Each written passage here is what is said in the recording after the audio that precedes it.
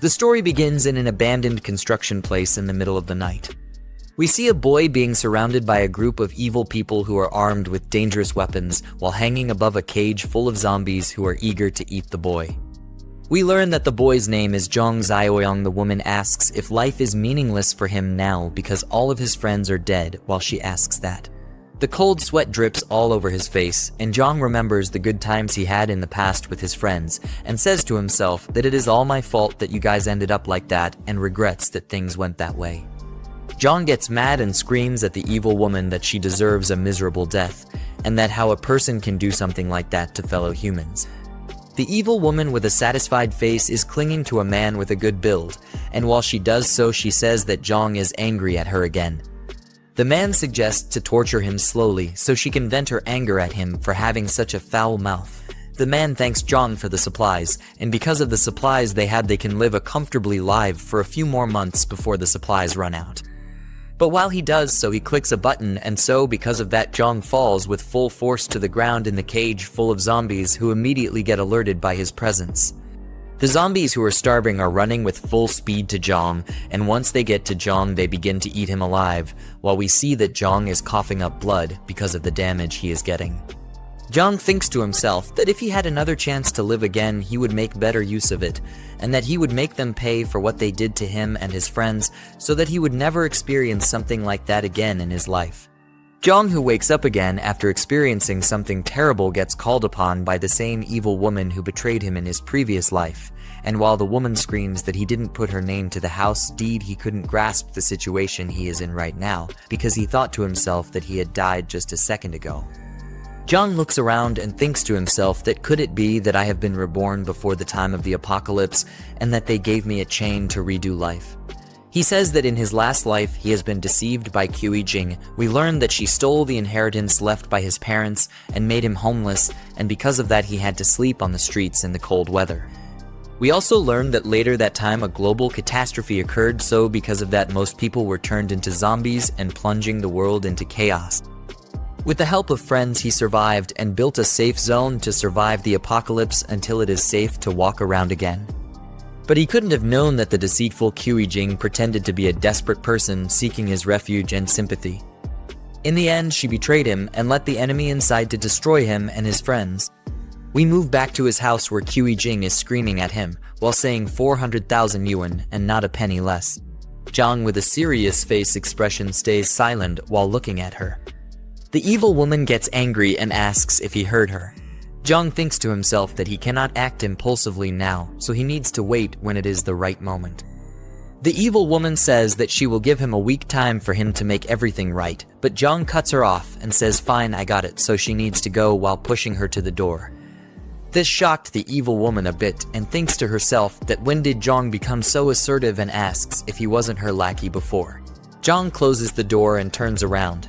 But while he does so, he looks at the clock and thinks to himself that he must prepare for the impending apocalypse that is going to happen in a month's time, because if he doesn't, the same will happen like last time. Jiang gets shocked, and we see a system alert saying the apocalypse system is now active. We also see several system missions saying own a piece of land to get 10 points as system rewards for completing the mission. Jiang asks in a surprised tone what those points can be used for once he completes a mission, and how he will be able to use them. We learn that there is a system store displaying different types of items which can be bought with system points he earns from mission rewards. We learn that in his previous life, he saved every penny he got to save up for the evil's woman bride price, which left him malnourished. Jiang picks up his phone and gets a message saying, "Are you full?" And he thinks to himself that the zombies will be everywhere in a month's time, so he should eat good food until that happens. We move to an expensive-looking building. We see nice-looking food on the table, and Jiang asks to himself if this is the legendary Michelin 3-star expensive takeaway. He wonders what a 300 yuan braised pork tastes like. While he puts the food in his mouth, his face expression turns into happiness after trying it. Then he screams that the food is unbelievably delicious. We see that the neck is enjoying his food like a pig, but gets surprised to hear a message from his phone when he is just enjoying his food. We see that he is being called by the friend of the evil women. He thinks to himself if that manipulative woman cried to her friend again, and sighs at the view of the name on the phone. The friend gets angry at Jiang for treating her friend like that, and says that she only wanted him to prove his love to her. She also says that if you can't give her property, how can you love her, which is the stupidest thing I have ever heard. She says that Jiang was testing him a little and that he failed miserable, but if he brings 1 million by the end of the day in cash to them, she might help him to get her back to him. Jiang gets angry at her and says, "Who do you think you are for testing me like that?" and that she needs to get lost. The friend is trying to respond, but Jiang ends the call before she can do so. Jiang lays back on the couch and thinks to himself that he will build the strongest fortress on this land where no one dares to come, but not only is it becoming defensive, it is also built next to a water source and forest, so he will not run out of water that easily. We move to a hall full of people who are walking where the Mig gets greeted by a woman while she asks what he is looking for. The Mig tries to respond to the woman, but gets cut off by a man who we learn is the real estate manager of this place. The real estate manager asks the woman to help the others move boxes in the back because they have a lot of toilet paper that needs to be dealt with. The woman tries to respond to her boss, but gets cut off before she could do so. The real estate manager asks if she has forgotten who taught her everything in this field of work, and with an angry tone sends her to the back to help. The manager turns around and says to the Mick that a broke loser in cheap clothes can't even afford a toilet, let alone a house to life in. The Mick, his face expression turns dark and gets angry, so he asks the real estate manager if he is looking down on people or if he is just an evil person. The real estate manager says that he looks down on dogs like him, and he further says that if the Mick can afford a toilet, he will live stream himself eating shit. Jiang says to the real estate manager that he will find some fresh, hot, steaming ones for him later to eat on stream. Jiang comes back to business and tells the lady worker that he is not here to buy a house, but to buy land for himself, saying this with a confident face. The real estate manager and the lady worker can't believe their eyes when Jiang pulls out a black pay card, and cold sweat drips from their faces. Every customer in the building is shocked beyond belief, so they are asking what Jiang means by buying land and if he knows how much money it will take to purchase a piece of land. Another customer explains that he has never seen anyone buy land so easily. They exclaim that Jiang must be a wealthy person to buy such expensive land. The lady worker still cannot believe her eyes and asks Jiang to please follow her because she will give him the best detailed introduction available. While they are walking away, the real estate manager, with an annoyed expression, says that everyone knows how to brag, but he is not capable of paying for such expensive land. Jiang takes a seat on a chair provided by the lady worker, who further explains that these are the land pieces they currently have available, so Jiang needs to look carefully at which piece of land he wishes to buy. Jiang explains that there is no need to do so, and that he will just explain what kind of requirements he needs for his land. After that, she will need to look for the land that fits his requirements. Jiang further explains his requirements, such as proximity to mountains and water, so he has a water source. He also specifies that it needs to have convenient transportation and should have large buildings on top of it. The lady worker thinks hard before she answers, but is interrupted by the real estate manager, who adds that there is a piece of land in the East District that fits Jiang's requirements. The lady worker asks in a surprised tone why he suggests the East District, as there are still unfinished factory projects there and they cannot sell such land to a client. The real estate manager becomes angry and says that this broke loser's requirements are outrageous and that he is not here to buy an expensive piece of land, but to cause trouble for them. Jiang is surprised to hear that there is a piece of land that fits his requirements and asks the lady worker for confirmation.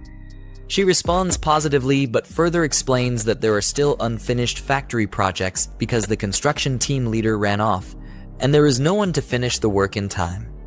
Jiang thinks to himself that it is a great location because it fits all of his requirements.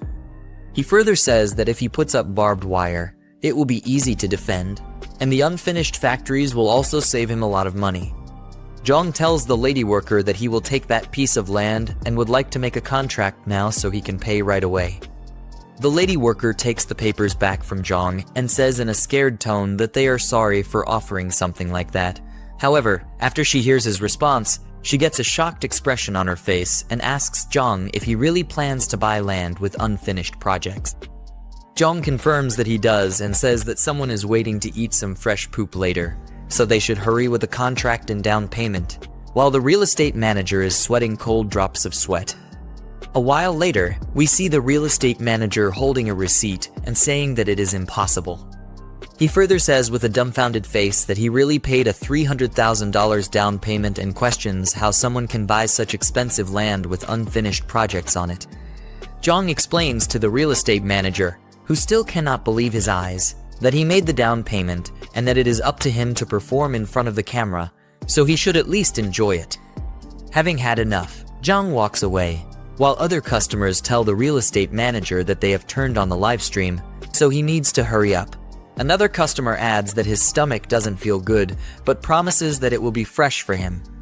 Jiang thinks to himself that he has spent all the bride money on buying that piece of land, but now he needs to figure out how to get money to stockpile supplies for himself. As Jiang ponders, a fat man walks past him and wonders if that was indeed Jiang.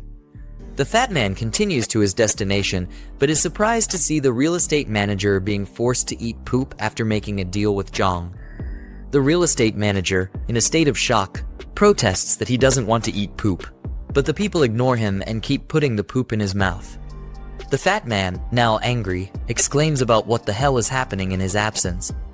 We then move to the evil woman, who is meticulously doing her nails. She receives a call from the fat man and answers, greeting him and asking if he remembers her. The fat man cuts her off, asking if she knew that Jiang went to the real estate company to buy an expensive piece of land. The evil woman gets upset and asks how a broke loser like Jiang could afford something so costly. The fat man explains that it was a $300,000 down payment, so he must have used the bride money. The evil woman becomes even more upset, fuming about how Jiang could use her money, but the fat man calms her down and tells her she needs to figure out what's going on with him. The evil woman says that she will expose Jiang online for using her money, and for doing so behind her back. We then return to Jiang, who thinks to himself that buying supplies and building a base requires a lot of money, and he doesn't know where he can get such an amount when he's broke. Suddenly, there's a loud bang on the door, which surprises Jiang. It turns out to be the evil woman with her friend. Jiang asks what they are doing there, but the evil woman cuts him off, accusing him of spending her money behind her back. Jiang is dumbfounded and asks what she means, but the evil woman insists that she knows everything, including how he used her bride money to buy a piece of land, and since it was her money, the land now belongs to her. Jiang becomes angry and asks if she has suddenly gone crazy. He explains that he has plenty of money while slapping her with a stack of cash. As the evil woman looks on in disbelief, Jiang makes it clear that he will never give her anything and asks if he's dumb for knowing that she has been having an affair with the fat man for a long time. The evil woman begins to sweat coldly, wondering how Jiang found out about the affair. Her friend jumps in, saying that it's just a misunderstanding between a couple and that they need to take it easy. Jiang interrupts, stating that there is no misunderstanding and that a cheating woman like her is not his girlfriend. He tells her to go back to the fat man and, irritated by her presence, slams the door in their faces. The evil woman, left outside, thinks to herself about how Jiang knows about the affair since they were very discreet when booking rooms. The evil woman and her friend start to leave, but the friend stops her and asks if Jiang told the truth about her affair with the fat man and why she didn't mention it before they confronted Jiang. The evil woman uses the excuse that they only booked a room a few times. The friend, concerned about how everything has spiraled out of control, suggests that they should go back and come up with a plan to handle Jiang. The evil woman agrees, saying that it is the only thing they can do at the moment. However, the friend thinks to herself that since the evil woman messed up with Jiang, she now has a chance to claim Jiang for herself. After all, they are good sisters, but she's not holding back. We then move back to the construction site where Jiang has bought the land. Jiang is asking a middle-aged man how long the renovations will take to complete. The middle-aged man, clearly perplexed, asks Jiang what kind of force he has offended to require such extensive renovations. Jiang explains that he doesn't need to know the details and that asking too many questions isn't helpful. He then inquires about the cost to complete the work within a month. The middle-aged man tries to explain that it's impossible to finish in a month, but is cut off by Jiang, who says that if he doesn't want to do it, he'll find someone who will. The middle-aged man reluctantly agrees, but clarifies that his concern isn't the timeline, but the cost that will need to be paid. Jiang asks what the price will be, and the middle-aged man explains that because the construction needs to be expedited and the work intensity will increase, the cost will need to be at least this amount. Jiang, surprised, asks if $20 million is enough. The middle-aged man confirms that it is and adds that Jiang needs to pay a $5 million deposit before they can start building. Jiang says he will transfer the money within a week and instructs them to hurry up with the construction. The middle-aged man tries to respond, but is cut off by Jiang, who adds that if the deposit isn't paid, the land will be his, so the man shouldn't worry about the payment. The middle-aged man agrees and acknowledges Jiang's terms. Suddenly, the friend of the evil woman calls out to Jiang. He turns around with a confused look on his face. The friend clings to Jiang's arm and asks him what he is doing there. As the crazy witch's friend clings to Jiang innocently, she asks him what he's doing there. Jiang looks down at her in anger and remembers that she was the one who persuaded the crazy woman to swindle him out of his family's property in his past life. He swore to pay her back twice the misery he suffered, with his face still filled with rage. The friend, on the other hand, was still asking what he was doing there while trying to act like a good girl. She asked him if this was the land he bought and complimented the scenery, calling it a very nice place. She then asked if he planned to build there, while desperately squeezing her melons against his arms. Jiang pushed her away and told her that whatever he was building had nothing to do with her.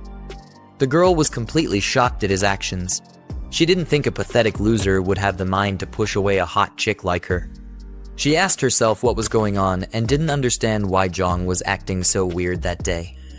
In a normal circumstance, just touching her hand would make him blush and his heart race. But now he was completely irritated by her presence. Even after deliberately caressing his hands, he still had no reaction towards her. While she was angry and nervous, Jiang went ahead to talk with the construction workers and told them that the gates needed to be expanded. The crazy girl's friend called out to him, but he just ignored her like a piece of garbage. Since he had broken up with Jiang, the friend didn't want to miss the opportunity to take Jiang for herself. She saw it as a golden opportunity for the land to be hers. She gritted her teeth and clutched her hand in desperation as she thought about how to make things work in her favor. Back at Jiang's home, he sat down on his couch with the documents of his newly bought land laid out on the table. He said that he had pledged the house to the bank, but it only got him $3 million, which wasn't nearly enough for the first phase of the construction. He needed to figure out how to get more money into his broke pockets. With a serious look on his face, he thought that since the apocalypse was coming soon, it wouldn't matter if he sold the house multiple times, and then concluded that he would do just that. Suddenly, he heard loud bangs at his door and a voice yelling at him to open it. As he walked to open the door, he said the voice belonged to his downstairs neighbor, Grandpa Lai. The old, rickety man was a nuisance who had some money, and he owned the first and second floors of the building where Jiang lived. Lai also wanted to buy Jiang's third floor, but the house was meant to be his matrimonial home, which was why he didn't want to sell it. As Jiang grabbed the door handle, he said that the old man was always causing a ruckus, splashing paint, dumping garbage, placing funeral wreaths, and jamming the locks. He opened the door, and Grandpa Lai immediately accused him of going clubbing the previous night. Jiang yelled back at the man and asked if he was done with his silly theatrics. He told the man that he went to bed before 10 last night, so there was no way he could have gone clubbing. Lai said that he didn't care and that he heard something, but Jiang cut him off and told the old man to stop his annoying rambling. He was fed up with Lai and his crazy stunts. Since the old man wanted the house, Jiang said that he'd sell it to him. The old man was completely stunned and asked Jiang if he was really serious. Jiang looked down at the monkey-faced old man and said that he'd sell it on one condition, and Lai asked what it was. He told the old man that his new house wouldn't be ready until after 6 months, so he needed to stay there for that amount of time. Before that, the old man would have to pay him a total of $5 million for the house all at once. With that, he'd be able to pay off the loan on his new house. Lai was about to respond, but Jiang cut him off and said that if he didn't agree, then he should forget it, while slowly closing his door. Lai stopped the door, pushed his head in, and nervously said that they'd have to sign a contract to avoid any regrets. Jiang looked really irritated as he looked at the ugly old man and told him that the contract wouldn't be a problem. Of course, with a plague coming in a month's time, Jiang had successfully swindled the old fool. He closed his door and cursed the old man out, telling him to stay in his house and wait to meet his maker. Jiang began going through his phone, calculating the old man's 5 million together with the 3 million loan, which came to a total of 8 million. The system popped up and showed that he had completed the first task of owning a piece of land. With that, he claimed the system's reward. The next day, he went into the city to complete the next task, which was to get a year's worth of supplies. He breezed through the shopping mall, collecting many items that could be useful to him. The people there thought he was deranged, and some even said the foolish boy should be avoided. They all stood and watched him as he filled numerous carts with supplies that would last him a year. They didn't understand what he was going to do with all that stuff, and some of them even called him a pathetic idiot who believed in doomsday rumors. Jiang wasn't bothered by their comments because he already knew what was coming. By the time he had gathered all the items, the task was completed, and the system rewarded him with 10 points. As he looked through the system's store, he thought about how enhancing attributes would be useful during the apocalypse, but he was too broke for that. The protagonist's supply box was the best thing for him to get with his 10 points. Jiang had a pumped-up look on his face as he convinced himself to get the protagonist's supply box and expand his advantage immediately. He bought the box, and his 10 points were deducted. The supply box popped out with an infinity symbol on the top of it and question marks around its body. When the box gets unlocked, we see the system information pop up and tell him that he got a level 1 space ring. The ring had a huge spatial space of 500 cubic meters, and time in the space was static. Jiang knew the first item he was going to get would be a gold one. With the time-static properties of the ring, it meant that fresh food wouldn't spoil. Jiang was happy about this information because he was a good-for-nothing idiot who didn't know how to cook for himself. After that, the system brought up his next task and told him to get supplies for 10 years, with the reward for that being 20 points. As that happened, the store manager walked out with some guards and asked who was causing trouble in his store. He looked like a mangy mutt as he asked Jiang to identify himself. Jiang recognized him as Yang Tao, his middle school classmate, and a dumb lackey of the school bully, Zhang Xingzhi. Yang always liked to bully weaker people, but couldn't stand up to those stronger than him. We see that in the past, Yang and a couple of other dumb-looking idiots bullied Jiang and asked him for a protection fee. During that encounter, Jiang told them to screw off, and that Sheng should come collect the money if he wants it. Anyway, he was surprised to run into the same blockhead at the store, much less as a manager. Yang told him to return all the items he put in his cart or else. Jiang cut him off and mocked him for still bullying weak people and acting like a useless wimp in front of those stronger than him. He told Yang that he was there to make a purchase and asked if that was how Hurenfa treated its customers. Yang thought he was crazy for actually saying he was going to purchase all those items. He told Jiang to pay for them immediately or else he would get rough-handled. An hour later, all his items were scanned, and the cashier printed out the total. As Yang was told the total price by the cashier, he handed out the payment terminal to Jiang and yelled at him to pay immediately. With a spark of confidence in his eyes, Jiang swiped his card as if he were in a battle. The transfer was successful, but Yang didn't look too happy about that. As he walked away with his guards, Jiang called him back. Yang was already pissed off enough, and he asked Jiang what he was doing. Jiang told him to apologize for his rude behavior, or else he would return all the goods that he just purchased. The store manager felt insulted and told Jiang not to push his luck, but the other customers interrupted him and told him to apologize. They told the blockhead that an apology wasn't much, and if he didn't, they wouldn't let it go. One of them had even started recording and was ready to make Yang a famous piece of shit. Jiang told him again to apologize, and if he did, Jiang said he would buy 10 times the amount of items he had already bought. Yang didn't believe his words, so Jiang told him to bring the POS machine so he could show his balance. He swiped his card on it, and Yang was shocked to see that the pathetic weakling he knew had over 7 million. It was an amount that he had never attained in his wretched life. Once again, Jiang told him to apologize. With no choice, Yang bowed down like a peasant and said he was sorry. As he bowed, Jiang patted him on the head and told him not to be so reckless in the future and to leave room for others. Yang had an utterly defeated look on his face, but he couldn't retaliate since it would only bring more trouble for him. He asked Jiang what he was doing with all the things he bought, and the mix said he was planning a big venture. Jiang told him that the supermarket's inventory wouldn't be enough for his venture and that he needed a wholesaler. Jiang turned back his head and asked Jiang if he knew some wholesalers since he worked at the store. Surprisingly, the wholesaler he knew was Sheng, the dumb bully who always extorted Jiang in school. Jiang quickly called Sheng and told him that he had found a big client. Jiang looked disappointed at the fact that Jiang was still Sheng's useless slave.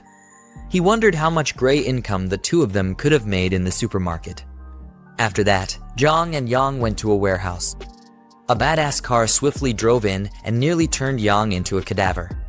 Jiang was angry at how arrogant the driver was. The driver, Sheng, stepped out of the car, smoking a cigarette and puffing the smoke clouds in the air. Jiang introduced him to Jiang and asked if he remembered him from their high school days. Sheng proved that all the smoke had clogged up his ears as he made Jiang repeat himself. He finally said that he remembered who Jiang was and blew smoke on his face. He referred to Jiang as the guy with a bit of a backbone.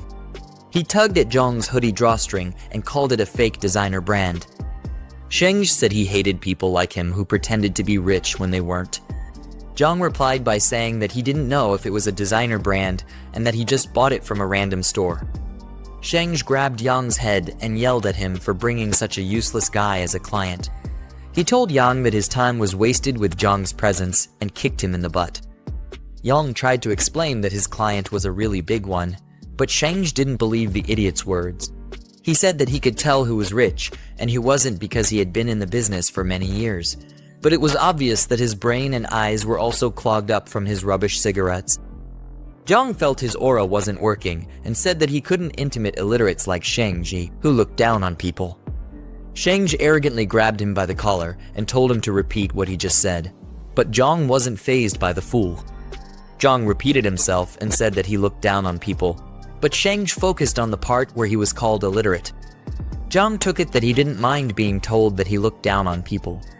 Jiang then tried to calm down the situation and said that Sheng's sore spot was when people called him illiterate because he really was one, and he hated being called that the most.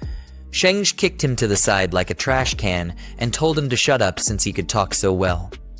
Then he threatened Jiang by saying that he wouldn't leave there standing if he didn't buy a truckload of goods. Jiang whipped out his phone and told the dumb bully to stop tugging on his collar and show him the account he was going to pay to. Seconds later, he wired $1 million to Sheng, who was surprised to see such an amount of money. He looked completely baffled as he read the transfer details on his phone. Jiang let him know that there was no other reason for him to be there. He said he was going to buy $5 million worth of goods. Then he told Sheng to load up the truck with the rest, and he would pay the balance when the goods were ready. Sheng asked him what kind of goods he wanted, and he replied, saying it was rice, salt, and basically anything that was edible or drinkable. He wanted it all. Then Sheng, with a sly smile on his face, told Jiang to follow him. Unknown to Jiang, Sheng planned to give him a batch of food that was nearly expired. They went into the warehouse, where it was filled with barrels and crates of different kinds of supplies. Sheng offered to give him a 10% discount if he took the whole batch. He was going to stoop to any level to get the goods off his hands. Jiang told him it would depend on the quality of the goods as he walked towards the crates. He got to one of the crates, picked up a brown bag, and began to analyze the item. Looking closely at it, he told Sheng that everything was nearly expired, except for the outermost layer. Jiang called him a shrewd man for trying to set him up like that. Sheng was surprised that he was able to figure it out. Caught between a rock and a hard place, he then offered Jiang a 50% discount. Jiang told him that there was no need because he was only using the $5 million to buy the best quality goods. He then said that he had other plans for the expired goods, and Sheng wondered what this crazy guy was talking about. Jiang was going to take the nearly expired goods at the 50% discount, but the payment would arrive a month later. Sheng asked what would happen if the goods expired, and he didn't get his payment, but Jiang assured him that he would mortgage his house to him if that happened. Sheng was still curious as to why someone would buy that many nearly expired goods. He asked Jiang what his channel was, to which Jiang replied that the channel was himself. Jiang told him that even expired goods would be worth a fortune in a few days, as he tapped Sheng's shoulder. A cold sweat ran down Sheng's face, and he looked like he had already shit on himself. With a shaky voice, he asked Jiang what he meant. But Jiang told him to stop asking questions and just deliver the goods, and that he would send him the address later. Jiang suddenly got a call, and the voice over the phone asked if he was selling his second-hand house.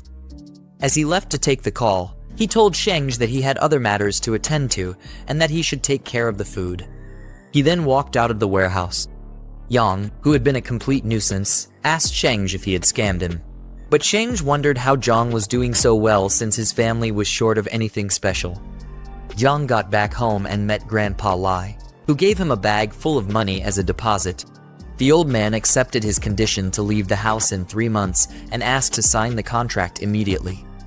Jiang just looked at the old fool and said that he didn't even inspect the house before making a deposit. He was puzzled as to why Lai was so desperate to get the house and asked the old man why he was in such a hurry. Lai, with a sad look on his face, told Jiang that his granddaughter needed to transfer schools, so they urgently needed the house for residency. He had been looking around the area, but only Jiang's house was up for sale, and he begged Jiang not to back out of their deal. Jiang called out the silly man's honesty and asked if he wasn't afraid that he would raise the price after hearing what he just said. Grandpa Lai was shocked at Jiang's words, and he looked like he could have had a heart attack at any moment. He told Jiang that buying the house would cost him their entire family's savings, but Jiang assured him that he wasn't going to back out. After that, they signed the contract, and Lai was relieved that his granddaughter wouldn't have to sleep in the streets like a gutter rat. He bowed like a peasant before leaving and left Jiang to attend to more important matters. As he left, Jiang thought the old man's kind and honest traits would be his doom during the apocalypse. He quickly stopped the man for a second and asked for Lai to give him the address of where he currently lived.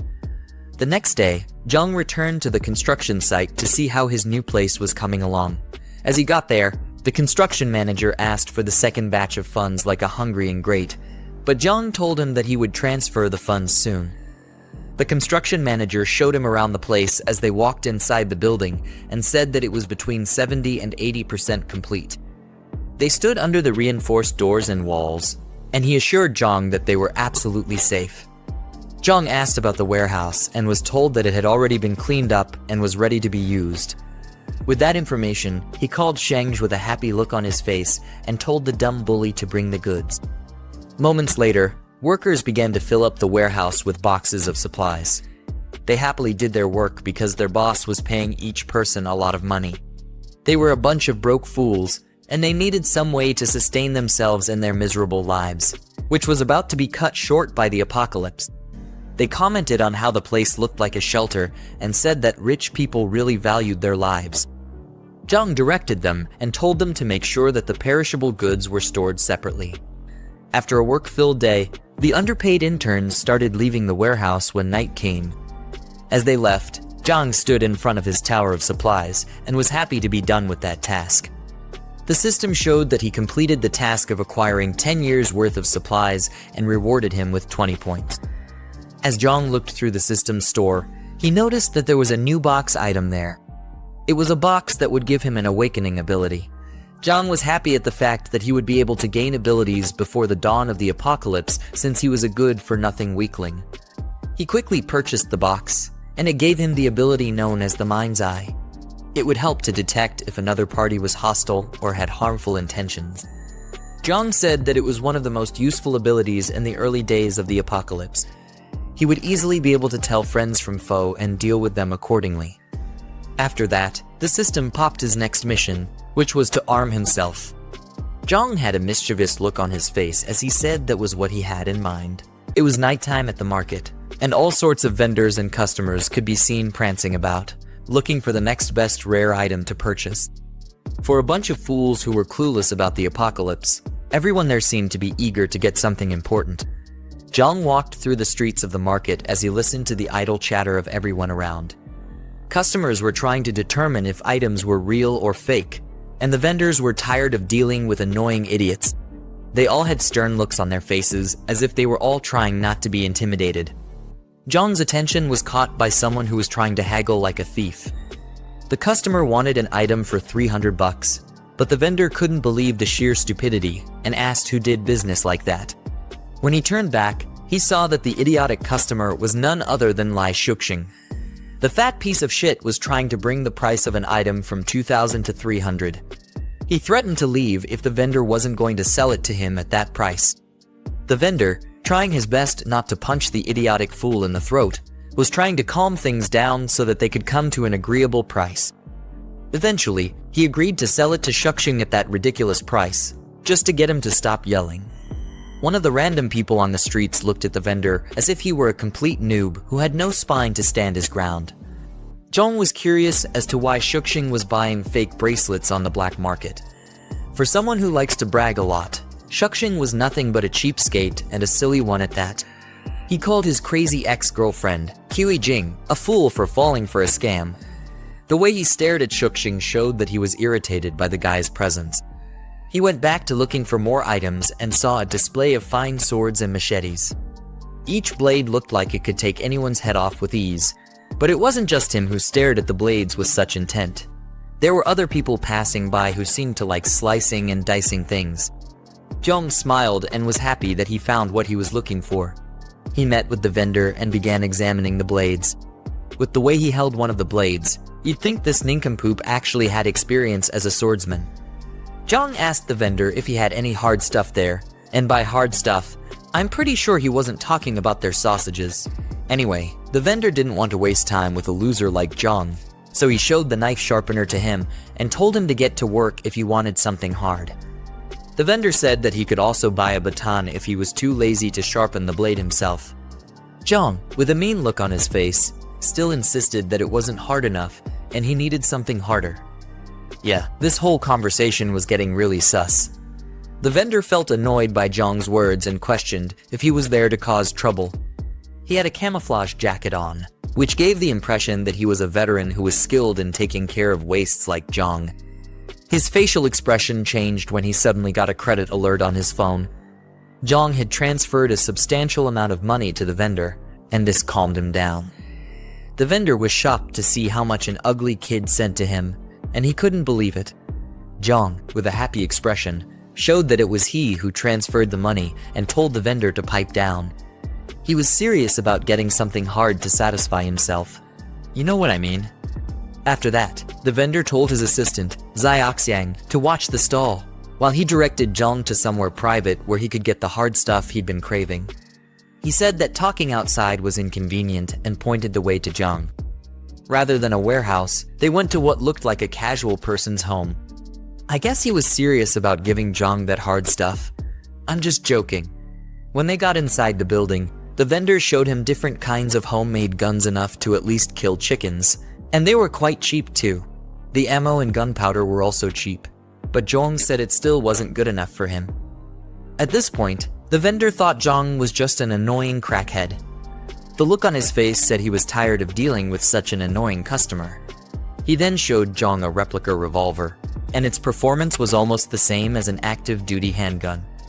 Regardless, it was still stupidly cheap.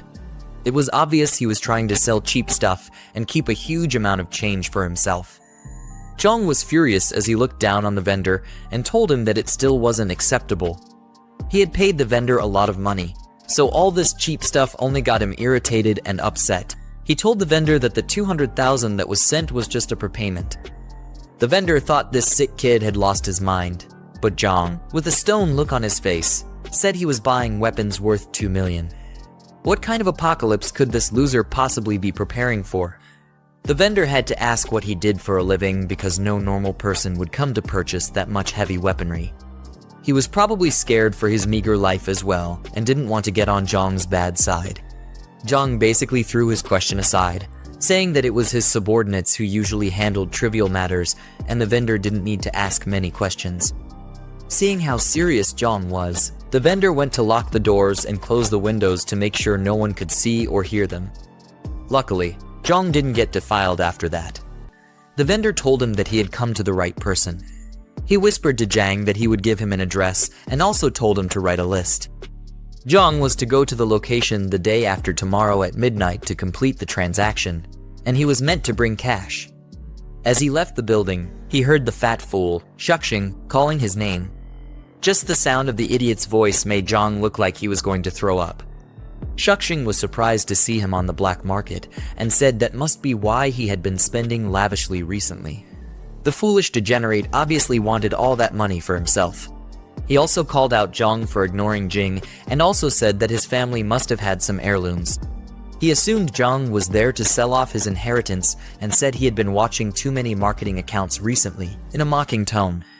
Jiang didn't even look bothered by Shuxing's degrading statements. Rather, he saw it as the perfect time to test his mind's eye ability. He activated it, and a blue flame surrounded his eye. He was able to see different icons on the top of the vendor and Shuxing's heads. The icon on the vendor's head looked friendly, while that of Shuxing showed he was definitely an enemy. Jiang was glad that the ability worked as expected. He turned back and began to mock the fat piece of garbage, saying that he must have tricked Ku Jing by buying fake and second-hand goods in order to clap her cheeks. Jiang said that she was just his second hand, who was worth the fake items. Shuxing was infuriated by Jiang's words, but he made no attempt to deny that he was a broke loser who had to buy cheap items to clap a girl. The vendor asked Jiang if they knew each other, and Jiang said that the fat fool was an enemy. Thanks to the money he was offered, the vendor began acting like Jiang's silly lackey and said that he'd handle Shuxing, while Jiang went ahead to handle other matters. The rest of his dumb friends came out to tag along in the drama, and Jiang told him not to kill the fatso since he still had plans for him. Shuxing was already shaking like a chihuahua as the goons slowly walked toward him. He tried to put up a tough attitude, but it was no use. The arms dealer swung out a baton, which made Shuxing try to negotiate with them. The proud fool was now a sacred wimp, and he had probably pissed on himself. The arms dealer and the rest of the goons gave Shuxing the beating of a lifetime. Laying defeated on the floor, Shuxing swore to get back at Jiang for humiliating him. 2 days later, in the dead cold of night, Jiang unveiled his new guns, which were delivered in a truck at his warehouse. With his new arms acquired, his task was complete, and he was awarded 10 points by the system. As a bonus reward, he was also given 2 physical enhancement potions. Rather than an actual potion, it was basically just a syringe, which meant that the system was obviously forcing this guy to do drugs. Anyway, Jiang noticed that the potion's effectiveness was as good as the one in the store. He brought out one of his hands and lifted the other in the air as he got ready to inject it into his body. As he used the potions, he gritted his teeth in pain, and his eyes went completely white. It was either he was feeling ecstatic like a junkie who just got his daily dose, or this idiot was about to die. Luckily, his second chance at life wasn't about to be wasted so easily. According to him, the average adult male had a strength of 5, but with the added 2 points from the potion, he got a 40% increase. He rolled up his fists as if trying to get a good feel of his new strength, but he still looked like the same old useless loser. Still, it wasn't enough for him. Jiang opened up the system's store and looked through the 2 items that were left. He decided to maximize his advantage by buying an extra physical enhancement potion. While injecting himself, he winced like a little girl who was getting touched inappropriately. The extra potions brought him to a total of 8 points, and he had 60% more power than the average person. All that was left was to find a punching bag to test his new powers on. He looked to the wall by his side and saw some bags of cement and a couple of rods on the floor. As he picked up one of the rods, he looked like he was still unsure about his new powers, but there was only one way to find them. He pulled out some sweet Bruce Lee moves as he kicked the rod, bending it and sending it flying towards the wall, which also cracked the wall. With his new strength, Jiang felt like a big bad boss who was not to be messed with in any way. He was sure that he would be able to easily handle early-stage zombies when they showed up. After that, he decided to store the guns in the space ring since they wouldn't take up much space there. The weapon crates shrunk and flew into the ring as if they were being sucked in by a black hole. The day after tomorrow was going to be the first day of the apocalypse, so Jiang was trying to make sure that there was nothing else he had to do. Flashing through his mind was the memory of Grandpa Lai, telling him about his granddaughter and how they needed his house for residency. Jiang felt stupid that he couldn't completely ignore the old man's unfortunate situation, even after suffering at the hands of human treachery. He decided to send the man some essential supplies for the apocalypse, but it was up to the old fool to survive or become a tombstone. Jiang said it was going to be his repayment to the old man for funding his apocalypse plan. The next day, a black call pulled into what looked like an abandoned neighborhood. Jiang stepped out of the car and said that whoever was going to look for this filthy slum definitely needed some kind of GPS. He had to walk all the way to the top floor where Grandpa Lai was staying so that he could deliver the supplies. From the looks of it, the old man was a broke fool, and Jiang said he had a screw loose in his head for living in such a cheap place. Before knocking on the door, he remembered to take out the supplies from the space ring first, so he wouldn't have to get into a long explanation with the old man. After setting out all the boxes, he knocked on the door, and Lai crawled with his rickety legs to open it. As he opened the door, he already started saying that he would pay his rent by next Monday, but he had no idea who he was talking to at first. It was obvious that there were barely any working brain cells left in the man's head. Seconds later, his eyes sparked open, and he recognized that the person in front of him was Jiang. He was even more surprised to see the huge number of boxes that surrounded Jiang. It's as if his eyes finally started working well, and he asked Jiang what all the boxes were for. Jiang said he'd explain later and asked the man to help move all the boxes into his home.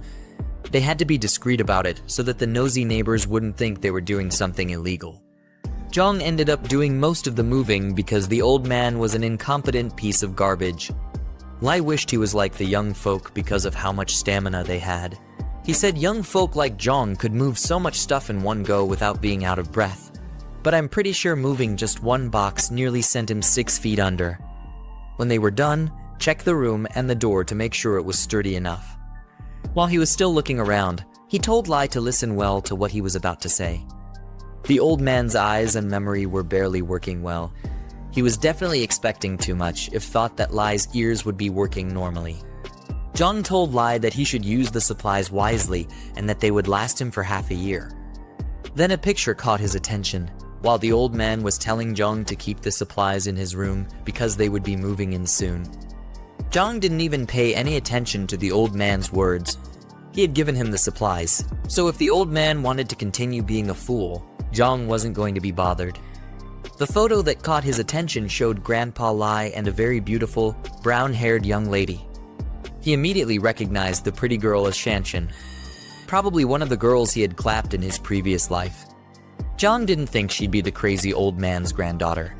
He asked Lai if his granddaughter was named Meng Shanshan, and Lai was surprised that he knew who his granddaughter was. He asked Jiang how he knew, considering that he had never mentioned her name to him before. Jiang's face suddenly turned very cold and serious as he asked Lai where Shanshan was. Now that his hot chick was in the picture, he couldn't possibly abandon her and her grandfather.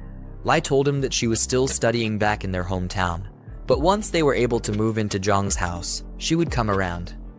In a flashback, we see Jiang and Shanshan sitting together, while she puts her head down and cries like an annoying brat. She complained about being the one who caused trouble for her grandfather. Jiang had a sad look on his face as the scenes flashed through his mind. He remembered that in his past life, Shanshan said her grandfather risked his life to rescue her from the captured high school.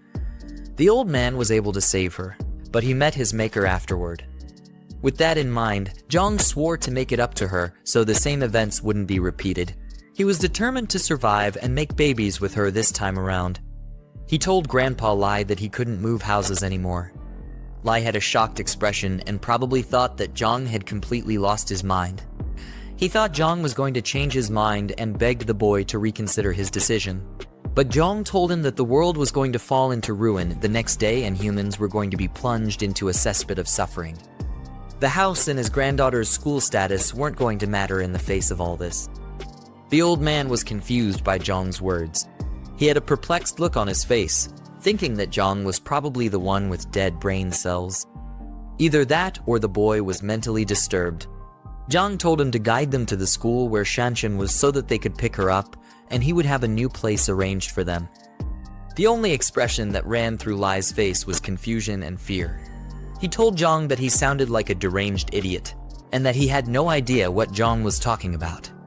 This wasn't making things easy for Jiang. He needed to look for a way to explain things to the stupid old man, but he was too old to understand anything, and they were running out of time. He had a very worried expression on his face as he thought about how to handle this. He began to explain the concept of hunger to the old man, something the broke fool should have been quite experienced with. Jiang explained how miserable and terrible the people in the famine era would be. Grandpa Lai didn't understand how such a tragedy could befall those in such a peaceful and prosperous world. He didn't believe such a thing would be possible in their time. With no other choice, Jiang pulled out his ring and sucked all the supplies back into the spatial dimension. The old man was frightened as this happened, and he didn't even know what to say. In the blink of an eye, all the items were gone from the room. Lai asked him what happened to the items and assumed it was some kind of dark magic. A powerful aura surrounded Jiang, and in a forceful tone, he told the old man that he had superpowers and that he could see the future. He said he wanted to live, and he also wanted Shanshan to live so they could make all kinds of happy noises together. Then he stated that from then onwards, everything was going to be done according to his words, and Lai would not be able to defy him. He demanded to be told where Shanshan's school was because there was barely any time left.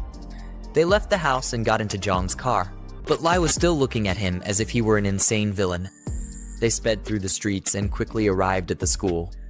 Jiang asked the old man if he knew Shanshan's class and dormitory.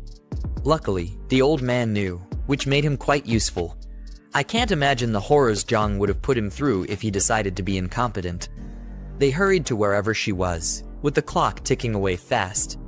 Meanwhile, in the middle of the school, we see a bunch of delinquents harassing a girl for some silly reason. The girl who was being harassed was Shanshan, and she was getting whooped by some illiterate bullies because they were jealous that a guy liked her. Rather than trying to get some good Riz skills so the guy could notice them, they decided to take it out on the poor girl. Shanshan was looking bruised up, and she tried to explain that the guy, Zheng Xiaochen, was the one who liked her, and it was all one-sided. Sadly, the stupid bullies were too dumb to understand, and they thought she was just making excuses. They kicked her and pulled her hair to make up for their low self-esteem. They didn't believe that Xia Cheng was the one desperately trying to get into Shanshan's pants, and they felt she was silly for mocking him. Shanshan made some happy noises as her hair got pulled. I guess that's the kind of thing she was into. A voice called out to the stupid bullies and asked them what they were doing, but the girls looked unimpressed by whoever showed up. Luckily for Shanshan, it was Jiang and her grandfather who came to save her. One of the bullies recognized Lai as the useless grandfather. Shanshan was surprised to see her grandfather and asked why he was at her school. You'd think she'd be grateful to him for coming to save her pathetic butt. He screamed at the bullies and told them to let go of his granddaughter.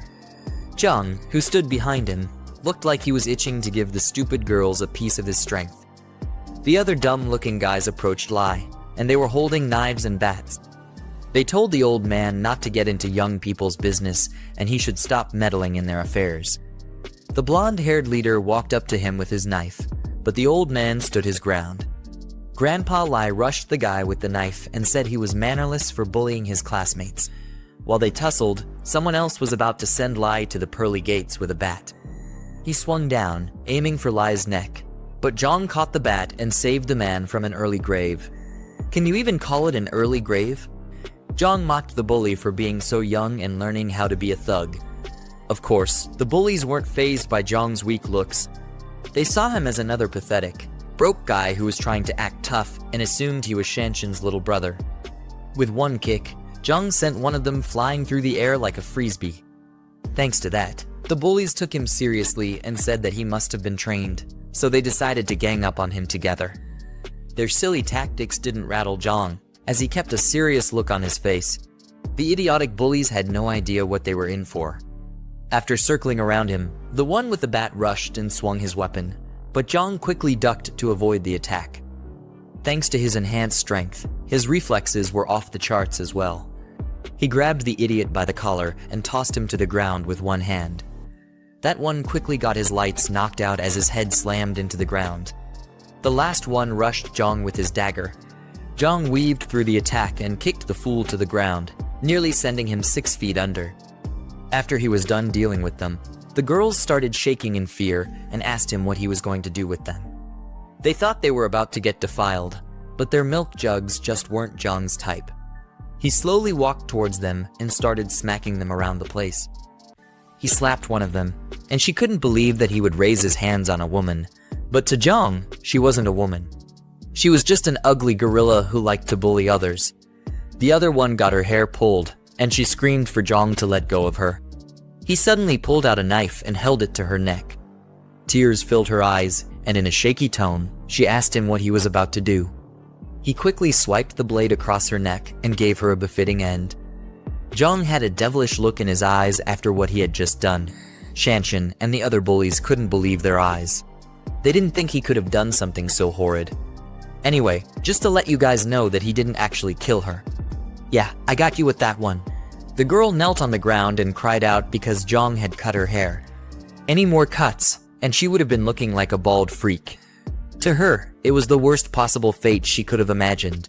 She yelled out in a thundering rage at Jiang, cursing him out and saying that she wouldn't forgive him for daring to cut her hair. Jiang looked down at the fool as if he were her god and told her that long hair would only drag her down. She didn't understand his words, and she was too angry to comprehend anything at the time. He told her that she would understand in a few days and that short hair might actually save her life. Just like that, he killed all hair-pulling fantasies she probably wanted to satisfy in her miserable life. With the girls dealt with, he called Shanshan and her grandfather and said that they were leaving. Shanshan was confused and asked where they were going. Moments later, they got into the car and left. In the car, Shanshan was shocked to hear that she wouldn't be going to school anymore. Her grandfather explained that there was going to be a huge famine soon, and because of that, there was no need for her to sit and listen to boring lectures anymore. They had to do their best to survive. While Shanshan was trying to understand Lai's crazy words, Jiang had a sly smirk on his face as he drove. He was most likely happy that he had secured someone he could feed his chocolate to, and he couldn't get the fantasies out of his head. On the other hand, Shanshan told Lai that he shouldn't be listening to scam calls because she thought the old man had completely lost his mind. Considering his age, she wouldn't be wrong. She argued with him and asked how much he got scammed for, and Lai tried to explain that he was telling the truth.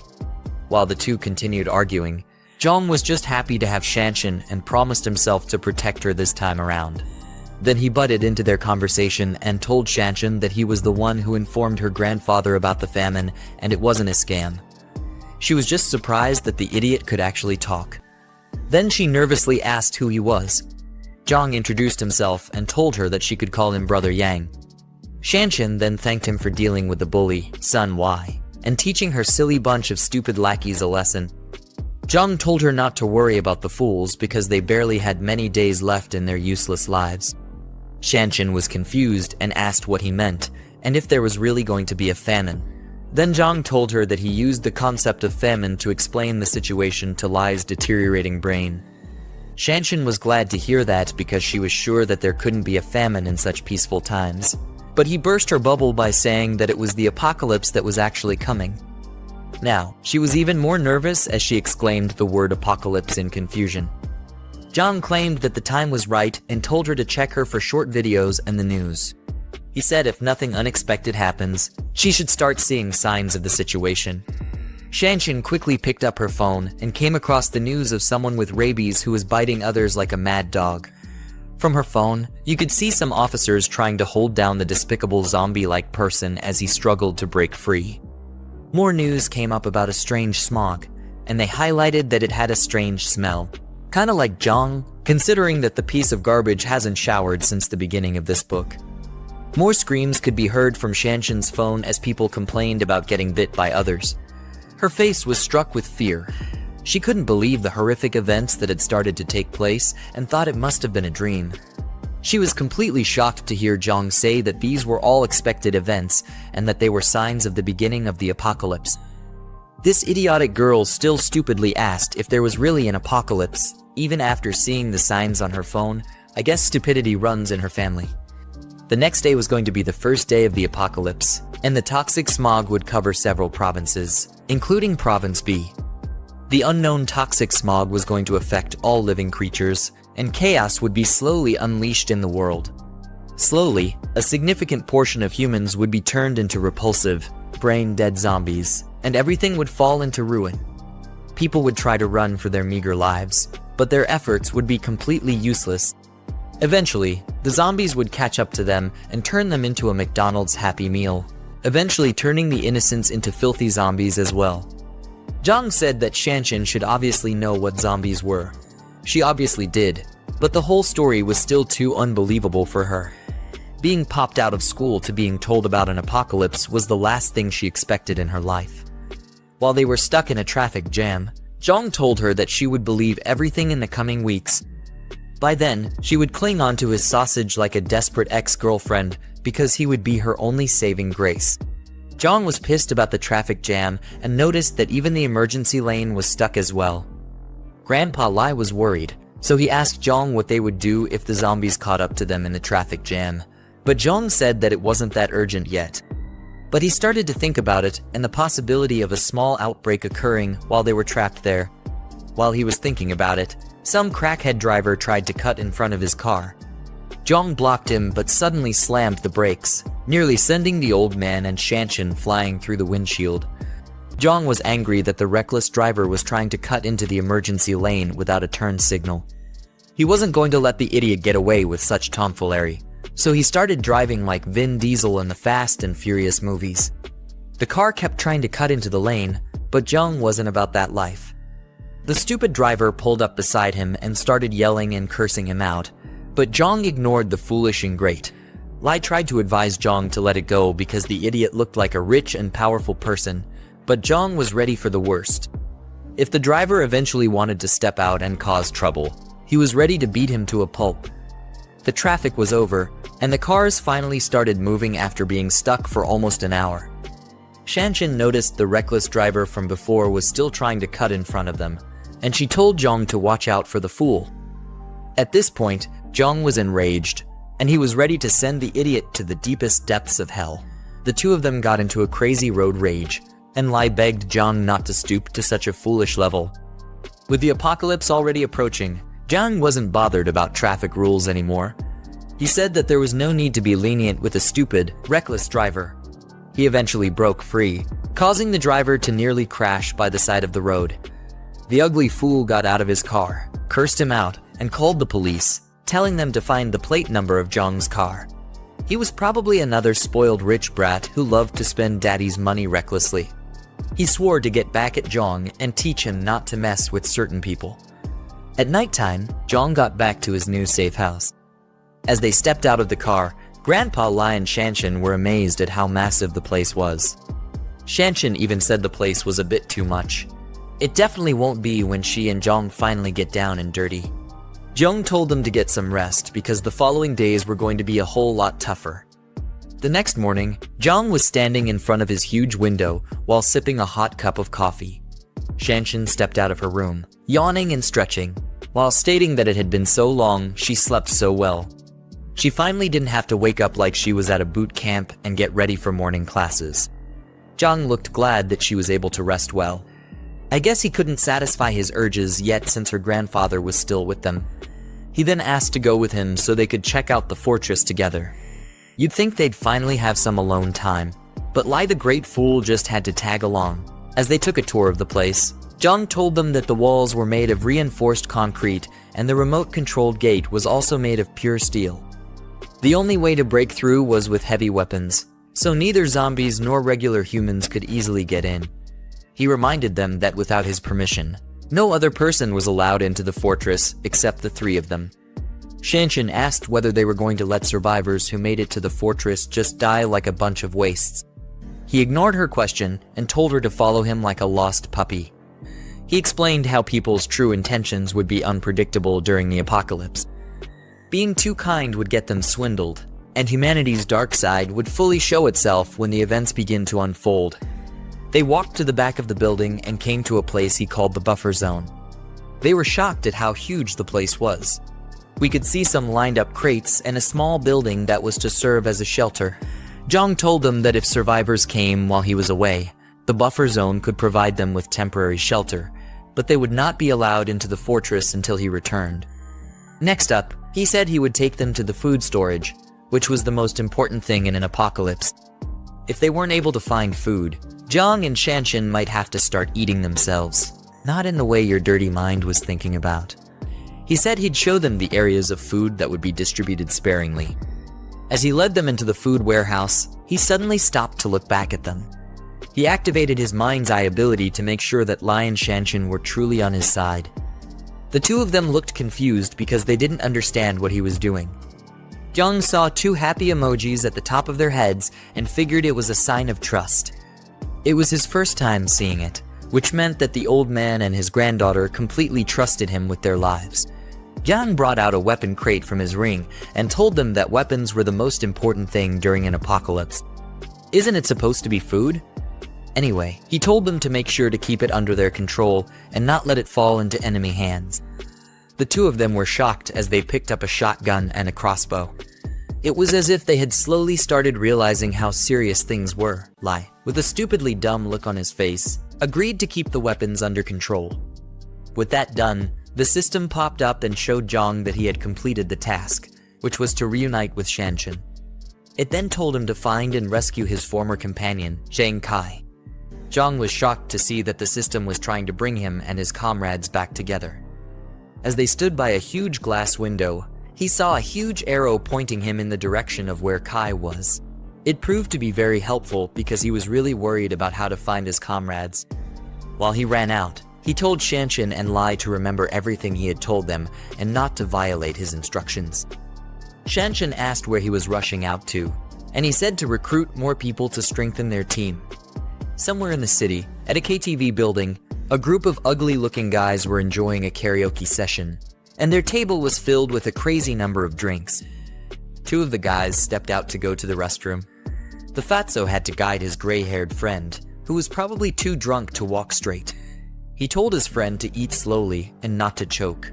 I hope it's not what I'm thinking. The gray-haired dude then told his fat friend that he would pack something for him to take back. It's definitely looking too suspicious between these two.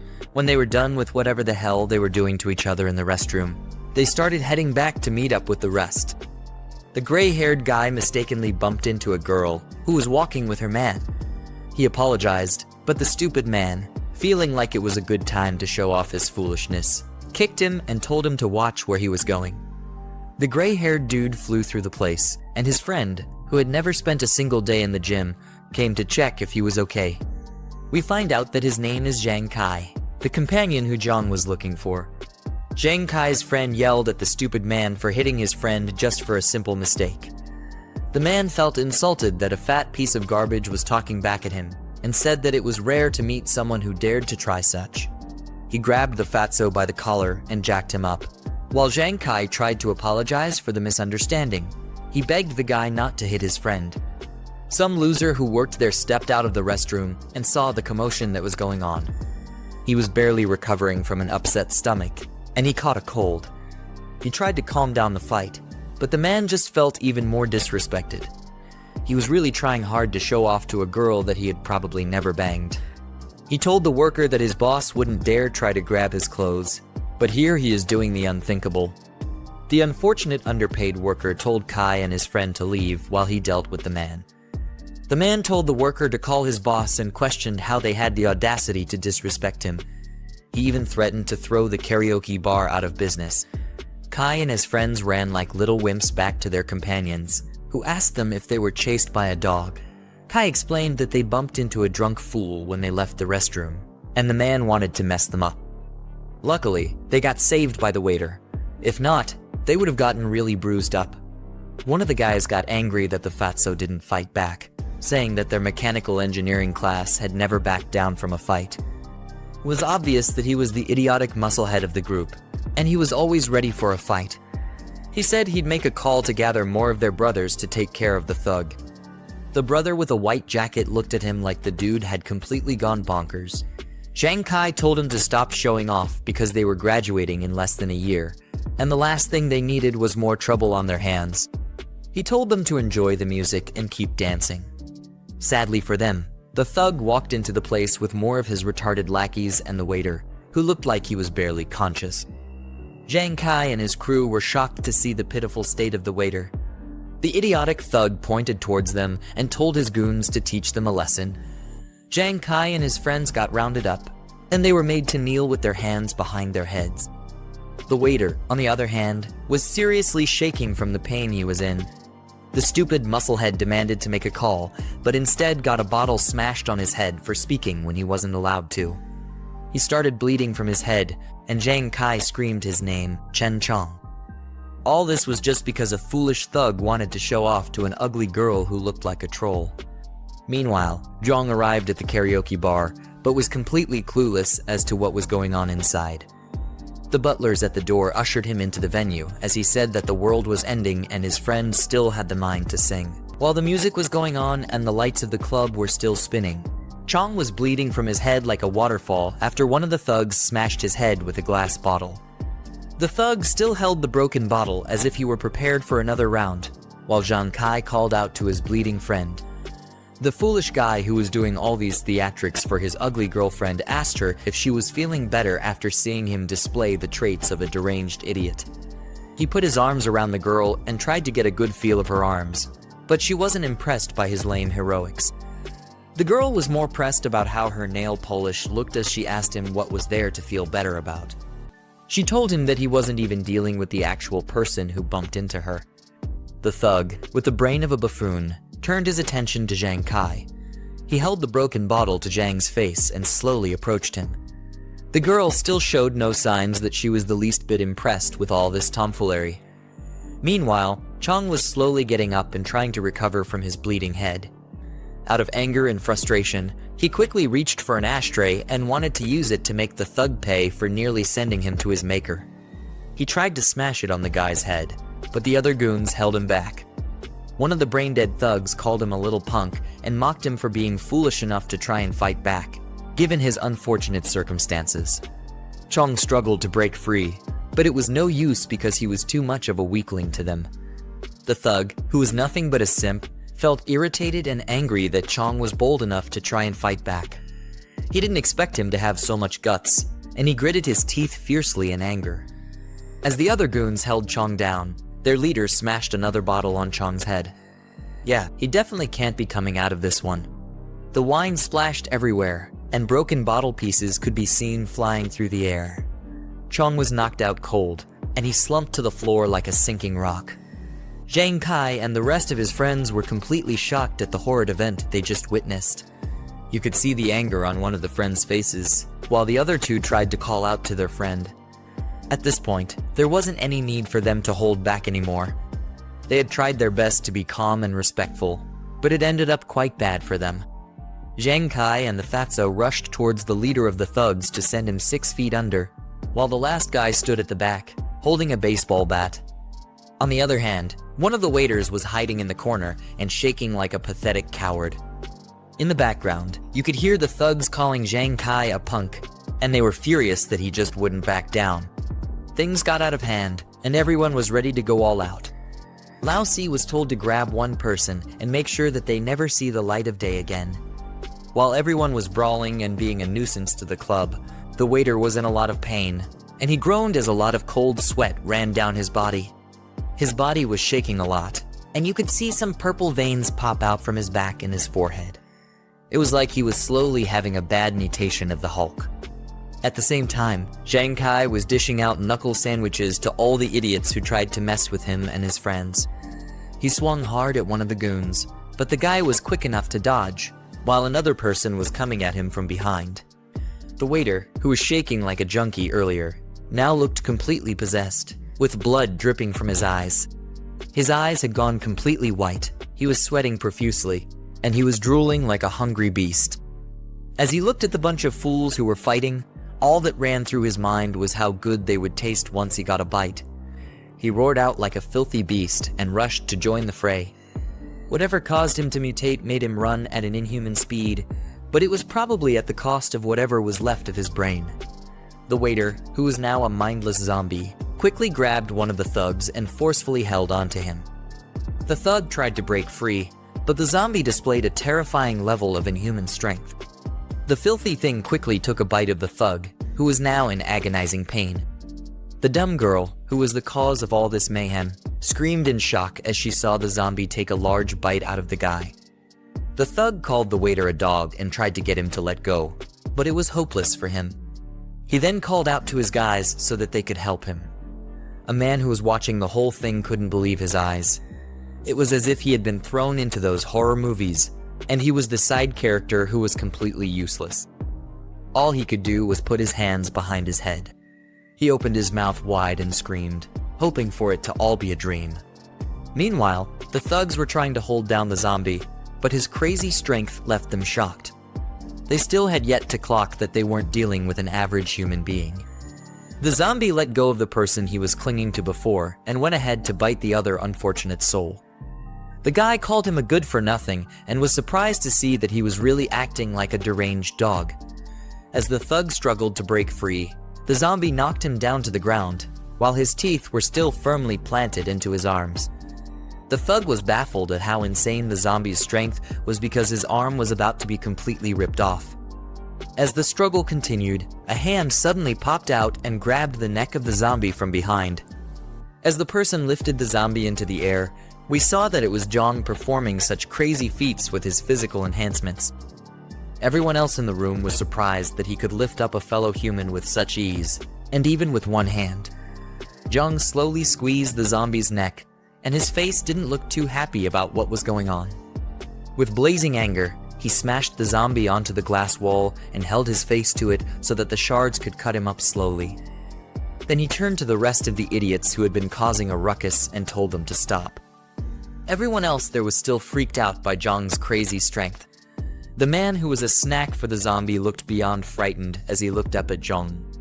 He said that the deranged zombie was as strong as a bully, but he didn't understand how Jiang was able to pin him to the wall with one hand. It was as if he was also angry at himself for being a pitiful weakling.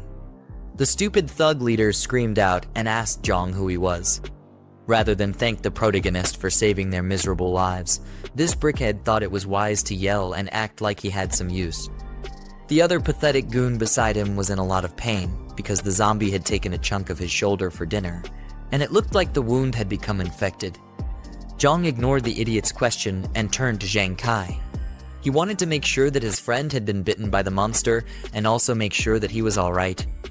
Zhang Kai told Jiang that he was fine, but with a perplexed look on his face, he asked Jiang why he was worried about him being bitten. Jiang ignored that foolish question as well and, with a mean look, told his friend to come with him. There wasn't any time to waste, and he needed to assemble his past comrades as fast as possible. While Zhang Kai stood up to go, that idiotic simp pulled him back and said that they weren't done. A literal zombie just wreaked havoc in their midst, and his men were severely wounded, but he was more bothered about how much he had to impress some ugly girl, who he had probably never laid before. Anyway, as he was being stupid, one of his goons, who got bit on his shoulder, suddenly started coughing and complaining about his spinning head. His boss asked him what was wrong, and he thought it was just a cold, but he was about to find out how his foolishness would be the end of him. Jiang had a look on his face that said he already figured out what was happening to the thug. He wasn't fazed at all, but just kept his composure and waited for the worst to happen. The purple veins began to break out of the thug's neck and head. He gritted his teeth in pain and held onto his wound, but it was already too late for him. He tried to explain that he just had a runny nose in the afternoon, but got interrupted by Jiang. The protagonist asked him if his shoulder was bitten by the zombie while still holding onto the monster's neck. The zombie was still fighting to break free, but Jiang had that dog in him, so he wasn't breaking free anytime soon.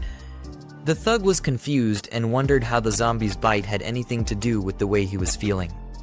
While still fighting the pain, he told Jiang that he was bitten and asked what that had to do with anything.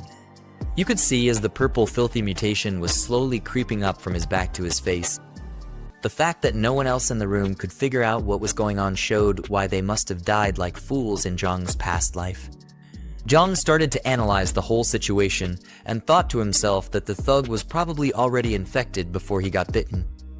Now that he was bitten close to his head, he was likely going to mutate soon, since the signs had begun to show themselves. Jiang dragged the already deranged zombie and was heading out, while the H-Tug leader asked him what he was doing. The others were staring at him, and they hoped that he would give a reasonable explanation for all his strange questions and actions. Jiang got to the door and tossed out the mutated filth like he was a pile of trash. Then, he quickly shut the door. The zombie started to bang and claw at the door, trying to force himself back inside. Jiang, on the other hand, was glad that zombies were too dumb to figure out how to open doors yet. Because of this, they were all safe in the meantime. As he dusted off his palms, he turned to the others and saw that they were all looking at him weirdly. It was obvious that they were waiting for him to start explaining himself, but Jiang was taking his sweet time. I mean, it's his show, so you can't really blame the guy. His mood shifted, and you could see the killing intent spilling from his eyes. At this point, the demons of hell were scared of what this idiot was about to do. He cracked his knuckles and asked Jiang Kai which one of the stupid thugs he needed to take out first.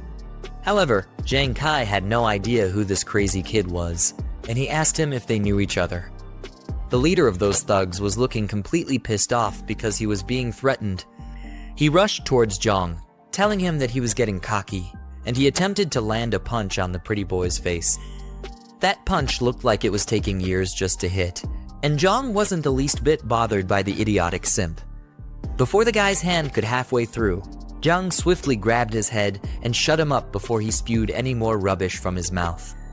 With his Hulk-like strength, he smashed the man to the ground, knocking him out in the process. The other foolish goon who was bitten on his shoulder rushed towards Jiang in an attempt to attack him. He cursed out Jiang and said that he was definitely asking for it. Sadly, he was no match for Jiang's Bruce Lee moves. Jiang gave him a hefty punch to the nose. Now the idiot's nose wasn't only runny but bleeding as well. Jiang barely used his true power, but he was able to send the guy falling straight to the ground. As the guy got knocked to the ground, Jiang maintained his fighting stance like he was a character in a fighting game. Meanwhile, the goon was knocked out cold and was foaming at his mouth. His partner rushed to his side and asked why he was acting so pathetic after just one punch. His body began to shake and wiggle, which showed that the mutation had begun, but his partner had no idea what was about to go down. On the other hand, Jiang was feeling like the next best thing since sliced bread, as he asked if there was anyone else who wasn't convinced and wanted to get a taste of his fists. He said that they were welcome to try. After everything, he told Jiang Kai to take his friend and wait for him outside the private room. Jiang Kai wiped his chin and proceeded to do as he was ordered. He and the fatso slowly lifted Jiang and carried the pathetic guy out of the room. The thug leader and his goons attempted to leave as well. His lackeys carried the injured one and helped him to the door.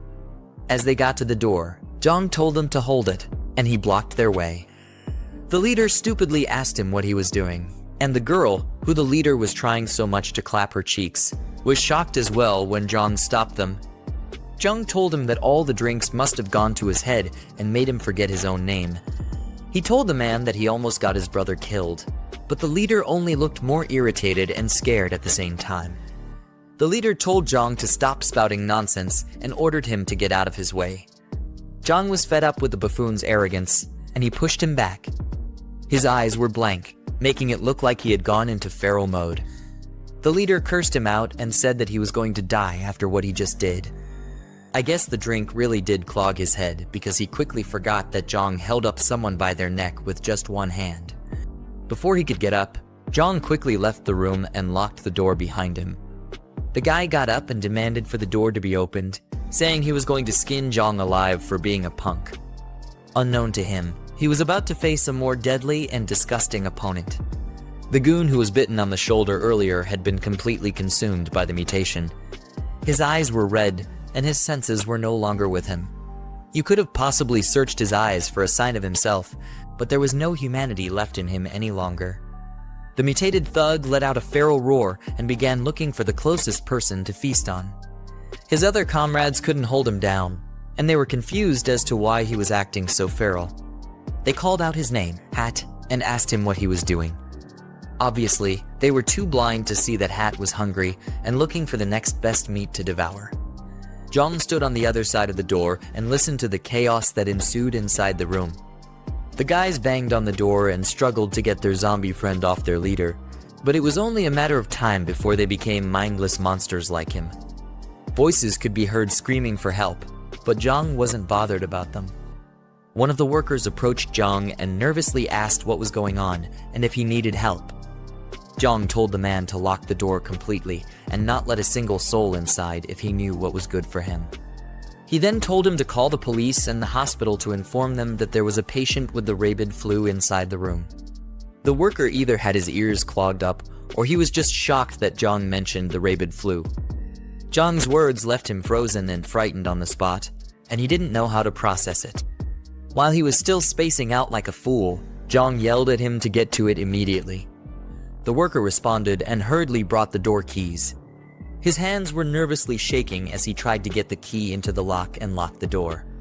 While he was struggling with that, Jiang left with Zhang Kai and the rest of his friends. Chong was still unconscious as they carried him and followed Jiang.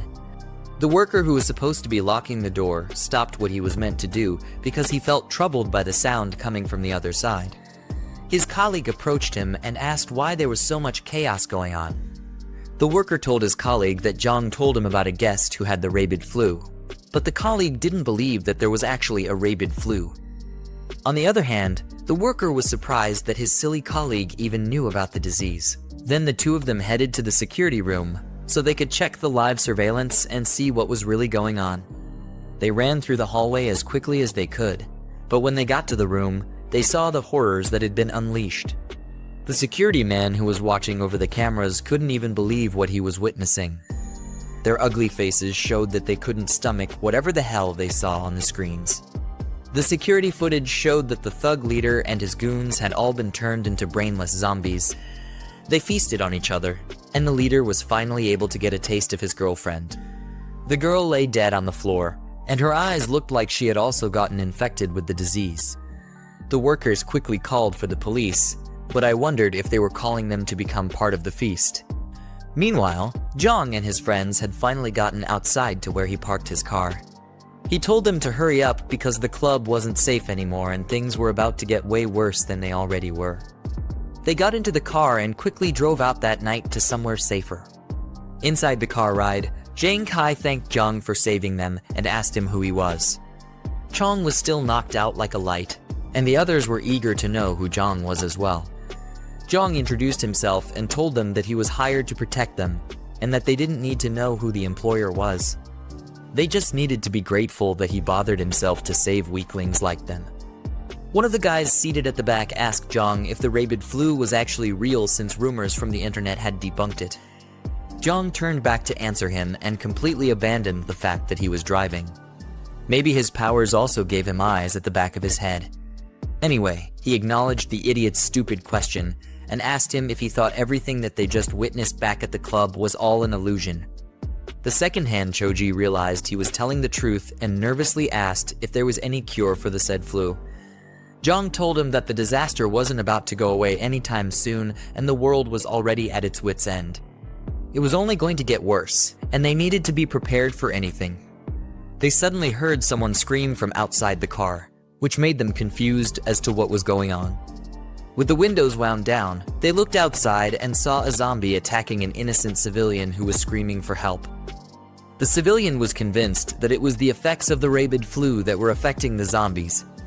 Jiang then explained to them that the current situation was just a localized breakout. It was still on a small scale and in the early stages, and most victims were still in the incubation period. He said it wasn't going to take long before things spiraled out of control on a larger scale. If they wanted any hope of surviving, they needed to follow his orders. In unison, they all agreed to do whatever Jiang said, except for Chong, who was still doing God knows what in his dreamland. With his new comrades secured, the system popped up and notified Jiang that his task was complete, and it awarded him an extra 20 points. He couldn't wait to check out the new items in the store and further enhance himself.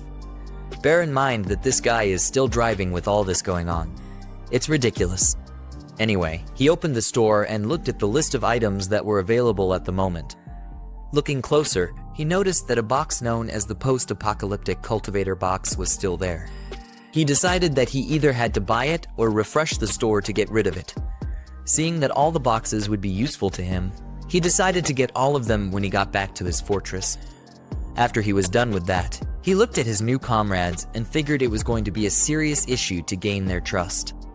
Zhang Kai and the others looked unbothered as they stared out the window, hoping to make sense of everything they had just experienced. In a flashback scene, we see Zhang Kai crying like a wimp and blaming someone who he once treated as a brother. Jiang explained that in his past life, Zhang Kai's entire dorm was killed by zombies because one of his brothers betrayed them. Jiang was the only one who ended up surviving the tragedy. Because of this, Jiang was trying to figure out who the culprit was so that they could deal with the person early on before it was too late. Later on, in an apartment in the city, we see our good old crazy witch talking with someone sweet over the phone and asking the person how things are on their end. It was probably another fool that she had managed to charm with her looks. She asked the person when the supplies they mentioned would be delivered and said she was scared to go to the market because it was so chaotic outside. The person on the phone assured her that he would send it as soon as he was done with what he was doing. Suddenly, she exclaimed when she heard a loud bang on her door. The guy over the phone was worried and asked her what happened. She said there was a crazy knock on her door, and she had to hang up. She looked through the hole and was relieved to see her friend, who was trying to suck on Jiang earlier. Jiang said that she was scared to death because of the frightening knock, but her friend didn't even care to know. She just told the crazy witch that someone known as Old Liu, who lived on the first floor, was taken away that morning. They got inside the room, and Jiang was shocked to hear the news. She asked her friend how that happened, and the girl told her that the police and an ambulance had come to take the person away. With a nervous look on her face, Jiang figured that was why it was so chaotic downstairs earlier in the morning. Her friend was convinced that it was because of the rabid flu, and she was sure that it wasn't just useless rumors anymore. She asked Jiang if Shuxing had delivered the supplies he promised, but I trust that pathetic piece of shit to be completely useless when he's most needed. Jiang's friend told her that these men weren't any good for her. She told her to call Shuxing and let him know that Jiang had a large stockpile of supplies. With how much he had, Jiang was sure to become the next Elon Musk with how much wealth he would acquire. Jiang asked her how she knew about this, and her friend said that she told one of her lackeys to keep an eye on Jiang the last time she got kicked out of his place. She found out that every few days, trucks would come to his fortress to deliver a lot of supplies for him. Jiang looked pissed and assumed that Jiang probably knew about the pandemic in advance. Her friend persuaded her to call Shuxing and seal the deal while they still had time. She also told her to convince the desperate man to give them a bigger size of the cut when he made the money. The car speeds into the fortress, and Jiang along with his friends steps out. Zhang Kai couldn't hide how amazed he was with how large the fortress was. Jiang said that was the usual reaction everyone had when they saw the fortress for the first time. At the same time, Shanshan and Grandpa Lai stepped out to welcome them. Lai was glad that Jiang was finally back, and Shanshan asked if he was okay. Jiang told them not to worry about it because he was alright, and then he proceeded to introduce them to the new members. Zhang Kai and his classmates were then introduced, and Jiang said that they would be their companions from then on. Shanshan happily welcomed them because she felt that they were trustworthy since Jiang had chosen them to be companions. Jiang then told Grandpa Lai to show their new comrades around the area and explain the rules and regulations to them, to which Lai agreed. One of Zhang Kai's friends, the fatso with glasses, felt really nervous and said that the fortress felt like they had come to northern Myanmar. The dude with the white jacket then called for everyone's attention. He asked Jiang to give him and his classmates weapons as well, so that they could contribute to defending the fortress. The audacious request made Jiang very skeptical about whether the guy could be trusted. The guy's classmate then calls him Yiming and tells him not to be so eager to get weapons. They had just gotten there, and they needed to earn Jiang's trust first. Jiang then told them not to be worried because they would get weapons within a few days. Noticing that Jiang was still unconscious, Jiang said that they should have him checked in the medical room first since his injuries were still severe. Zhang Kai and his brothers went inside the building and proceeded to freshen up themselves. Yinming then asked the fatso, who's known as Fourth, why he stopped him from getting weapons earlier. He said that if he hadn't been stopped, they would have had weapons by now, but Fourth was just confused. Yinming told him that given their current situation, they were being protected, and at worst, they were practically under house arrest. Fourth wasn't pleased with his words and told him to stop talking like that because, after all, Jiang saved them. Nevertheless, Yinming still wasn't okay with their condition. He asked Zhang Kai what his background was, to which Zhang Kai replied by reminding them that Jiang said someone hired him to protect them. Yinming was still displeased. He wanted to know who could have hired Jiang and said that it was possible that Jiang wasn't telling them the truth. To top it off, he told them to look at the way Chang was being treated. Despite the fact that Chang's injuries were being monitored in the medical room, Yineming said that the room was more secure than a prison. He felt that Jiang might have been planning to harvest Chang's organs there and told his brothers that they needed to strike first. Fourth tried to reason with him by asking what would happen if they were wrong about Jiang, and if that wouldn't be like betraying their savior. Yineming told him that he would rather betray the world than let the world betray him. If what Jiang told them was true, he planned to take over the fortress and seize control. Yineming was too far gone in his head, and there was no going back for him. He had a sinister look on his face, while he said that besides them and Jiang, the only other people in the fortress were Grandpa Lai and Shanshan. If Jiang happened to be away, he planned to use the opportunity to capture Shanshan and her grandfather. He also said that the girl was cute and suggested that they could have their fun with her. Jiang Kai and Fourth couldn't even believe the words that were coming out of this guy's mouth. They just stood and stared nervously at him and couldn't come up with what to say. Yineming then tried to play off his sinister plans by telling them to relax because he was just playing with them. He told them not to take it seriously, but they would be wise if they did. Jiang Kai was relieved to hear that he was joking and told Yineming not to scare him like that. The apocalypse hadn't even started yet, and he was already thinking about lawless deeds. Fourth also told him that if Jiang really wanted to harvest their organs, he would have locked them up already, especially since he had guns. As Jiang Kai and Fourth left the room, Yineming said to himself that they were not worth plotting with. He said that in chaotic times, one had to be ruthless, and once he succeeded, they would become his lackeys for life. Meanwhile, in the warehouse, Grandpa Lai and Shanshan approached Jiang. Lai told him that Jiang Kai and the other had been settled and Chang was lying in the medical room as well. All the doors and windows were also secured as Jiang had instructed. Jiang thanked the old man, then told him and Shanshan to get some rest because no one knew what could happen the next day. Jiang called back their attention when he suddenly remembered something. Aside from Chang, he told them to keep an eye on the other remaining classmates of Jiang Kai because he felt there was a traitor among them. Shanshan and her granddad looked very worried as they heard that there was a possibility of a traitor close to them. Later that night, Jiang returned to the warehouse and began looking through the system's item shop. He started redeeming the supply boxes one by one, and each of them had an item that would prove to be very useful to him. From lots of food supplies to many rounds of ammunition, the supply boxes made sure Jiang wasn't lacking in any area. Jiang stood in front of the huge mountain of rewards, saying that they were pretty decent.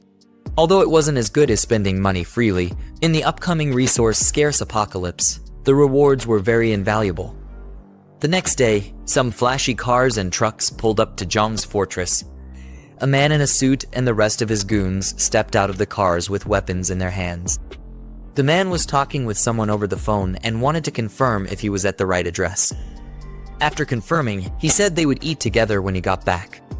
As the man orders the goons to break down the door, he's revealed to be the crazy driver from earlier who Jiang had a little road rage fight with. The goons started banging on the gate in an attempt to break it down, but their efforts were completely futile. One of the goons told the man that the gate was probably an inch thick and they wouldn't be able to break it down with the weapons they had. The man was infuriated and asked who would use such a thick door in a normal house. He then ordered his men to bring out the big guns from the cars. They started to slowly unload the crates, which were filled with bottles of Molotov cocktails. The goons ignited the explosives and started throwing them over the gate. Fire rained down and spread throughout every corner of Jiang's fortress. In a matter of seconds, the place was filled with smoke, and the fires were burning uncontrollably. The goons continued to throw the flames into the fortress, setting everything ablaze. Shanshan, along with Jiang Kai and his crew, rushed out to extinguish the fires before everything would be burned to the ground. She said that Jiang was right about everything he had told her. The disaster hadn't fully hit yet, but extreme situations were already happening. At the same time, Jiang and Grandpa Lai stepped out with their guns to take care of the people who were causing trouble. They approached the fortress tower to get a better view of the goons. When they got to the top, Lai told Jiang that one of the guys looked familiar as well as one of the cars. His memories clocked it, and he recognized the man as the crazy driver who had a road rage incident with them earlier. One of the assailants noticed some strange movement in the tower. Then he told their boss that Jiang and the rest had arrived. The crazy driver immediately recognized Jiang and called him a little punk. He ordered Jiang to come down and face him, or he would burn the fortress to the ground. But Jiang told the idiot that he had 5 minutes to get lost with his lackeys or else. The bunch of lackeys got angry at Jiang's words, calling him a little brat and asking him if he knew who their boss was. They were told to stop wasting time and to bring out the other 2 crates of Molotovs, which were remaining. Just then, Jiang suddenly got a new task from the system. The crazy driver and his goons were seen as a threat to the fortress by the system, and it told Jiang to eliminate them as quickly as possible. Grandpa Lai then asked Jiang what their next plan was and if they should fire a warning shot. Jiang thought the idea of warning shots was a joke. He called the guys complete gangsters and said that order hadn't been completely broken down yet, but they were already committing garrison. They couldn't care less if someone actually got burned to death. As he got ready to fire his rifle, he told Lai that leaving the guys alive during the apocalypse would only harm more innocent people and endanger them. After that, he opened fire on them. Before the gangster boss knew what was happening, his arm was shot off cleanly. He then screamed out in pain and held the wound down. Jiang, on the other hand, was upset that he missed his shot, saying that he had gotten rusty after living a peaceful life for so long. Meanwhile, the goons noticed that Jiang's forces had a lot of guns, and they all decided to retreat. The boss tried to get his goons to cover for him as they all ran towards the truck. Jiang got prepared to fire another shot and told himself to finish what he started that day because he hated waiting. He opened fire like a maniac and obliterated some of them before they could escape. The boss and a few lackeys were able to get into the truck, and he hurried the driver to kickstart the engines before it would be too late. Lai was worried that the rest were trying to escape by car, but Jiang told the old man not to worry because that was why he picked the automatic rifle.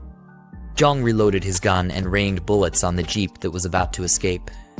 Lai looked at Jiang as he fired the bullets and couldn't believe how proficient the boy was. The way Jiang hip fired and reloaded so smoothly was way better than how he was when he served. This made him wonder about who exactly Jiang was. The sounds of their screams could be heard as the bullets tore through their bodies, but there was no one who could save them. By the time Jiang was done, the front of the fortress was filled with dead bodies, and cars were up in smoke. After the job was done, he told Lai to call Zhang Kai and ask the rest to come out and clean up the mess. Suddenly, a thought popped into his head. Since they were still in the early stages of the disaster, he thought about letting the goons turn into zombies so that he could use them as practice for Zhang Kai and Shanshan. He then turned to Lai and told him that there was no need to rush. The old man asked if they were just going to leave the dead bodies on the road, and Jiang told him that he had other plans for them. Later on, we see 2 cars speeding down through the road. Shuxing was inside, and he asked if they were almost at their destination. Seated at the back were Jing and her friend, who told him that they should arrive at the next intersection. Jing was disappointed in her friend and said that every time Shuxing was around, she would put up an act. She knew what her friend was up to, but decided to play it cool. When they got to the fortress, Shuxing said he would park outside and then told Jing to message him once she got inside. As Jing stepped out, she told Xiaoya to tag along with her. Xiaoya was surprised that she had to follow her friend as well. Jing told her that she was obviously coming and asked how else she would know the factory to go to. Xiaoya told her just to walk straight ahead, and she'll recognize it right away. Her shoes were killing her, and if she walked 2 more blocks, she would be done for. Nevertheless, Jing wasn't listening to her silly excuses. High heels or not, she told Xiaoya that she was coming along as she dragged her out of the car. Xiaoya screamed that her phone was in the bag, but Jing told her to leave it in the car because she already had her own phone with her. As the 2 girls walked, Shuxing looked at them until they got far enough. Then he picked up his phone and told the person on the line to get everyone ready. He told them to follow him as soon as he started his car. The car behind him was filled up with a lot of thugs, waiting for the right moment to give Jiang hell. Their leader confirmed Shuxing's orders and waited for the signal. Meanwhile, Xiaoya asked Jing why she dragged her into this. Jing told her that she was an old fox and asked if she really thought that she would fall for her silly tricks. Xiaoya tried to play innocent by saying that Jing got it all wrong. She got all dressed up to make sure that she could hook Jiang since he already knew about Jing and Shuxing. Jing noticed something off and got nervous as she asked what was going on up ahead. As they got closer, they saw the dead bodies and wrecked cars in front of the fortress. Zioya wondered if a shootout happened there or something crazier. The girls got scared when they noticed that the bodies were dead. Zioya suggested that they go back, but Jing was still analyzing the scene. She said that, judging by the blood, the guys had been dead for a while.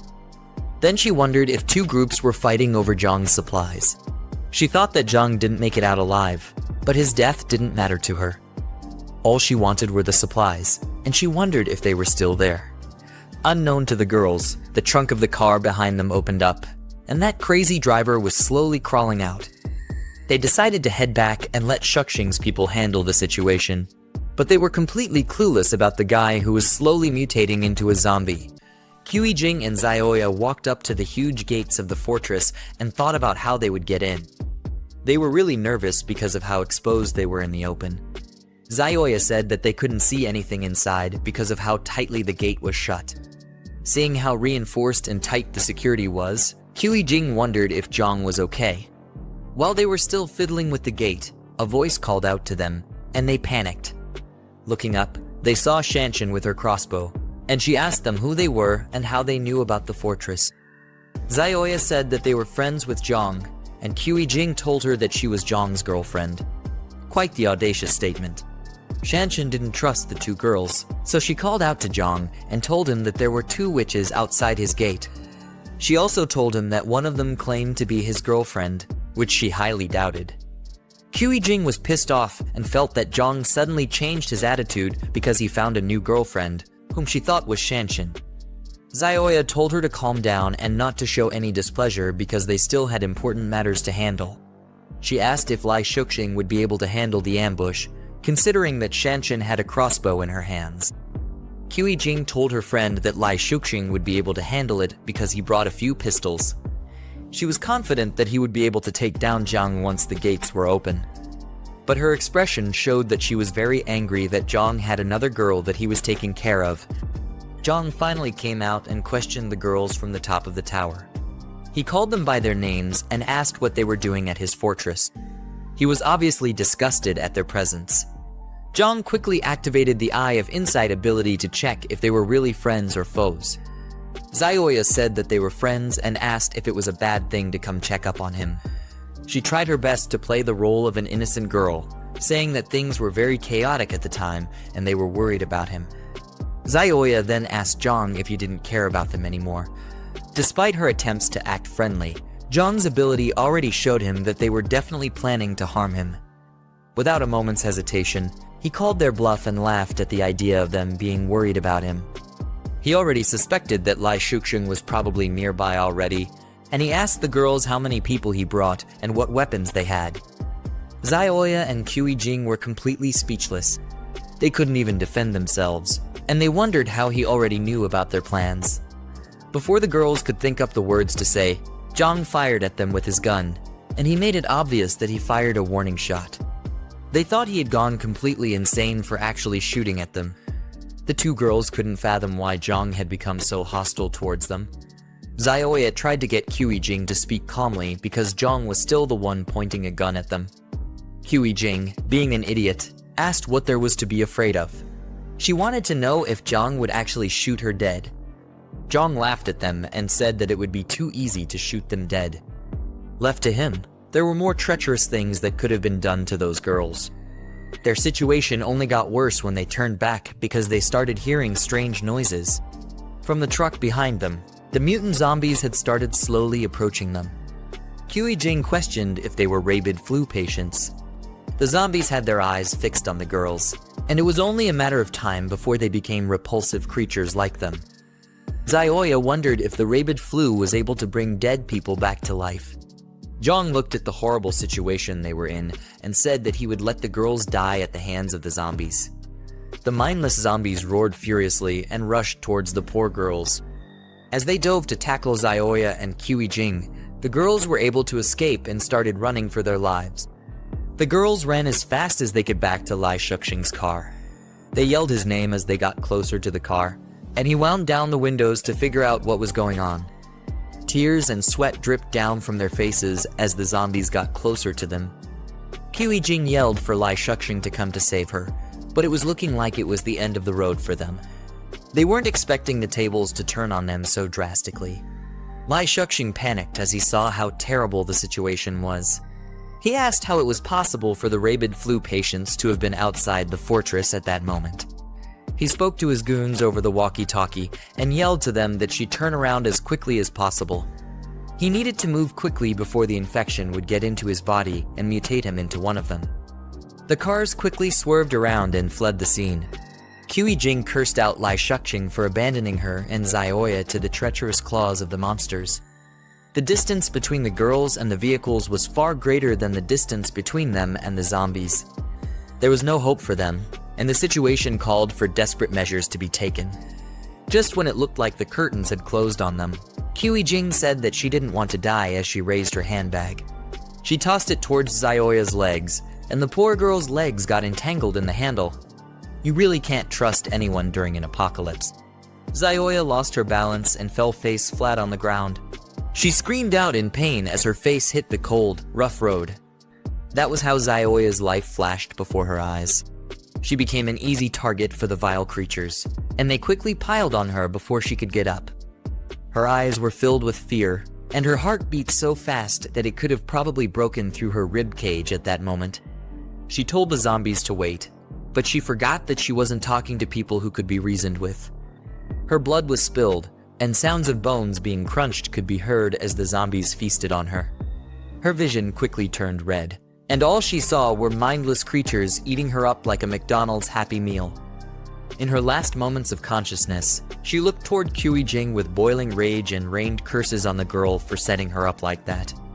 She called Jing all kinds of names, but it did little to help her already sealed fate.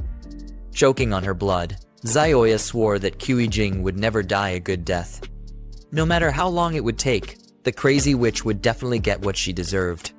Jing chose to ignore all the words hurled at her as she fled the scene. You could see the cold sweat dripping from her face and the deranged look she had. Jing told herself that Xiaoya deserved every single thing that was happening to her at that moment. She kept repeating the words to herself in order to feel better about the atrocity she had just committed. Meanwhile, Jiang and Shanshan watched the gory scene from the top of their tower. While Jiang was unfazed by what he was looking at, Shanshan was deeply disturbed, and she couldn't believe her eyes. The system then awarded Jiang 10 points for taking care of the threats that befell his fortress. With that done, it quickly gave him a new task, which was to clear the area of the infected monsters who were lurking around his base. Shanshan then turned her attention to Jiang and was shocked that all those people had mutated into zombies just like that. The thought of it caused her mind to become very troubled, and she wondered what the future would look like if this was just the beginning of the apocalypse. Jiang remained very calm and told her that the apocalypse had officially begun, with a large amount of alien infection sources in the air. The dead who were exposed outside would quickly mutate into zombies, but it didn't just stop there. Anyone who was injured and those with weak constitutions among the living were also at a high risk of getting infected. Shanshan found it hard to grasp all the information Jiang was giving her, but she eventually understood that things were like that for them. After that, Jiang told her to call everyone together for a meeting. She looked at him and was baffled at how someone could remain so calm in such trying times. Moments later, everyone in the fortress gathered in a room. Shanshan locked the door, while others sat down and waited for what Jiang had to say. Yinming, who was obviously still very hostile, refused to sit and decided to stand while the meeting went on. Jiang then told them that they had to remain indoors for the next 2 days, except it was absolutely necessary for them to step out. He said that they had to keep the doors and windows tightly shut in order to let their bodies gradually adapt to the infection source. From his words, it seems the body is able to fight it when it's introduced slowly as opposed to when the virus takes the body by full force. Anyway, Jiang said that it would greatly reduce the risk of them getting mutated if they adhered strictly to the rules he stated. Zhang Kai, on the other hand, was very worried about his friend, Chong. From the expression on his face, it didn't look like Chong's condition was getting any better. Later that night, in the infirmary, we see Chong lying on the bed, and he looks to be in a lot of pain. Part of his face and body were slowly turning purple. This was a sign that the mutation was slowly taking over his body, and if push came to shove, they might have to send the poor guy to his maker. It had spread all the way to his arms, and the veins were really bulging out. Cold sweat ran down his forehead as he gritted his teeth and tried to fight the pain, but only time would be able to tell what fate had in store for him. A chaotic scene in front of a tall skyscraper with dark smoke swirling around its facade. People in business attire are seen panicking and running away from the building, suggesting an emergency or disaster situation, as one man shouts in distress while others flee towards a yellow taxi. Shang's a worried expression looking out of a window, shouting, "It's complete chaos out there." He's observing a tumultuous or dangerous situation unfolding outside. In a tense moment, Shang's urgently tells a woman and child, "We have to go to the warehouse tonight and bring back the remaining supplies," he instructs. "Zio Lai, you and Shui stay at home. No matter what, don't open the door for anyone except me, understand?" This suggests an urgent and possibly dangerous situation, emphasizing the need for caution and safety. Shang's looking determined and tense, is preparing to leave while the woman holds the child protectively. Shen posture and expression convey urgency. Suddenly, someone knocking on the door. Shang's face displaying a serious and tense expression as he looks towards the door. A tense moment where Shang's, with a serious expression and a finger raised to his lips, signals for silence. The woman looks anxious while holding the child close, who covers his mouth, reflecting a situation that requires them to remain quiet and alert, likely due to an imminent threat or danger. Shang's cautiously opening a door while holding a golf club, indicating he is prepared for a potential threat. Someone calls out, "Brother Ji, are you home?" suggesting he is looking for someone. Shang's exhaling in relief, saying, "Ong Tao, it's you," while still holding the golf club. His expression suggests that he was initially tense and ready for confrontation, but recognizing Yang Tao has eased his worries, indicating he found the person he was searching for and no immediate danger is present. Shang's hand, gripping a door handle, opened the door. Suddenly, Shang's is being kicked in the chest, causing him to fall backward with a pained expression. In shock and anger, he shouts, "What the hell?" Shang's being restrained and attacked by a group of individuals. He is on the ground, struggling against multiple assailants as more people rush towards him, emphasizing a coordinated assault. Shang's pinned down forcefully by one of attackers. He struggles against their grip. Yang's dressed in suits loom over him with stern expressions, emphasizing their control and dominance in the situation. Shang's in a state of shock and betrayal as he yells, "Yang Tao, what the hell are you doing? I treated you so well." His expression shows disbelief and hurt, emphasizing the emotional impact of being betrayed by someone he trusted.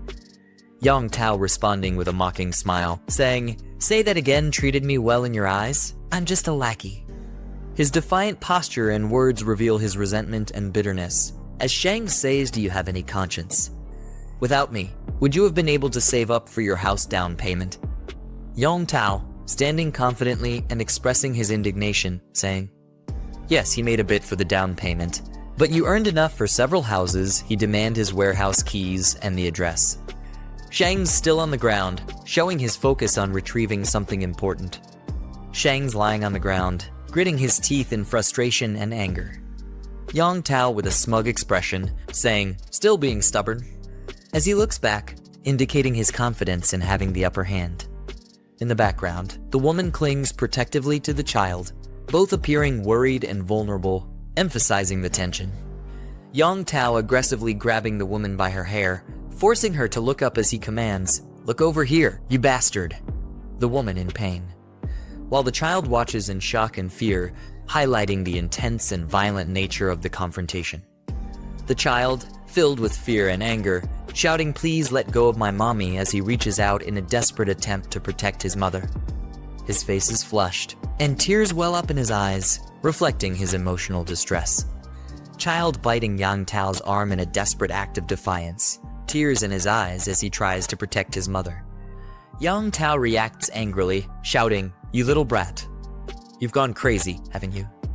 Child is forcefully thrown back by Yang Tao. The child cries out in pain as he is pushed away, while the mother watches in horror, her expression filled with shock and fear. Shang's on the ground, glaring defiantly at Yang Tao with determination and anger. He shouts at her, "Bastard, if you got guts, come at me. Leave my wife and child alone." Yang Tao standing confidently with a smirk, arms crossed, as he says, "Don't worry, as long as you cooperate, your wife and child will be safe." While Shang's, visibly angry and desperate, is on the ground behind him. Yang Tao's command, "Now, take us to your warehouse." Meanwhile, Yang Tao and his group standing confidently in the doorway, silhouetted by the light outside. They strike imposing poses, with Yang Tao at the center, exuding a sense of dominance and control as they survey the area. Yang Tao inspecting a few remaining boxes and questioning, "This is all that's left."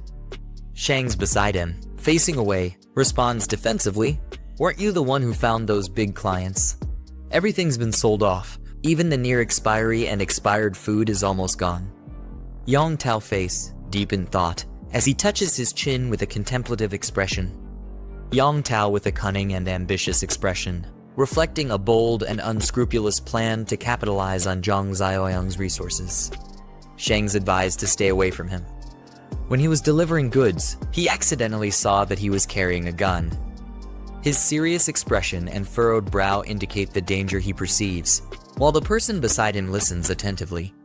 He continues, "That guy must have somehow gotten wind of this disaster ahead of time." Yang Tao dismissively addressing the man, "That's his problem to deal with." His posture is confident and uncaring, with arms crossed and a smug expression, indicating that he has no intention of getting involved in the complications or risks mentioned.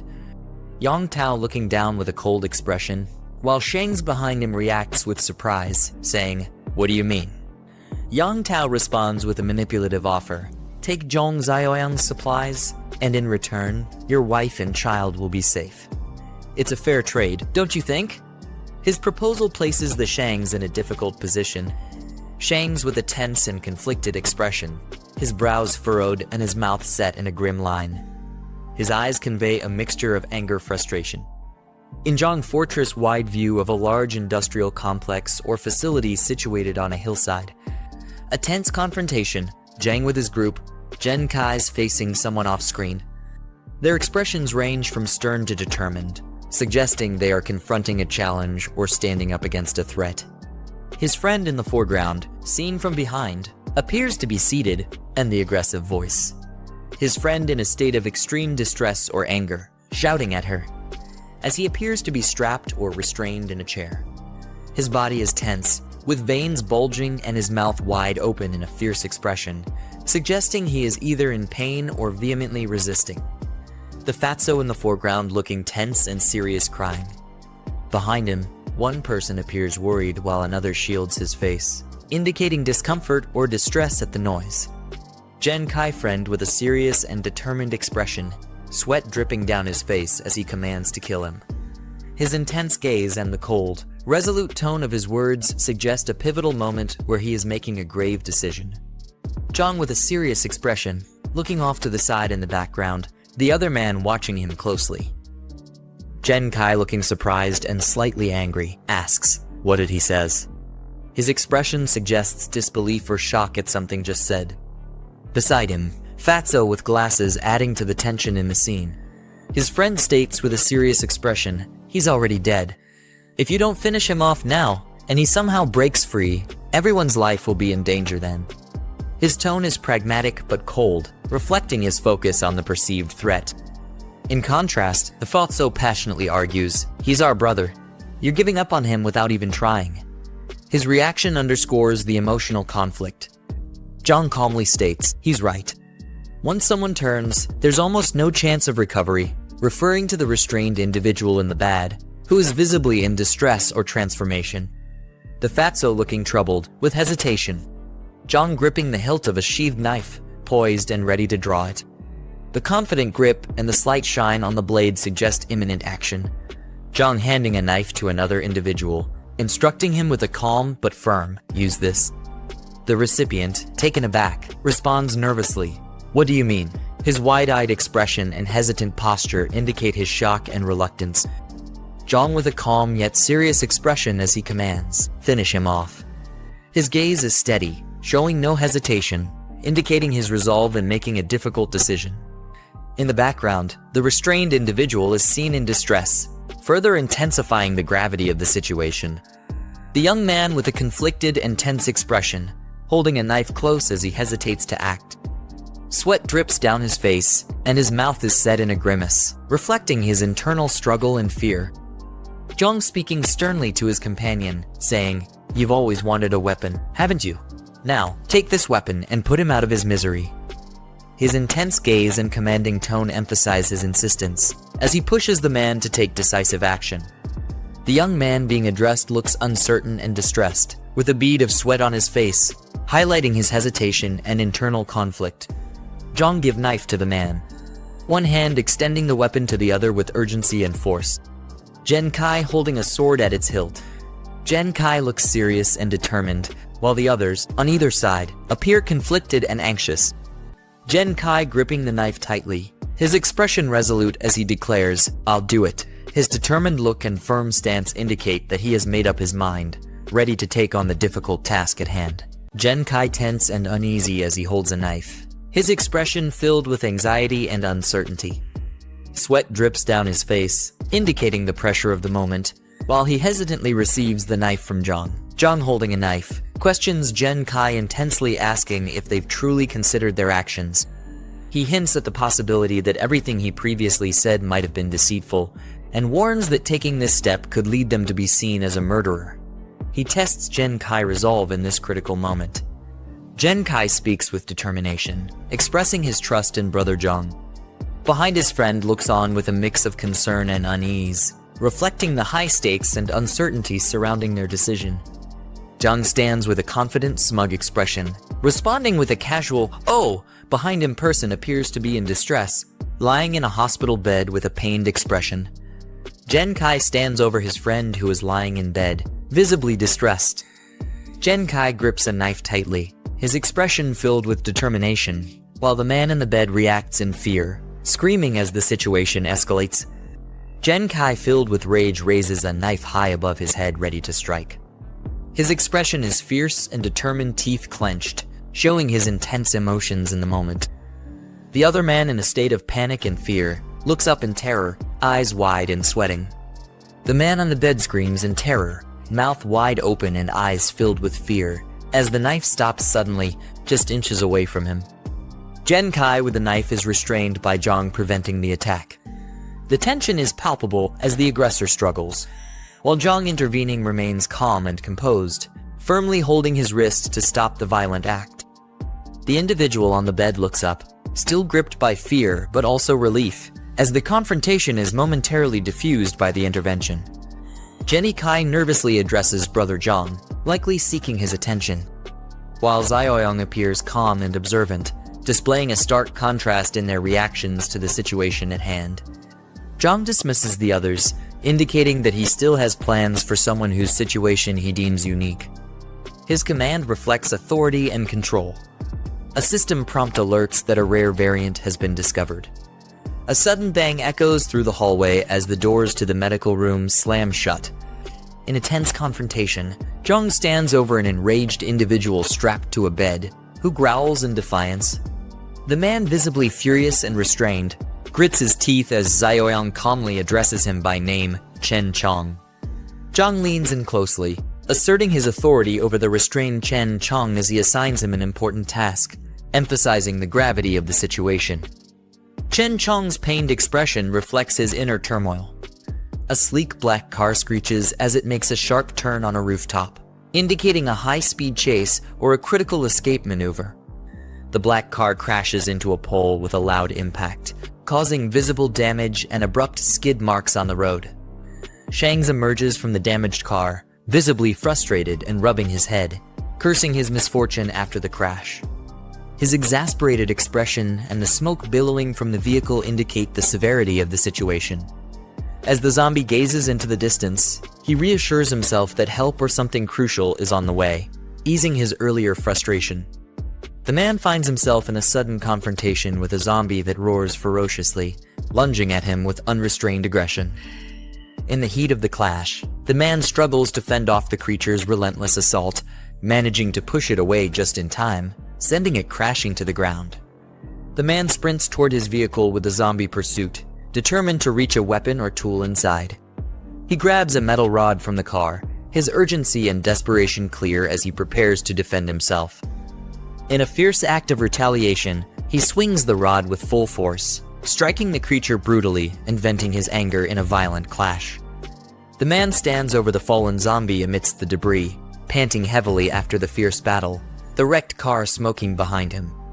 With exhaustion evident on his face, he grips the rod tightly, receiving a warning from an onlooker to leave quickly, prompting him to hastily retreat from the scene under the bright blue sky, still reeling from the intense confrontation. A vehicle pulls up near a building as a group of individuals prepares for their next move. Jiang steps through a squeaky door onto the rooftop, signaling the beginning of a planned operation. He is accompanied by a determined team, each armed and ready, reflecting their resolve and unity in facing the challenges ahead. Shanshan expresses her discomfort with the gear, addressing Jiang and questioning the necessity of their protective equipment. Jiang, maintaining his composed demeanor, stresses the dangers posed by zombies, explaining that their unpredictable strength makes the gear essential, especially for those with less combat experience. As the group huddles together behind a building, strategizing their next move, Jiang leads them with caution and determination, emphasizing their need to stay alert. Jiang signals his team to prepare, warning them that they are now within the perception range of the zombies, and readiness is crucial. As a zombie detects their presence, its vicious appearance and ferocious movements signal an imminent attack. Jiang shouts reminders to his team, urging them to maintain distance and watch out for one another as they brace for a fierce confrontation against the relentless zombie threat. A zombie pounces aggressively toward Jiang, but he narrowly evades the attack, keeping his focus sharp. Jiang quickly instructs his team, emphasizing that the moment a zombie misses is their best opportunity to strike, targeting the temple and the back of the neck for maximum effectiveness. One of the team members, driven by Jiang's guidance, steps up with determination, ready to deliver a decisive blow as he shouts his attack command. A powerful blow lands on the zombie's head, sending shockwaves of impact, but causing the creature to react violently, showing its resilience. The attacker yells in pain, realizing that striking the hardest part of the skull was a mistake, as Xiaoyang critiques from a distance, highlighting the error as a lesson for the group. As the zombie roars back, it aggressively counters, grabbing and pushing the attacker, demonstrating the peril of misjudging these relentless foes. In a desperate cry for help, the team member calls out for Zhen Kai as the zombie closes in with menacing intent. Jiang acknowledges a correct defensive move, urging Zhen Kai to step in as teammates rally to assist. With precise timing, Zhen Kai swings a bat, delivering a powerful strike to the zombie, turning the tide of the battle in their favor. The zombie takes a powerful hit to the head from the bat, staggering but still standing, showcasing its resilience. Jiang, watching the group's effort, urges them to keep attacking, emphasizing that one hit won't be enough to take the zombie down completely. One of the team members, filled with adrenaline, turns to Xiaoyang with a proud yet anxious expression, asking how they performed, eager for feedback on their teamwork and combat skills. Jiang smirks confidently, unfazed by the approaching zombie as he casually dismisses the danger with a nonchalant attitude. Zhen Kai urgently shouts a warning for Jiang to be careful, clearly alarmed by the zombie's rapid advance.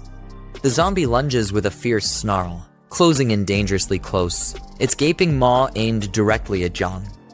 Jiang grabs the zombie by the head with a firm grip, halting its attack effortlessly and displaying his superior strength and composure.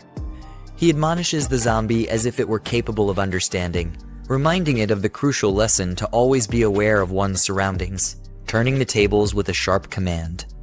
The rest of the team looks on in stunned silence, clearly impressed and taken aback by Jiang's cool and commanding control over the situation. Shang approaches a large reflective surface, scanning his surroundings with a cautious expression as he notices vagrants roaming nearby. Frustrated by the unexpected presence, he questions whether Jiang would have alerted them or confessed something important. Meanwhile, a rugged vehicle pulls up with urgency, and a commanding voice resonates, urging everyone to stay vigilant and support their comrades, signaling a rallying call to action. Jiang arrives to the vehicle, a voice confirms that it's Jiang, causing a stir among the scattered group below. Shang peers out from the back of the vehicle, astonished to learn that Jiang and his gang are actively hunting down someone referred to as the Madman. Meanwhile, a shadowy figure with glowing eyes emerges from beneath the vehicle. Kaijing crawls desperately on the ground, reaching out with determination despite the severe injuries, eyes filled with fear and urgency. The hand grasps tightly onto the leg of a bystander, startling him and causing a sudden reaction. The man stumbles backward in shock, yelling out in surprise as he falls, the grip of the injured person still firm, intensity of their plea for help or escape. The man's face contorts in a mix of fear and shock as he realizes the threat before him, his expression filled with dread. Suddenly, the Kaijing rises with an unearthly roar, her eyes wide and furious as she lunges toward him, embodying a terrifying transformation that catches him completely off guard. Shang is brutally attacked, his face contorted in shock and pain as he screams out in horror. Blood spurts from Kaijing's body as the force of the strike overwhelms him, leaving him helpless and panicked, unable to defend himself against the onslaught. Jiang, holding a smoking gun, stands over a lifeless body while the survivor, drenched in blood, struggles to catch his breath. Desperation fills his face as he looks at the carnage around him. Jiang holds his rifle firmly, his expression serious as he confronts the situation before him. Shang stumbles toward him, overwhelmed with relief, calling out to his older brother, grateful to have finally found him alive amidst the chaos. Shang's eyes widen as he notices something unusual, his attention drawn to the blood-stained arm of the man before him. The infected wound becomes more visible, causing a moment of tension as the situation grows more dire. Jiang coldly informs Shang that he has been bitten, raising his weapon to confront him. In a panic, the man begs for mercy, pleading with Jiang not to shoot as he tries to reason with him, but Jiang remains firm, warning him not to come any closer. Shang is filled with despair and admits that he knows he's beyond saving and will soon turn into one of the crazed infected. However, with tears of anger and desperation, he reveals that Yongjing has taken his family hostage, using them as leverage to manipulate him, in a plot to steal Zhang's resources. With determination, the man pleads his innocence, insisting he has never committed any heinous acts and that his family is blameless. He begs Jiang to protect them from the cruel fate that awaits, leveraging the loyalty they've built and the resources he's accumulated as his final desperate attempt for mercy. Jiang reflects silently, acknowledging that while Shang's initial motives may have been selfish, there's no denying that his actions had helped Jiang in the past. With a determined expression, he contemplates his next move, fully aware of the weight of the situation before him. His group of survivors, led by a determined Jiang, gathers with weapons in hand, ready to take on the next challenge. Jiang smirks, realizing that the added incentive of rewards for completing tasks has only strengthened his resolve to move forward. Jiang smiles confidently as he reviews the newly assigned tasks from the system, his determination growing with the promise of rewards. His mission is clear: to rescue his wife and eliminate any infected lurking outside the base, with every success adding to his reward points. Shang, battered and covered in blood, reassures Jiang that he will handle matters concerning his family, standing strong despite his injuries. In an emotional display, he falls to the ground, declaring his undying loyalty, swearing to repay his debt even if it means serving in another life. The man kneels before Jiang, urging him to take action, his desperation evident. He hesitates, but Shang pleads for him to end it, not wanting to become a threat to his family in the future. Jiang, holding a gun and deep in thought, remains silent as he weighs his decision. Shannon, nearby, orders someone to fetch a bicycle for him, signaling a change in the situation as the older man looks on from behind. Jiang, with firm resolve, instructs Shang to leave and go somewhere far from the crowds, as time is running out. Shang, realizing the gravity of the situation, expresses his gratitude with a solemn smile, thanking the younger man for his final act of kindness. He speeds away on a bicycle, racing against time as the desolate streets blur behind him. With fierce determination, he calls out for his wife and child, pushing himself to the limit in his final act of desperation. Shang, now overwhelmed with emotion and tears, presses forward despite the pain and fear as his eyes glow with determination. Meanwhile, Jiang stands in front of a group of defeated enemies, his rifle slung over his back, commanding respect and authority from those around him. A petrol bomb smashes down with tremendous force, taking out another enemy in a brutal display. At the same time, a lighter ignites, signaling the start of something dangerous and possibly destructive. A massive fire erupts as the group of survivors stands in silence, watching the destruction unfold before them. The leader coolly evaluates their progress, reminding them that with their current skills and teamwork, future challenges should be manageable. Shannon, with sharp eyes and determination, expresses her concern about facing larger hordes, noting that their current abilities might not be enough. The group listens in silence, with the weight of her words causing them to reflect on the looming dangers ahead. Jiang, resolute, commands the group to follow him as he strides ahead with purpose. The group approaches a large, imposing door, preparing for whatever awaits them on the other side, with the tension in the air thickening as they get closer. Jiang acknowledges a man named Shenbo and informs him about the warehouse. Handing over the key, he entrusts the safety of their weapons to Shenbo, knowing he'll protect the armory while the leader heads into the city for a mission. Shenbo expresses concern about the chaos in the city, questioning whether it's wise for Jiang to venture out alone. However, Zhen Kai enthusiastically volunteers to accompany him, rallying the others to join the mission. Jiang insists that his companions stay behind, as they are not yet ready to face the dangers ahead, entrusting Shenbo with the responsibility of their safety. As he drives off, determined and focused, his weapons rest beside him, ready for the challenges awaiting him in the city. The system display shows empty options, frustrating the young leader as he notices that the marketplace hasn't been updated with anything useful. Annoyed, he contemplates spending points to refresh the system, hoping for better supplies for the mission ahead. With no other choice, Jiang presses the refresh button, knowing the difficulty of the upcoming mission. After spending his points, the system reveals several supply crates that might give him the edge he needs to succeed.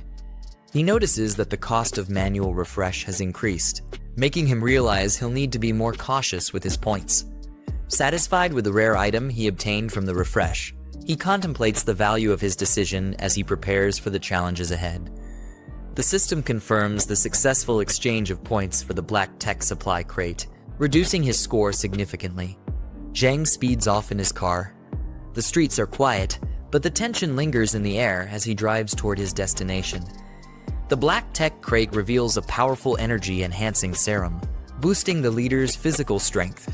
With a smirk, he consumes the serum, feeling its effects immediately as a bright surge of power courses through his body. Jiang is surprised by the strength of the +5 energy serum, realizing its significant impact. Without hesitation, he injects the serum into his arm, immediately feeling its powerful effects surging through his body. He feels an intense surge of power, clenching his fists as his body is pushed to its limits. The system displays his new stats, showing his attributes boosted to an extraordinary level, far beyond that of an ordinary person. The scene shifts to a tall residential building, identified as the home of Jiang. A mother comforts her scared child, reassuring him that his father will handle everything and keep them safe.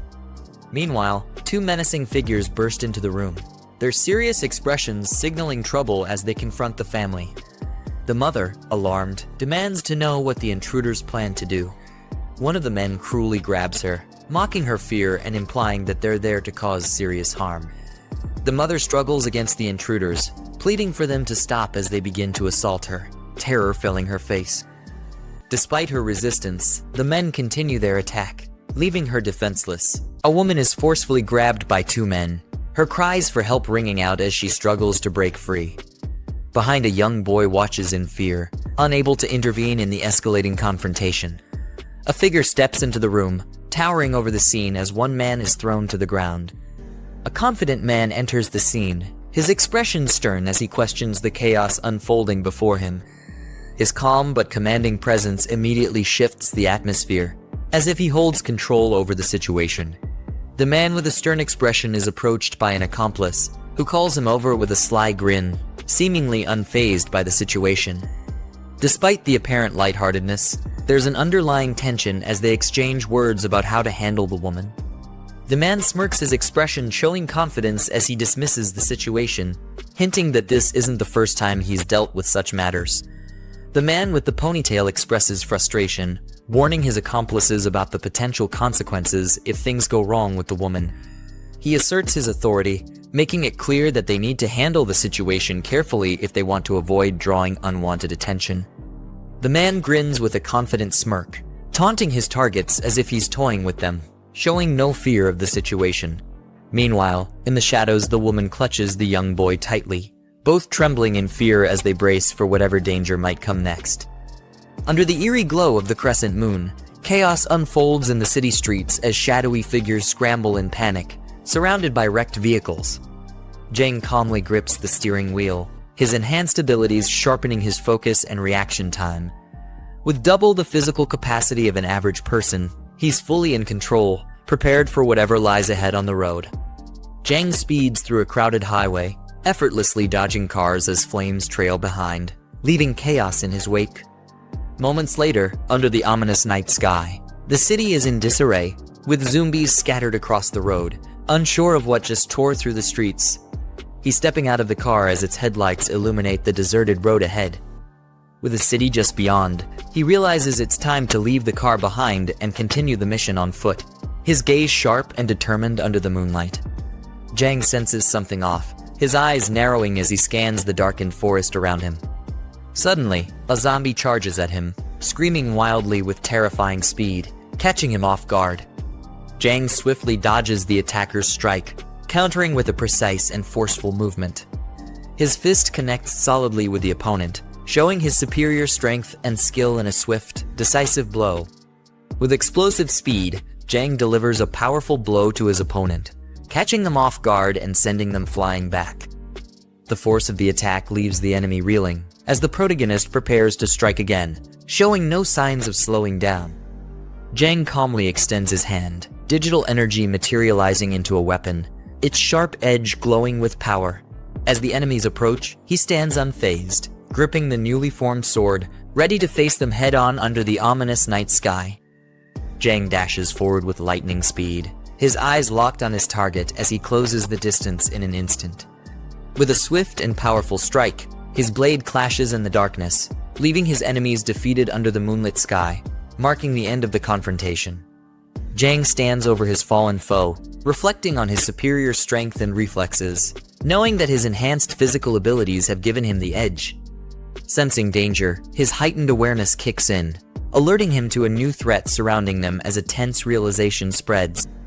Jiang gazes into the distance, calculating the distance ahead as the city looms under the night sky, determined to continue his path.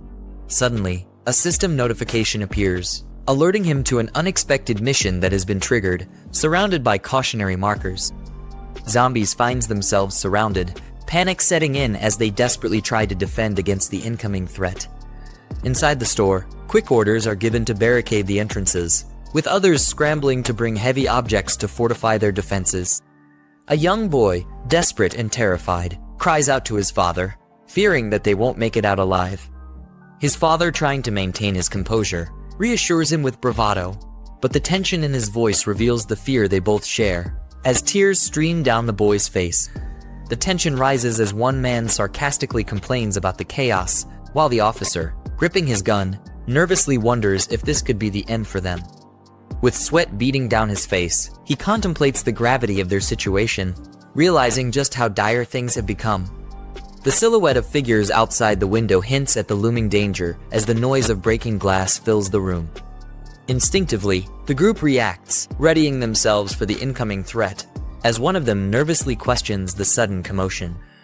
The glass shatters violently as a figure crashes through the window, debris flying everywhere in a chaotic explosion of force. Panic sets in as one man screams in shock, while another stands frozen, horrified by the sudden intrusion. Blood splatters against the walls as the figure collapses, leaving a dark and unsettling scene in its wake. The room falls eerily silent, with the shattered window and bloodstains serving as grim reminders of the chaos that just unfolded. The officer, sweating and breathing heavily, gives orders to move heavy objects to reinforce their position, clearly feeling the pressure of the situation. As the group quietly complies, tension builds, and they brace for whatever is coming, trying to avoid making any noise that could give them away. Outside, shadowy figures gather around the fallen bodies, the eerie silence only broken by the faint sound of their movements. Inside the group, tense and ready for a fight, stares in disbelief at the horrific scene, questioning who could have caused such devastation. One of them shouts in panic, convinced that they are dealing with a mutant, his fear clearly escalating. Confused, the other person asks what a mutant is, and the first explains that it's an enhanced version of a zombie, stronger and more agile, just like in comics, novels, and games. A police officer, clearly frustrated, criticizes the younger man for always indulging in comics, novels, and games, blaming them for his poor performance. His partner, exasperated by the comment, calls out his lack of tact and urges him to focus on carefully observing their surroundings to avoid being caught off guard by the mutant. The group cautiously moves forward, each person scanning their surroundings as they slowly gather at a designated point. Suddenly, one of the officers signals for everyone to stop, bringing the group to a halt as tension fills the air. Jiang receives a system notification, confirming that his mission is complete, with additional points earned for his actions. Meanwhile, a frantic voice exclaims that the entity they encountered must have been a mutant, filled with fear and disbelief. One man observes Jiang from a distance, commenting that he appears to be a survivor. Jiang, with a smirk, dismisses the notion of mutants, confidently stating that it's not yet time for them to overrun the streets. One of the men exclaims, confirming that Jiang is indeed a survivor. The officer, urging him to join their group, warns that it's far too dangerous to be wandering around alone in such uncertain times. Jiang questions the group's numbers, curious if they are the only ones left. The officer explains that they are out searching for supplies and that a large number of civilians have gathered at a place called Xiang Garden, which isn't far from their current location. The officer, confident in his group's abilities, invites the protagonist to join them, assuring him that with their numbers and experience they can protect him from the dangers ahead. The Jiang smiles warmly, thanking them for the offer, though his expression hints at something deeper. Three people stand in the middle of a street at night, surrounded by a faint glow. Their serious expressions suggest they are preparing for something important or dangerous.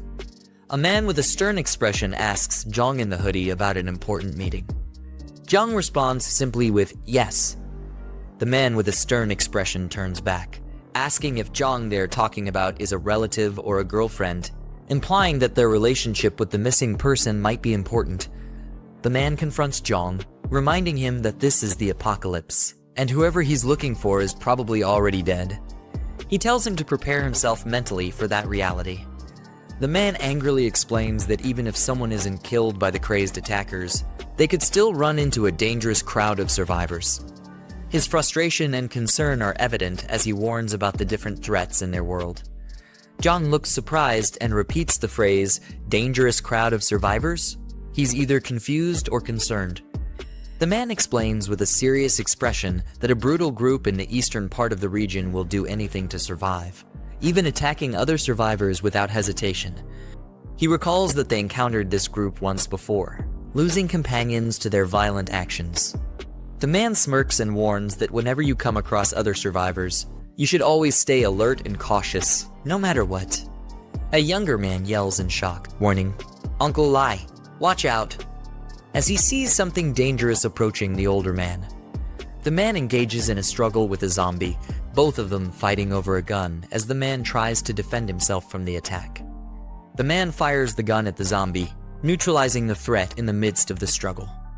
The man stands over the defeated zombie, breathing heavily, and curses out loud in frustration, relieved that the danger has passed. A group of zombies turns their attention toward the man, drawn by the sound of the gunfire. Their aggressive expressions show they are ready to attack. The man realizes the danger and tries to stay calm, gripping his gun tightly while quickly assessing his next move as more enemies approach. The man spots something in the distance and shouts, "I've got it," as he notices a bus that could be their means of escape. The group runs toward the bus with urgency, as the man yells for everyone to get inside quickly to avoid the approaching danger. Jiang reflects on their decision, noting that while running might attract more zombies, the bus is an ideal place to defend themselves. He also realizes that once they're inside, there will be no turning back. Calmly assessing the situation, he gives himself a score of 70 for his quick judgment in this crisis. The man urgently calls out to Jiang, telling him to hurry up as he runs toward the bus while a zombie chases him closely. Jiang barely makes it onto the bus, jumping inside just as the man helps pull him in. The man quickly closes the bus doors and warns Jiang to carefully check every seat to make sure no zombies are hiding inside. The boy responds, panicking as he notices that the zombies haven't given up and are still outside, crowding near the bus. The man, frustrated and panicked, yells, "Damn, were we too slow?" as zombies start banging on the bus window, trying to break in. A group of zombie hands reaches for the bus, aggressively pounding on the side as they try to get inside. The zombies crowded around the bus desperately reach out, as one of them mumbles something ominous, indicating their relentless desire to attack. The man struggles to keep the door closed as a zombie tries to force its way in, shouting that he's losing control of the situation. The man looks surprised as Jiang places his hand on his shoulder, signaling something urgent while a zombie continues to try and break in from behind. Jiang pushes the man back with sudden force, surprising him as he reacts quickly to the dangerous situation. The man, startled by Jiang's strength and decisive action, questions just how strong Jiang is in disbelief. Jiang calmly tells the man that he can no longer hold the door closed. He suggests they rally the team and break the windows to counterattack the incoming threat. The man coughs and gathers his strength while Jiang stands ready, as both prepare to fight back against the incoming zombies. The zombies start breaking through the windows of the bus, shattering the glass as they move closer to attacking the group inside. A crowd of zombies reaches for the bus, trying to climb inside through the broken windows. One of the zombies screams as it makes its way toward the bus, the darkness of the situation closing in.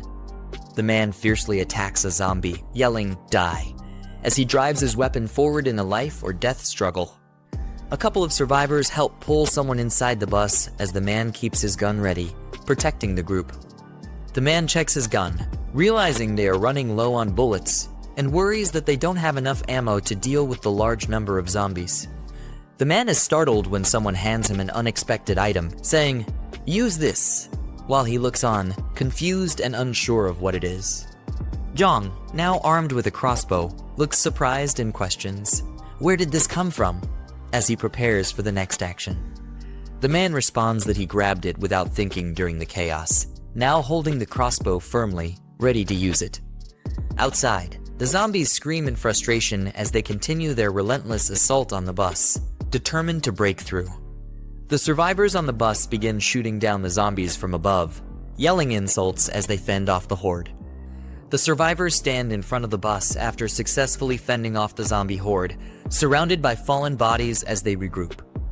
One of the younger survivors holds his weapon and exclaims that surviving 2 dangerous situations in a row is no coincidence, claiming they must be the chosen ones of this apocalypse. Jiang calmly advises him to remain cautious and avoid becoming overconfident in these dire circumstances. Under the crescent moon, a distant view of a peaceful-looking Jiang mentions, and someone expresses hope that everything is going smoothly on the other side. The group is walking down a hallway. One of the men volunteers to take the night shift, showing his readiness to help. Another man with glasses looks surprised and asks why the first man is suddenly being so enthusiastic and proactive today. The man, clearly annoyed, snaps back, insisting that he's always been this way and tells the other man to mind his own business. The man with glasses, now confused and a bit nervous, wonders why the first man is overreacting so much to his question. An old man instructs the group to rest, telling the man to be cautious and wake everyone up if there's any trouble during his watch. The man assures him confidently, "Don't worry." The man sits outside at night, gazing up at the moon, and remarks that it's already late, and everyone must be asleep by now. The man stands on a balcony, deep in thought, mentioning that things could get worse and they need to resolve the situation before Jiang returns. The older man is shown peacefully asleep, unaware of what's happening, with his radio communicator resting on the pillow beside him. The older man continues to sleep soundly, unaware of any disturbances or the situation around him. The man stands in the doorway, watching intently, with a serious and focused expression, possibly checking on the older man or thinking about his next steps. Yiming sneaks into Grandpa Sheng's room, making his way toward the armor key. However, Grandpa Sheng wakes up and questions what he's doing. As Yiming punches him, he quickly retreats from the room. Grandpa Sheng shouts, cursing at him and demanding to know what he's trying to accomplish, then orders him to return the key. Shanshan and the others, awakened by the commotion, ask what happened. Grandpa Sheng informs them that Yiming has stolen the armor keys and that they must hurry to stop him. The others chase after Yiming, demanding to know what he's doing. In response, Yiming throws various objects into their path to block their way. Jiang Kai curses, calling him one sneaky bastard, as Yiming rushes through the infirmary. Yiming thinks he might as well go all the way now. Entering the medical room, he cautiously approaches his infected friend, only to be shocked when Chen Chong roars. Yiming wonders why one of Chen Chong's bindings is loose, thinking it's strange, as it had been tightly secured before. He then realizes it's perfect since it saves him the trouble of untying his friend himself. As Zhang Kai and the others arrive near the infirmary, they realize that Yiming let Chen Chong out of the medical room. They question if he understands that he's endangering everyone by doing this. Grandpa Sheng curses, admitting he had never imagined that Yiming could be such a sneaky person and that he'd severely misjudged him. Shanshan anxiously asks what they should do next since all their weapons are locked in the armory. Grandpa Sheng replies that, no matter what, they have to work together to restrain Chen Chong and lock him back in the medical room. He instructs everyone to use the techniques the Mick taught them, warning them to be cautious and not to let Chen Chong bite anyone. With careful coordination, Jiang Kai successfully chokes Chen Chong into submission, and the others restrain him. Jiang Kai confirms that they have him under control, and Grandpa Sheng orders them to tie Chen Chong up securely and return him to the medical room. They push him back into the room and lock the door firmly. Relieved but puzzled by how relatively easy it was to subdue Chen Chong, they speculate that perhaps he was the only threat they'd face. Grandpa Sheng mutters, frustrated about how much time they've wasted. Meanwhile, Yiming, having already slipped away, emerges from an alley and sarcastically questions who Grandpa Sheng is calling a sneaky bastard. He clarifies that he never found the main stash of weapons, and that there was only one weapon in the armory, but he claims it's more than enough to handle them. He aims the gun at them, ordering them to move to the back room. Jiang Kai, shocked, asks why he's doing this, reminding him that the Mick is their savior. Yiming retorts that a big favor can easily turn into a huge burden, declaring that the Mick saved them once, but now they're practically slaves for life. Grandpa Sheng shakes his head, commenting that some people are simply ingrates by nature and never learn. Yiming barks at them to shut up, but from the window, Chen Chong, holding a key in his hand, watches the exchange and prepares to attack. The scene shifts to the MC, who is being briefed by a policeman. The officer informs him that they're just one more intersection away from the Jinyu mansion. He warns that the area is a maze-like complex, ideal for mutants to hide in, so they'll need to be extremely careful. The Mick nods, listening closely. The policeman adds that once the Mick finds his people, he should head to Rongxiang Garden to meet him. He specifies that the MC's group is located in Building 8 and instructs him to enter through the side gate, not the main entrance. The Mick gives a thumbs up in response, thanking him for the advice. After the Mick departs, someone beside the policeman suggests they should help the MC, pointing out that he saved them earlier. The policeman hesitates, explaining that they have no idea what dangers lie inside the mansion.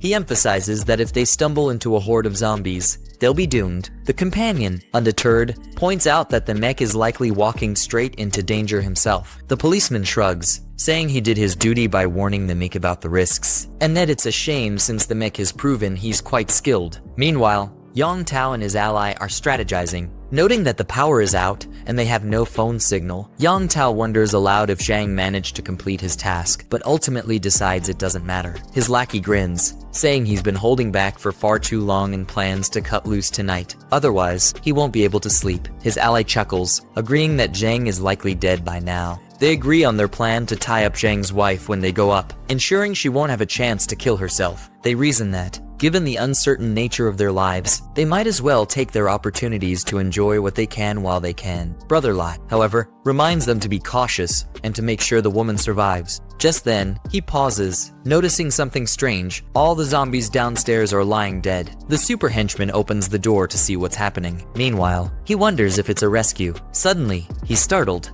An extremely fast blade passes through his neck. Before he can react, the man coughs up blood as his head separates from his body. Meanwhile, the men approach Jiang Shen's wife and child. The poor mother orders everyone to leave. Two men smile maliciously. Soon after, one of them says enough and stops, pretending. The woman cries out in despair, "What are you doing? Let him go." Meanwhile, her poor son is pulled away. The wretch slaps her across the face as the boy flies away. The devil on earth states that they are the target. The boy, kneeling, says he will fight with all his might to defend his mother. Suddenly, a man is thrown out the door. The boy reprimands the men and, desperate, yells that they are bad people and asks them to let his mother go, as his father will not forgive them. Suddenly, one of the henchmen, headless, is thrown into the room. The boy screams in fear as he observes the mangled body. The boy continues to be afraid and, staring at a shadow in the doorway, asks, "Who is it?" Then Jiang Xiaoyang finally appears and asks the boy if Jiang Xian is his father.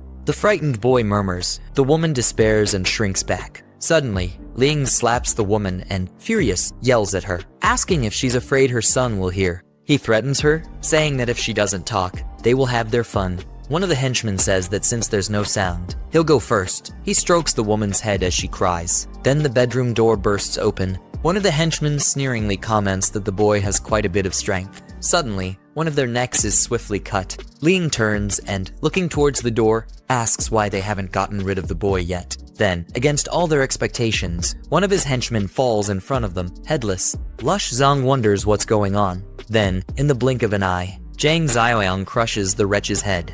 The wretch flies backward until he hits the wall. Lu Chong, as he receives the impact of our protagonist's blow, spits up blood. One of the henchmen asks our hero who he is. Well, our hero delivers the best kick this guy has ever received in his life. Now at the fortress, Ying holds his pistol and threatens to shoot if they don't get out of there. Shangbo orders the others to do as he says and go to the room he mentioned. He states that the wretch has a gun, and therefore, for now, they will do what he says as they need to think of something. Yiming smiles maliciously and says they think they can plan something, but if he doesn't show some cruelty that day, he will never establish his dominance. The traitor, smiling, says that old Dong will die first. Then he points the gun at the old man.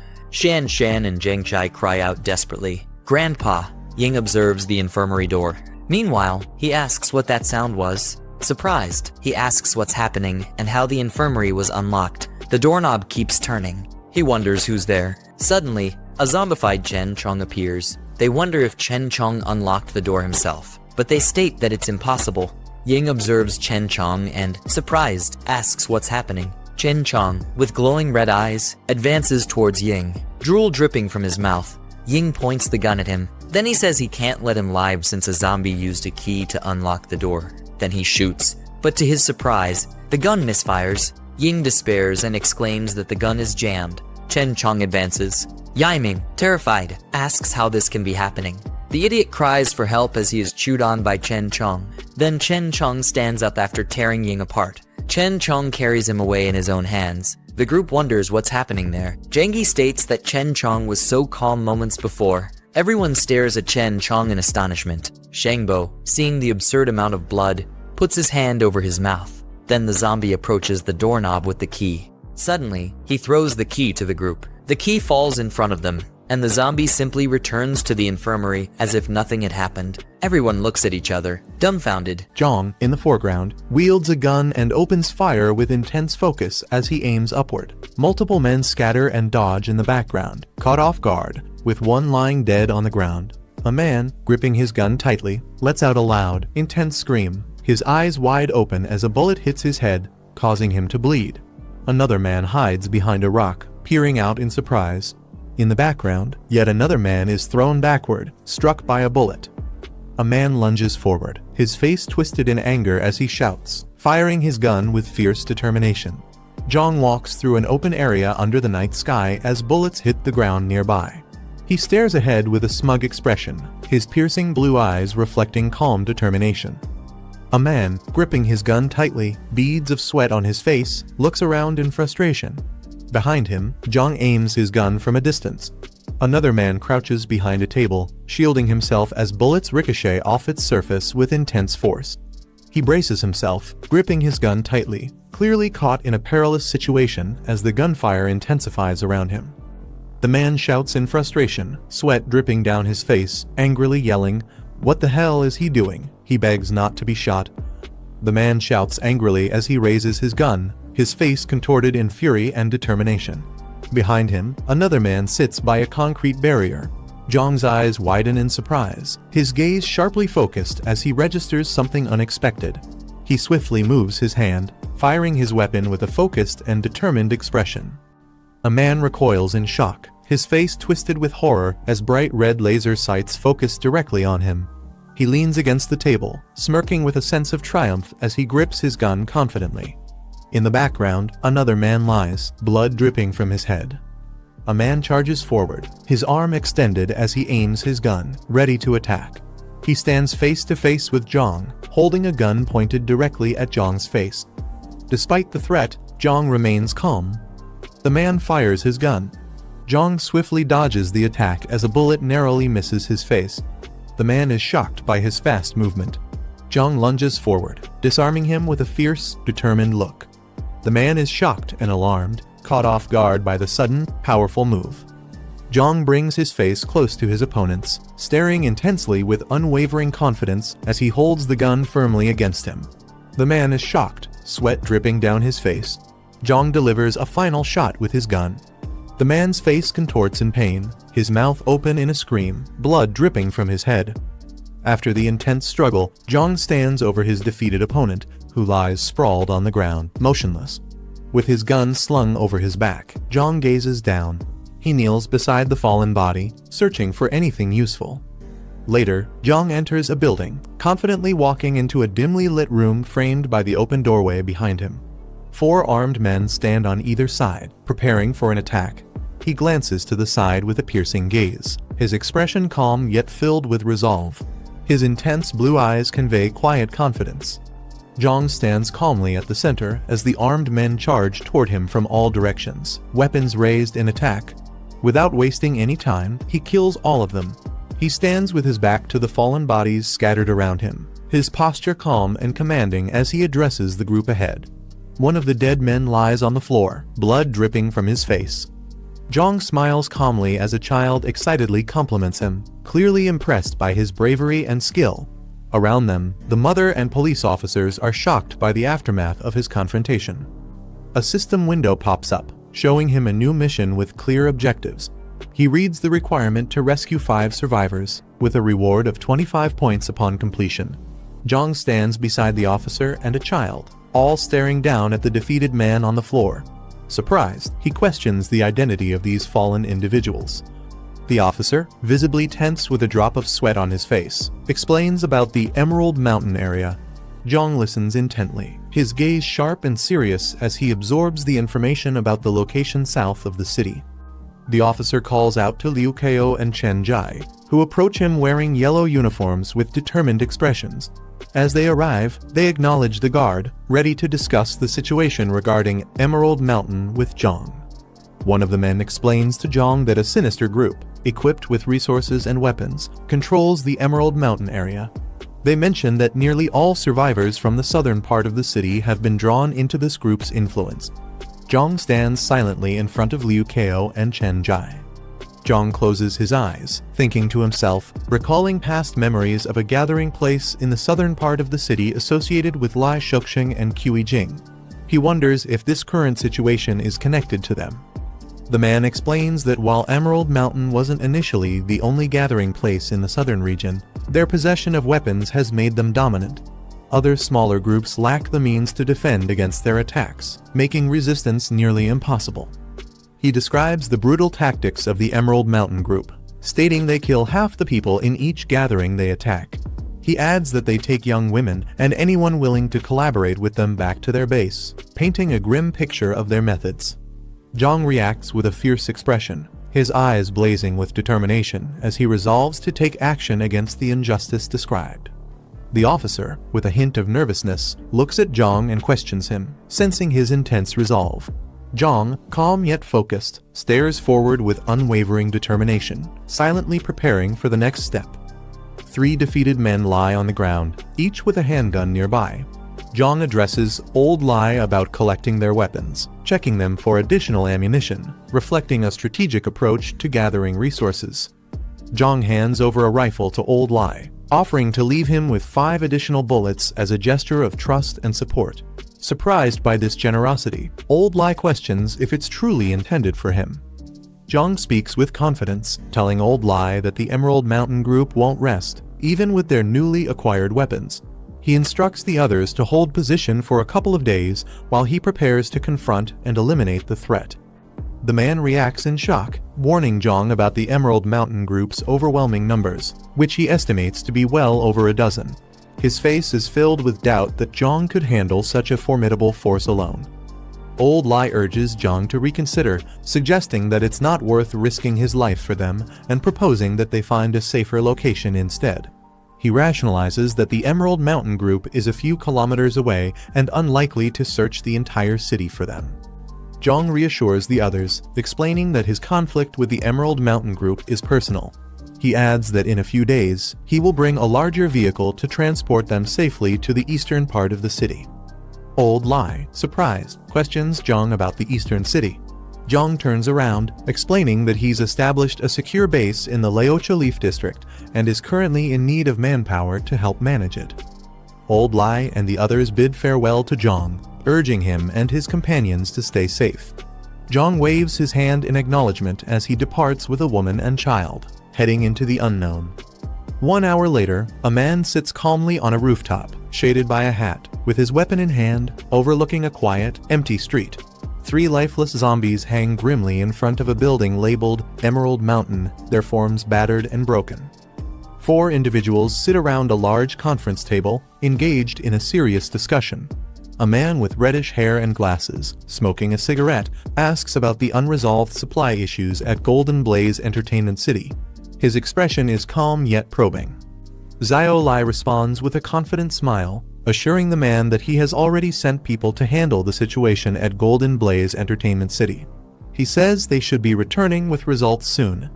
Another man with a relaxed demeanor points out to Wen Ji that the Golden Blaze area houses many high-end foreign residents, implying the importance of maintaining appearances and resources there.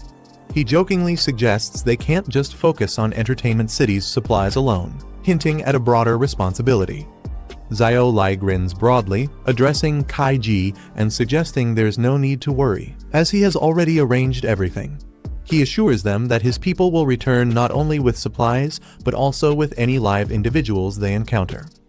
Wen Ji, cigarette in hand, addresses Xiao Lai with a casual yet condescending tone. He remarks that, despite all the tasks given, Xiao Lai has yet to successfully complete even one. Xiao Lai enthusiastically assures Wen Ji that he will definitely handle the task this time, promising his utmost commitment. In the background, Kai Ji, with dark hair, watches with an amused smile, observing his confidence.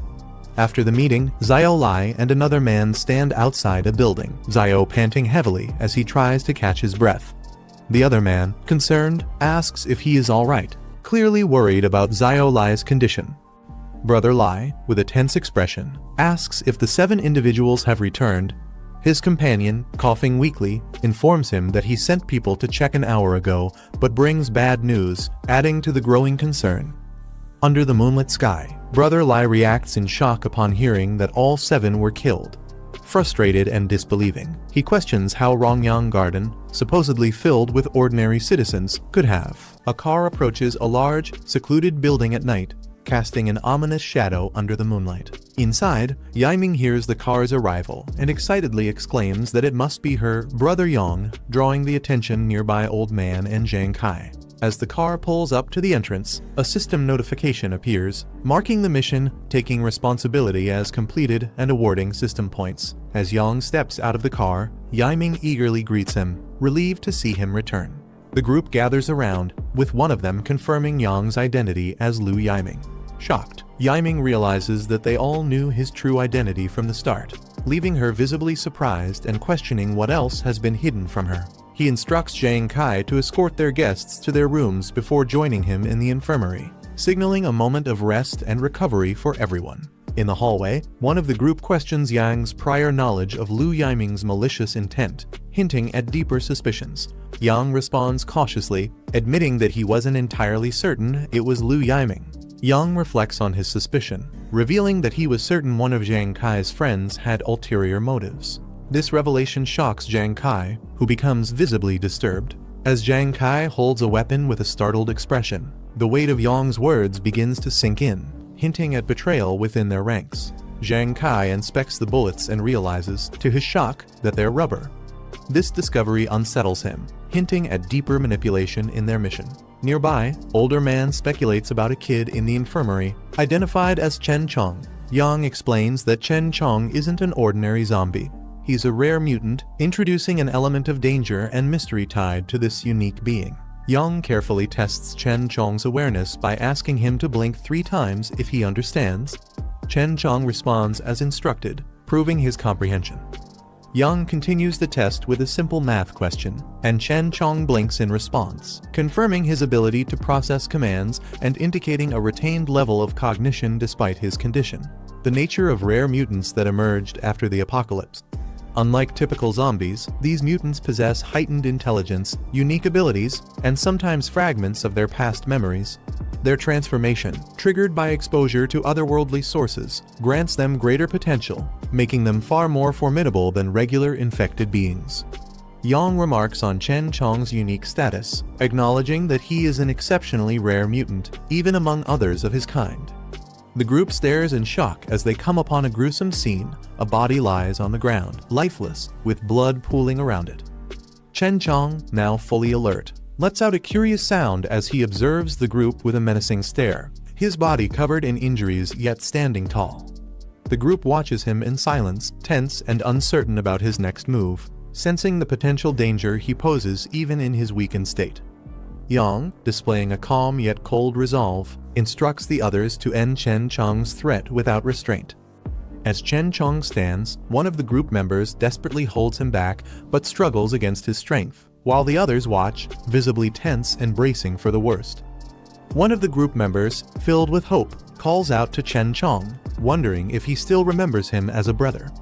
Chen Chong, visibly agitated, responds only with a low growl, hinting at the internal struggle between his past identity and his current mutated state, leaving his former friend in tense uncertainty. The man hesitates, seemingly lost in thought as he processes Chen Chong's response. Suddenly, with a burst of frustration and desperation, he lunges at Chen Chong, shouting in disbelief. Chen Chong reacts with confusion, caught off guard by his former friend's aggressive approach. Frustrated, the man exclaims that Chen Chong, even in his zombie state, seems to remember his old habits of not keeping his hands to himself. Upon receiving a notification, Yang realizes he's unlocked a hidden achievement for acquiring a mutant companion, an unexpected bonus that rewards him with extra system points. Lying back with a satisfied grin, he muses on his newfound points and decides to explore the shop for potential upgrades. As he browses, he's pleasantly surprised to see the inventory includes various supply boxes, each with unique attributes and costs. His eyes widen in astonishment when he spots a level 2 supply box, a rarity he's never encountered before. This discovery excites him, knowing that such a high-tier item could provide him with substantial resources or gear, likely giving him a considerable edge in his journey ahead. Enthusiastic about this fortuitous upgrade, he contemplates his next steps, eager to maximize the potential of his newly acquired achievement and resources. Yang examines the high-priced level 2 supply box, realizing that at 50 points, it's a significant investment, one he isn't quite ready to make yet. Deciding to be cautious with his resources, he opts to redeem the more affordable level 1 boxes first to conserve space and points. He selects the Lifesaver and Armed Deterrent supply boxes, each costing only 5 points. As he successfully redeems them, his remaining points decrease, but he feels reassured by his wise choice. The items materialize, their glow filling the room, hinting at the potential advantages they'll provide. Satisfied with his decision, Yang prepares to inspect his new gear, knowing that every resource counts as he advances in his unpredictable journey. Yang opens the Lifesaver and Armed Deterrent supply boxes, eagerly examining their contents. The Lifesaver box provides an interdimensional infection blocker, capable of preventing otherworldly infections but unable to reverse completed mutations, a potentially life-saving tool in their world. The Armed Deterrent box rewards him with a powerful Barrett M82 sniper rifle and 10.50 BMG bullets, leaving him awestruck by the firepower packed in a level 1 box. Amazed by these resources, he wonders what the higher-tier boxes could offer, jokingly imagining himself wielding a tank. As he contemplates the infection blocker's potential, especially for those on the brink of turning into zombies, his determination strengthens. Motivated to open the coveted Level 2 box, he checks his ongoing mission to recruit survivors from Rongxiang Garden, a task that promises 25 points upon completion. With renewed focus, Yang resolves to finish the mission the next day, excited by the thought of unlocking even greater rewards that could significantly boost his chances of survival in the harsh world he inhabits. In the quiet of the night, a helicopter flies over the high walls of a secure facility. As morning breaks, a group of individuals gathers in the open courtyard of a heavily fortified building under the clear blue sky. Yang addresses the group with a strict directive, emphasizing that everyone must dedicate at least an hour each day to shooting practice. This commitment to skill building is evident as they line up with determination, each member focused on honing their aim. Their collective shots strike various targets, creating bursts of impact, symbolizing their unity and resolve to survive and protect each other in the challenging days ahead. Yang instructs Sheng to coordinate with Jiang Kai to prepare additional rooms, anticipating the arrival of more survivors from Rongxiang Garden, whom he plans to bring back later. Uncle Sheng assures Yang of their readiness, expressing confidence in managing the base. Turning to Chen Chong, Yang commands him to follow, signaling that he has a crucial role in the upcoming mission, as Chen Chong emits a low growl, indicating his compliance yet retaining his primal, mutated nature. As Yang and Chen Chong make their way down an empty highway, their vehicle attracts a flock of cawing crows, adding an eerie atmosphere to their journey. They soon stop and step out, only to encounter an individual sprawled on the ground, seemingly thrown or fallen with a loud thud. Yang and Chen Chong stand over him, observing the situation. Inside the bus, a zombie growls at Yang with a menacing posture, its hands reaching out aggressively. Yang remains unfazed, his gaze steady as he assesses the situation. Meanwhile, Chen Chong takes action outside the bus, tossing other threats to the ground with ease, displaying his own formidable strength. A group eagerly waits outside a large building, one member impatiently questioning the delay. Suddenly, someone spots the approaching vehicle, and excitement ripples through the group as they shout for Boss Lai to get ready. Boss Lai, visibly frustrated, clutches a cigarette and angrily asserts his disbelief that Rongxiang Garden cannot be taken down, especially with the large number of men at his disposal. With a powerful command, "Let's go!" Boss Lai's vehicle speeds forward, launching over a ramp as his team holds on, ready for the imminent assault. The zombie surrounds a fallen girl on the street, as a more zombies stands nearby, observing. One of the zombies suddenly turns its head sharply, its eyes wide and filled with an inhuman hunger. Its gaping mouth twitches, emitting a low growl, drawing the attention of the others as their bodies jerk unnaturally.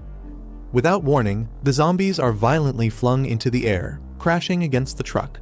The force scatters them, their lifeless bodies colliding with the vehicle, leaving behind deep dents and broken glass. The chaos spills onto the highway as a speeding bus swerves desperately to avoid the carnage. A towering apartment building. Inside one of the apartments, the group sits in a circle, their expressions weary yet alert. They exchange hurried whispers while eating, trying to plan their next steps as sunlight streams through the windows. The young man suddenly perks up, his face lighting up with excitement as he hears the sound of a vehicle outside.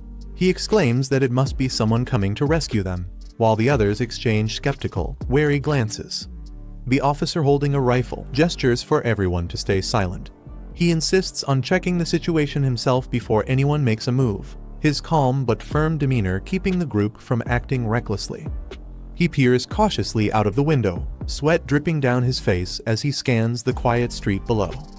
Outside, a group of armed men gather near a pickup truck, checking their weapons.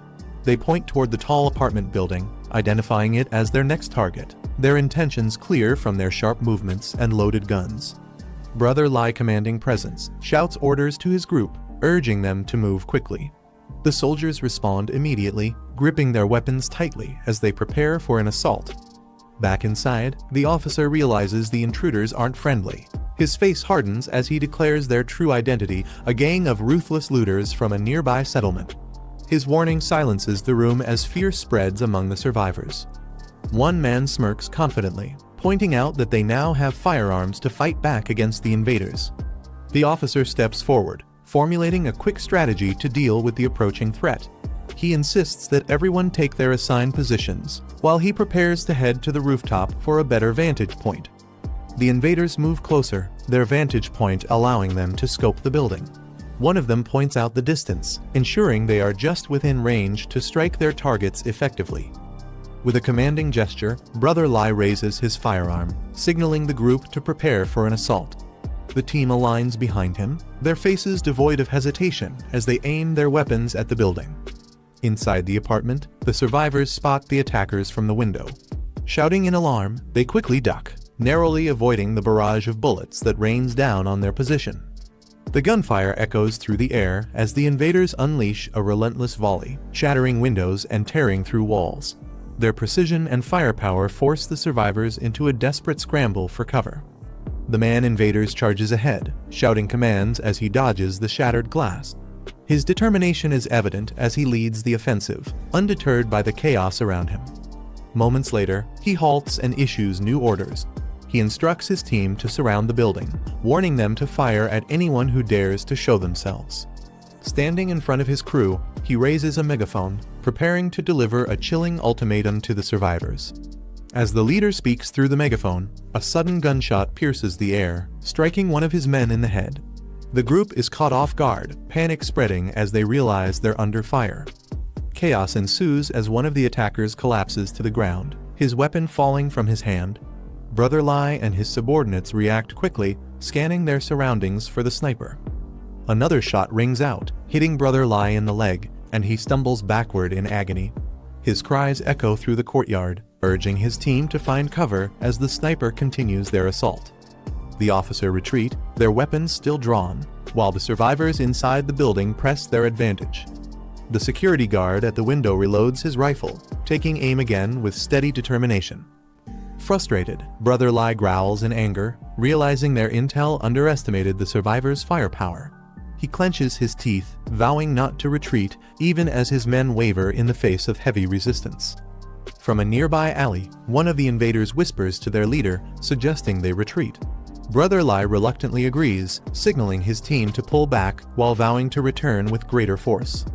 One of the invaders panics and begins running ahead, shouting in fear. The leader yells at him to wait for the signal. Moments later, the runner is struck by gunfire, collapsing lifelessly onto the pavement. His abrupt fall serves as a grim warning to the others as they hesitate, caught between fear and loyalty. Brother Lai clenches his fists in frustration and shouts to rally his group. He demands that everyone charge together on his count. With his signal, the group rushes forward, their movements chaotic yet determined. The tension thickens as bullets fly, leaving destruction in their wake.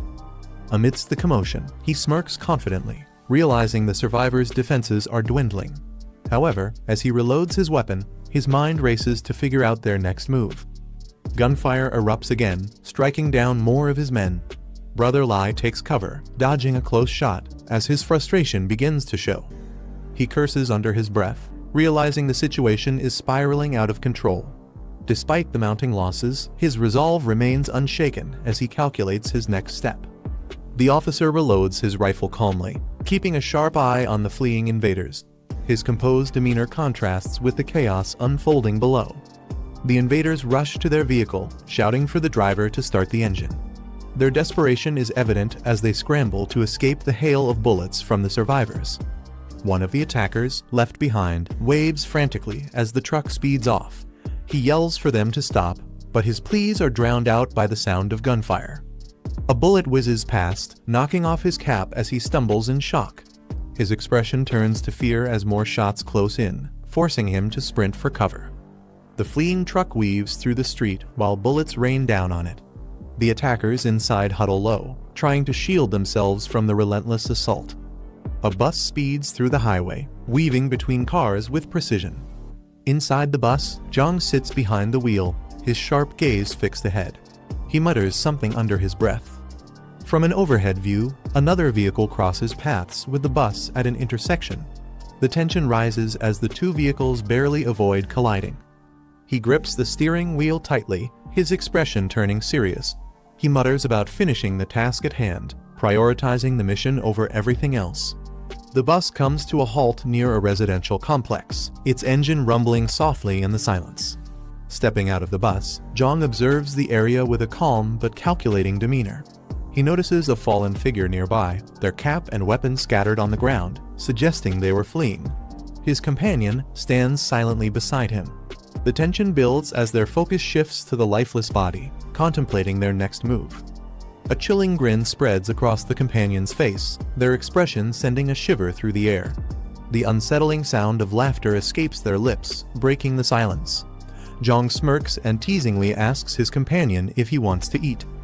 With a devilish grin, he permits his companion to feed, remarking that it's better than letting others take advantage of them later. The companion's eyes glow menacingly, his expression twisted with hunger and anticipation. He casually instructs his companion to meet him at the base of Building 8 after finishing the task. The companion lunges at the lifeless body on the ground, ready to devour it. He calmly enjoys his meal. Jiang stands in the courtyard, two bodies sprawled on the ground near him. He comments that Lai Hongli was ruthless in the killings. Above, the kid peers out of a broken window, calling out in shock and recognition, "Brother Jiang," as Jiang turning his head slightly as the voice continues to echo from the balcony. The group approaches the Jiang, with officer calling out to Jiang and asking if he had defeated all the enemies. He man confidently claims credit, saying it was thanks to the rifle Jiang provided and boasting about his skills as a retired marksman. Suddenly, a loud roar echoes through the area, startling the group as they turn toward the noise. A zombie approaches the group, their steps deliberate and heavy. Jiang's zombie friend twists into a grotesque expression, his veins bulging as he snarls.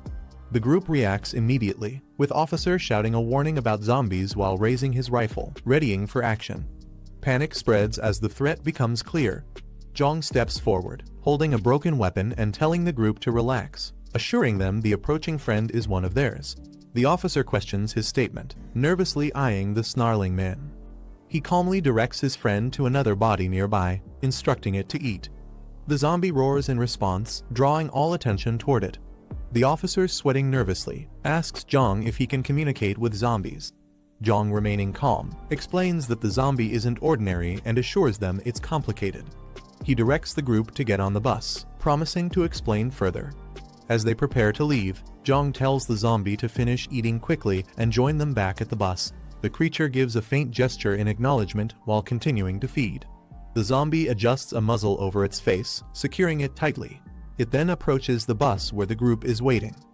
The kid, gripping a pole nervously, remarks in disbelief about the zombie's act of muzzling itself, his voice filled with both shock and confusion. Jiang comments on the muzzle remark, cautiously warned that the zombie might retaliate if it overhears. Amused, Jiang reassures him, encouraging the comment. The zombie steps onto the bus as the doors close, and the vehicle pulls away, leaving the city behind as the group watches from inside. The officer notices the bus tilting slightly, his expression shifting to concern. Meanwhile, the zombie begins to make slurred, broken sounds as it tries to communicate. Jiang turns to it in surprise, questioning if it can now talk. The zombie continues attempting to articulate words, albeit clumsily, leaving the group astonished. He observes that after consuming 6 corpses, Chen Chang, the zombie, seems to have started evolving. Determined to use this growth, he declares they must return to the settlement quickly to convert these advancements into strength.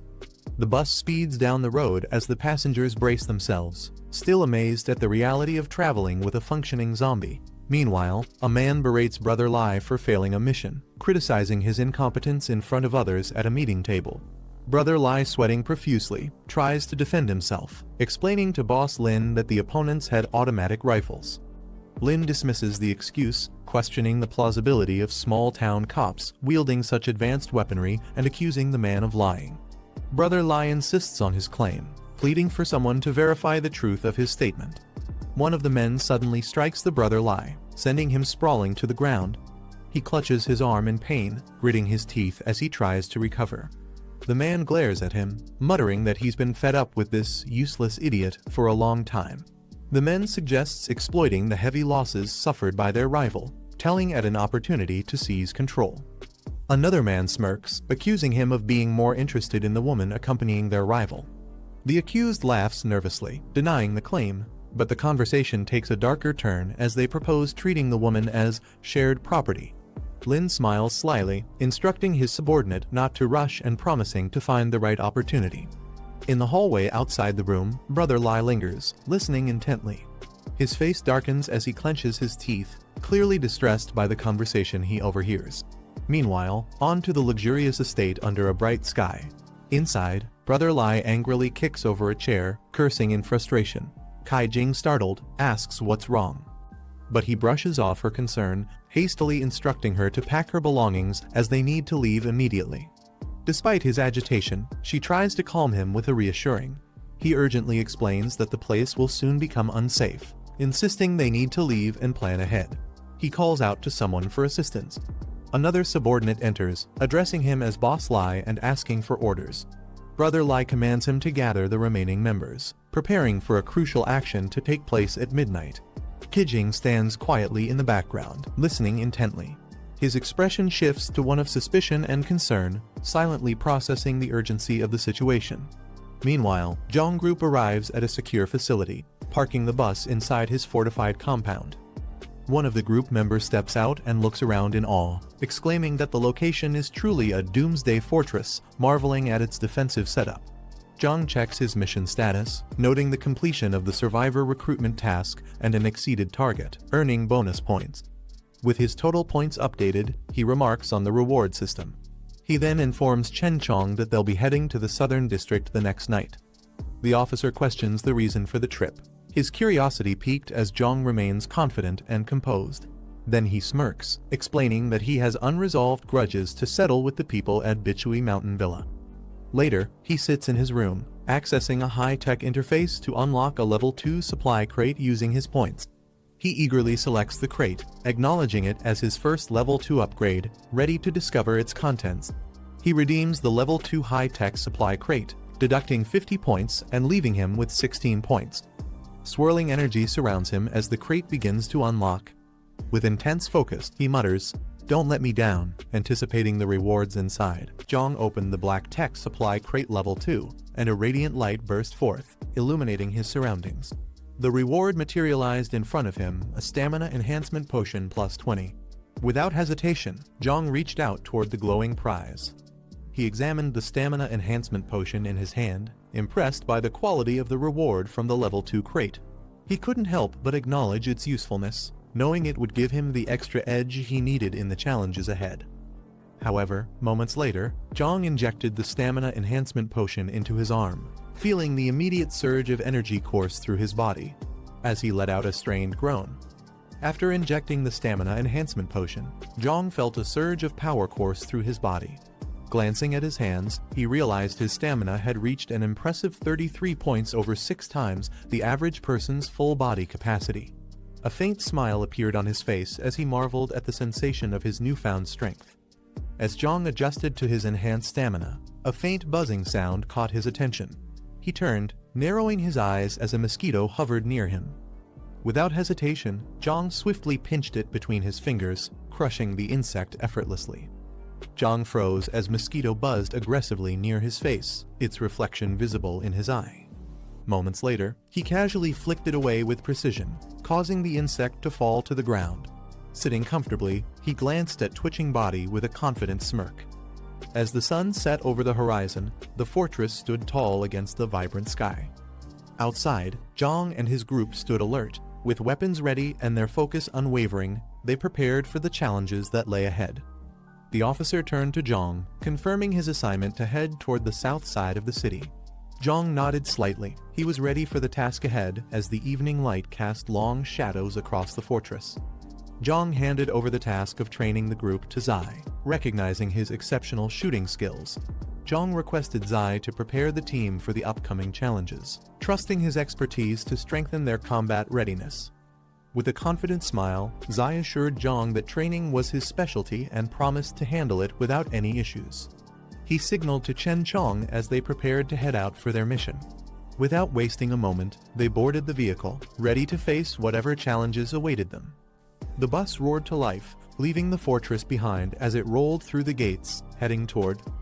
Under the starry sky, Boss Lai glanced at the towering building and asked about King's progress, concerned about his position.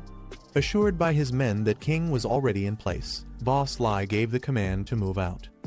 With a determined stride, he led his team forward, their footsteps echoing in the quiet night as they prepared for the next phase of their mission.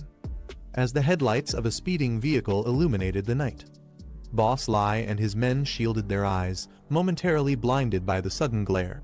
The unexpected interruption left them on high alert. As the car's headlights illuminated the dark street, a group of armed men surrounded it, forming a menacing barrier under the night sky. At the center, a leader stepped forward, his sharp silhouette cutting through the tension. Inside the vehicle, shadows masked the identities of the occupants. The sudden flash of light from the approaching car left the group momentarily blinded, forcing them to shield their eyes in confusion and frustration. Before they could regroup, a commanding with a sharp mustache stepped forward, holding a gun and demanding sternly, "Where are you guys going?" The man named Dongzu confronted the group, his sharp gaze freezing them in their tracks. Boss Lai, trembling slightly, quickly tried to explain, stating they had planned to use the cover of darkness to scout out Rongxiang Garden. Jiang immediately asked Boss Zhu's sharp gaze fixated on Rongxiang Garden, questioning the unexpected plan. Before anyone could respond, one of the men collapsed to the ground under a brutal strike, highlighting the harsh and unforgiving environment they were navigating. As the unconscious man lay on the ground, the group was thrown into panic. One of them shouted King's name in a desperate attempt to get a response. Boss Lai met with silence. Boss Lai, in a fit of frustration and fear, slapped his companion, yelling at him to open his eyes and focus on the situation at hand. As Boss Zhu's loomed over them, Boss Lai men froze in confusion, their panic palpable as they questioned the identity of this unexpected adversary. Without hesitation, Boss Zhu barked an order, his voice cutting through the tension. "Take action." His armed subordinates immediately raised their weapons, bracing for what appeared to be an imminent confrontation. As the sound of gunfire erupted, bullets ricocheted off the surroundings with deafening bangs. Chaos unfolded as Boss Lai clutched his head in pain, reeling from the assault. Amidst the mayhem, his eyes widened in horror as his hand instinctively moved to cover his face. Boss Lai's icy stare bore down on the men, his frustration mounting as they stammered excuses. Their trembling forms sprawled on the ground were a clear sign of their fear. Instead of wasting words, he pointed firmly, a clear demand in his actions, urging Boss Lai to look at the car, pushing them to confront the truth of who might be inside. Boss Lai's focus was instantly drawn to the vehicle as Boss Zhu revealed the occupants. The moment Boss Lai laid eyes on them, his expression shifted from disbelief to rage. Among the individuals seated in the car, a familiar face sent a shockwave through him. It was Qi Jing. Jing, seated in the car with a confidence, smirks as he reveals the betrayal plan. Meanwhile, outside, Boss Lai erupts in rage upon hearing this. Held back by two of Jing's men, he furiously screams accusations of betrayal. Jing turned toward the composed Boss Jiang, seeking guidance amidst the tension. With a sly grin and calm demeanor, Boss Jiang lightly adjusted his glasses, exuding confidence as he prepared to respond to the unspoken chaos brewing outside. As the man clutched at the metallic collar tightening around his neck, gasping for air. Outside, one of Boss Zhu's enforcers pulled a rope with precision, leaving Boss Lai helplessly suspended in the air as a clear warning of the consequences of betrayal. As Boss Lai is hoisted by a rope outside the gates of a luxurious estate. Struggling and coughing, his helplessness is accentuated by the imposing backdrop of the grand building and the serene night sky. Jiang and his team began moving in silence. The bus stopped a short distance from their target, a large, heavily guarded mansion. With their faces shadowed by the dim streetlights, they crept along the high walls, their steps light and deliberate, blending into the night. Each step brought them closer to their objective, with Jiang signaling for caution as they neared the mansion's side gate. As Jiang and his companion quietly advanced along the dimly lit street, they suddenly noticed Boss Lai towering over them. Jiang, sensing the tension, subtly raised his hand, his eyes narrowing in silent anticipation. As Boss Lai hung there gasping, his body shaking with fear and humiliation, Jiang stood beneath him, his cold eyes gleaming. Jiang looked up at Boss Lai with an air of dominance. With a dismissive flick of his fingers, a sharp sound echoed the signal for the release. The tightly bound rope gave way with a sudden snap, the tension unleashing as Zhu's body plummeted to the ground. Jiang watches coldly as Boss Lai collapses onto the ground. Walking forward, Jiang kneels down, gripping Boss Lai hair firmly and lifting his head. With an icy glare and a slight smirk, he leans closer. On the other side, inside the dimly lit room, shadows on the window reveal a laughter and intimate moments. The woman, provocatively and tied to the bed, expresses frustration, demanding to be untied. The man leans close to the woman, suggesting this scenario is a playful reward. He coughed as he adjusted his pants, his ears catching an unfamiliar noise. "What's that sound?" he muttered. Approaching the window, he looked out. His grip on the window frame tightened, but he said nothing, his silence speaking volumes. Jiang is startled as he notices something unusual in outside before him, his expression change with confusion. Suddenly, loud gunfire echoes through the hallway. Two men are down, their pistols lying on the ground, smoke still rising from the barrels. As rapid knocking reverberates through the closed door, indicating someone outside, Jiang's gaze sharpens as he turns his focus toward the noise. Jiang and Jiang are caught off guard as Jiang suddenly leaps into the room, wielding a weapon. Jiang, clearly alarmed, questions the unexpected intrusion. Jiang's cold, focused gaze makes the tension in the room escalate. Before Jiang can fully react, Jiang closes the distance, pressing a blade against his neck, forcing him into silence. Jiang tightens his grip, pressing the blade closer to Jiang's neck, forcing him to freeze. Jiang gulps nervously, unsure of how to react. In a swift motion, Jiang throws him to the ground, leaving him stunned. Before anyone can intervene, Jiang leaps toward Jiang, effortlessly knocking him down. The others in the room are shocked. Jiang angrily shouts at Jiang, demanding to know who he is, while Kai Cheng recognizes him, calling out his name in disbelief. Jiang charges forward, throwing his knife with deadly precision. Jiang tries to dodge but is struck, coughing in pain as he collapses. Chaos erupts as Kai Cheng screams in agony, Jiang collapsing to the bed after being fatally wounded. Kai Cheng nervously addresses Jiang, asking what he wants. Jiang smirks, mocking the situation and sarcastically commenting on their predicament. He then taunts them further, mentioning how someone named Lai Shuxing would react if he saw them in this state. Jiang leaves the room as he moves toward the door. Kai Cheng panics as Jiang mentions Lai Shuxing as she repeats the name. Suddenly, Brother Lai roaring with rage. Jiang steps back calmly, letting the chaos unfold. He lunges toward Kai Cheng, his massive hand reaching for her as she freezes in fear, tears streaming down her face. Kai Cheng cries out in desperation, begging Brother Lai for forgiveness as his attack intensifies. Her voice fades into screams as blood splatters across the room. Moments later, the entire space falls silent. Jiang, unfazed, silently observes as he closes the door behind him.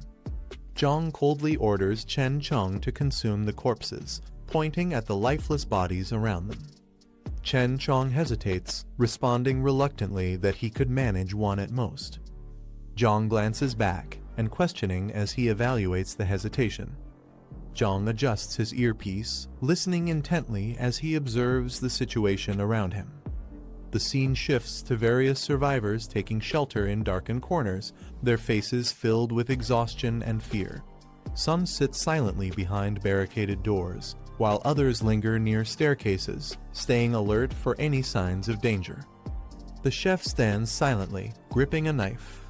A man nearby gleefully picks out a child, calling her soft and tender, while the terrified girl cries out in fear. The chef, however, dismisses the choice, coldly stating the child is too skinny, his detached demeanor sending chills through the room as the tension rises. The chef coldly assesses the crowd and selects a child, pointing them out as the next victim. "This one's fat," he remarks, ignoring the desperate cries of the child's family. The child clings to their mother, but the chef pulls them away with a firm grip. When the mother tries to intervene, the chef strikes her down without hesitation, sending her crashing to the ground as her child screams for her. The mother collapses to the ground, pleading desperately for her son's life. Tears stream down her face as she begs for mercy, her voice trembling with fear. The crowd watches in silence, some averting their eyes, unable to help. The chef and his accomplice stand coldly, unmoved by her cries. A loud noise startles the group as someone yells, "Who's there?" One of the men exclaims in alarm, questioning who could still have such a weapon. The chef nervously replies that only the boss possesses one. Meanwhile, the mother clutches her son tightly, relief washing over her as she checks if he's unharmed. The room grows tense as the group aims their weapons at the door, unsure of what's coming.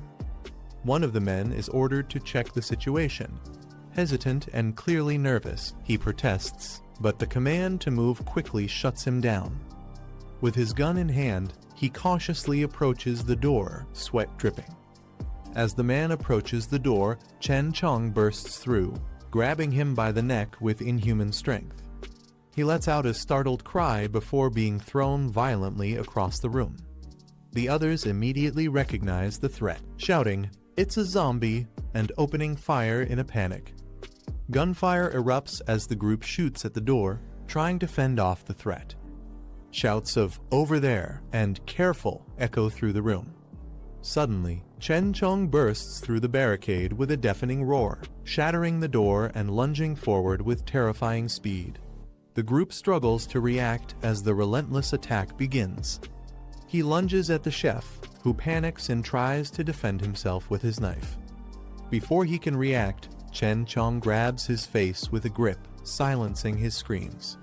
The force of the attack sends the chef flying across the room, shocking everyone as they scramble to avoid the chaos. The zombie rushes forward with incredible speed, knocking over everything in its path. Screams echo as people cry for help, their panic filling the night.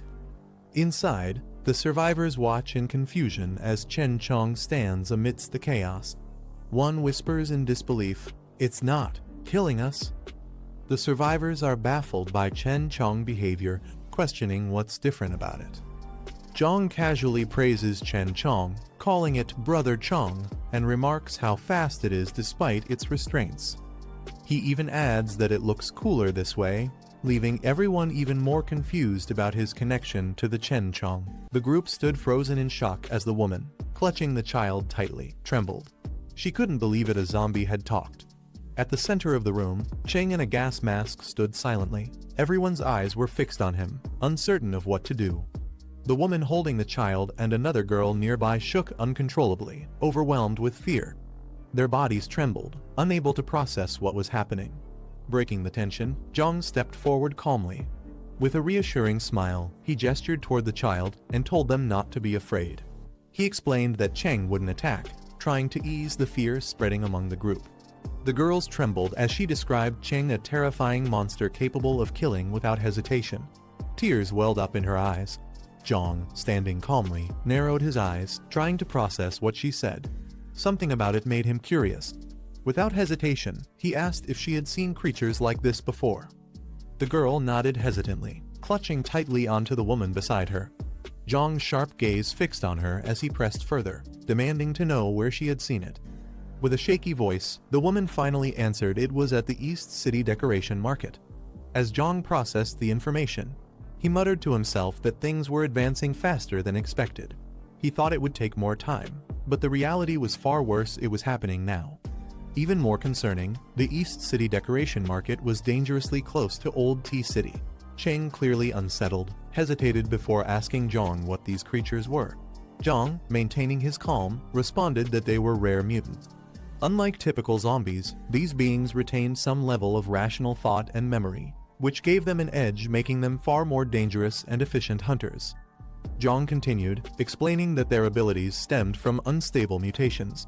Though powerful, this instability turned them into unpredictable threats.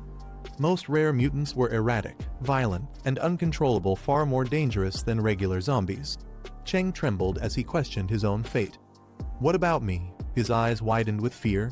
Jiang placed a steady hand on his shoulder, reassuring him. He explained that the masked man was one of the rare, lucky ones, a mutant who retained his sanity. Jiang promised to keep him grounded, ensuring he wouldn't lose control like the others. Shifting the focus, Jiang asked if there were other survivors nearby. The group hesitated before answering. They explained that many people were still trapped in the sales office, while others might have sought refuge in the basement. Jiang's expression turned serious as he realized the scale of the situation. He silently prepared himself. More people needed saving, and time was running out. Jiang led the group down a dark, narrow staircase toward the basement, their footsteps echoing in the silence. Suddenly, a faint noise broke the stillness. Open doors stained with blood. Jiang's eyes widened as they entered the space. The others stood behind him, faces pale with dread as the scene unfolded. In the dim light, traces of blood and shadows hinted at a grim truth. Jiang's tone darkened as he explained what was happening. Survivors were being captured and brought here, only to be slaughtered mercilessly. The group walked deeper into the dark basement, their expressions tense as they processed the horrific scene before them. Jiang's voice broke the silence as he questioned if this was why there were no survivor camps left in the southern city. The realization weighed heavily on everyone. One of the survivors spoke up in disbelief, questioning why so many people were being killed. Surely the monsters couldn't consume all of it. Another added that the bodies were regularly moved elsewhere, and no one knew how many of them truly existed. Jiang stood near the bodies, piecing together the grim puzzle. His voice turned cold and sharp as he acknowledged the numbers: far too many victims for consumption. A chilling thought crossed his mind. He speculated out loud. Could it be that they're feeding the zombies? Jiang turned to the group, asking for details about the sales office they had mentioned earlier. One of the survivors explained that it was located near the south gate, just about a kilometer away. Captured people were first taken there and locked up. Those deemed unfit or eliminated were then brought here to be slaughtered. Jiang's expression tightened as he listened, his sharp eyes reflecting his rising concern. Suddenly, a faint sound caught his attention. He turned, muttering to himself, his focus sharpening as though sensing something unusual. Out of nowhere, a system window appeared in front of Jiang. The group watched silently as the text revealed itself. Mission activated. Read Utopia objective. Expand the community. Requirements: increase the community score as much as possible. Current score: 2 reward points, 20 current points. 36. Jiang and the others approached the sales office, its ominous exterior casting a heavy shadow. Inside, 2 guards patrolled the area, casually chatting about earlier gunshots they had heard near the north gate. One of them sighed, remarking with a grim tone that live people were being used for target practice. Suddenly, a loud noise shattered the calm. Cheng landed on the ground with force, surrounded by armed guards. Before they could react further, chaos erupted. Screams filled the air as terrified shouts rang out, "Zombies!" The guards panicked, their voices rising in fear and confusion. Inside one of the dim rooms of the sales office, a group of women sat huddled together, their faces weary and hopeless. Suddenly, loud noises from outside startled them. One of the women stood up in alarm, demanding to know what was happening. Another woman yelled to keep the door shut. She didn't care what chaos was unfolding outside. Her only plea was to stop anyone from coming in. The door handle turned slowly, the sound sending waves of panic through the room. One of the women, her face drenched in sweat, screamed desperately, begging whoever was outside not to come in. Fear had pushed her to her breaking point. The door opened, and standing in the doorway was Jiang. His calm, composed figure contrasted sharply with the chaos inside. Stepping forward, Jiang addressed the group firmly, telling them to come out. The women, though hesitant, sensed something different about him. Slowly, they gathered themselves, following his command. With Jiang leading the way, the women joined the survivors, now part of a growing group. They walked together through the blood-stained halls, leaving behind the horrors of the room. The woman stepped forward. She asked Jiang if he was truly willing to provide them with a safe place. Jiang's answer was firm and unwavering yes. But his gaze sharpened as he added one condition: everyone has to work. Survival would require effort, and no one would be exempt. Hearing this, the group's spirits lifted. The survivors eagerly agreed, with one declaring that they were all able-bodied and ready to contribute. Their confidence grew as they realized they had been given a chance and opportunity to start anew. Jiang didn't waste any time. Turning toward the exit, he raised his hand, signaling the group to follow. With a determined voice, he urged them forward. Jiang and the group drove through the night in a bus. Finally, they arrived at Fortress under the starlit sky. The survivors hesitated, taking in the sight of the towering walls and watchtowers. Inside the fortress, both spotted the bus. One of them exclaimed excitedly, recognizing it as Brother Jiang's vehicle. The other stopped him, cautious, noting that the bus hadn't entered directly. Jiang stepped out of the bus, turning back to the group. Calmly, he told them that this fortress was their safe haven, but entry wouldn't come easily. The survivors stood before Jiang, voicing their fears about where they could possibly live in such a dangerous world. Jiang calmly explained that temporary cabins and iron fences had been set up outside the fortress. While not as safe as inside, the conditions there were far better than most settlements they had seen. Jiang continued, pointing toward the surrounding area. There were unfinished buildings and open spaces in Old Tea Town. With time, they could renovate and create a proper community, a place where conditions could steadily improve. Hearing his words, the group was overwhelmed with gratitude. Some fell to their knees, calling Jiang their savior and praising his generosity. The scene shifted as morning arrived. Outside, vehicles began to move. A large truck rolled in. Inside, a woman with purple hair sat, frustrated as no one responded to her calls. She muttered to herself, irritated, wondering what Jiang Qingwen was up to. Something felt off. Leaning forward, she observed her surroundings carefully and grew more uneasy. Determined, she stepped out of the truck with a companion, pushing open the heavy door. Light poured in as they entered the building. The girl gaze reflects his awareness. Are ugly three zombies standing in the shadowy light. Their bodies twitch unnaturally, emitting low growls. One of the zombies suddenly charges forward with a deafening roar. Its face and sharp teeth gleam under the faint light as it lunges. A tall, confident woman clad in bold attire steps in. With effortless strength and a chilling calmness, she delivers a devastating blow, sending the zombie crashing back. He hit him onto the face. The other two zombies halt briefly, their growls fading in hesitation. Nina stands in front of a mansion, surrounded by fallen enemies. A man steps out from the house, reporting that no one has been left alive. Staying focused, Nina asks about the supplies, to which the man confirms that everything is intact. Without wasting time, she commands him to bring the truck and load the supplies, asserting her leadership in the situation. Nina oversees the loading of supplies as a large truck arrives, with her subordinates working quickly to pack everything. She stands with a confident and watchful demeanor, ensuring everything proceeds smoothly. Suddenly, she notices something unusual and reacts sharply. She bends down to examine tire tracks on the ground, prompting her subordinate to ask if she's found anything. She examines the tire tracks closely, remarking on the audacity of whoever left them. Determined, she vows to find out who could pull off such an act. Meanwhile, Jiang sits on a balcony, reflecting on his current mission to expand the community and improve the community score, which is currently low. He ponders ways to increase the score, concluding that boosting the population size might be a key factor. Jiang reflects on the abundance of land available to him, crediting a past encounter with a snobbish guy for securing the area. As he continues pondering his mission, a thought crosses his mind about a rare mutant. Jiang arrives at his fortress, a safe haven for the community, where he's greeted by grateful residents who call him savior. As he walks through the gates, a young woman rushes to him in gratitude, followed by other residents expressing their thanks. Jiang humbly dismisses their praises, emphasizing that no thanks are needed. He questions one of the residents about the super monster she previously mentioned. She explains that her group encountered the creature at Hurenfa Market in Decor City while scavenging for supplies. The resident recounts the terrifying encounter with the super monster, describing how several people were killed, and the chaos caused their group to scatter. She explains that she and her daughter fled and initially found refuge with a group from Bichui Mountain Villa, believing they were saved. Jiang contemplates the situation, muttering Hurenfa as he pieces together the danger.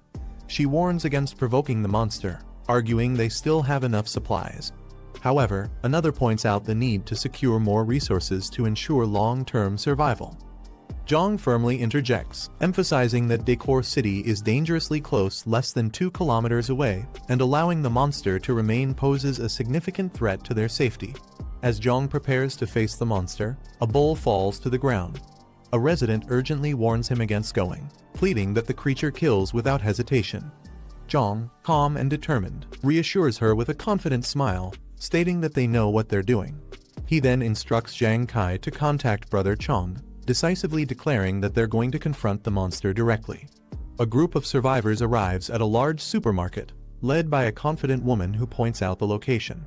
She reassures the group of the potential supplies, but one of the men warns against being overly optimistic, suggesting the place might already be cleared out. She counters his pessimism, reminding him of their past successes in finding resources at similar locations. The group confidently enters the supermarket, one of them boasting about their ability to move freely in the apocalypse. Unlike most others, inside, the atmosphere grows tense as they navigate the dark and eerily quiet interior. The leader observes the shelves, noting that while some items have been scavenged, the place hasn't been completely picked clean. One of the group members picks up a pot, noticing a bloody handprint on the wall. Another member cautiously calls out, asking if anyone is there, but the eerie silence amplifies the unease. The group's leader, clutching the pot tightly, instructs everyone to stay alert. The group's fears come true as zombies emerge from the shadows, snarling and charging toward them. Chaos erupts as the leader shouts for everyone to engage carefully. A violent battle ensues, with loud crashes, splatters, and thuds echoing through the supermarket. Once the zombies are defeated, the group stands victorious over their fallen foes, one of them casually remarking that the fight was surprisingly easy.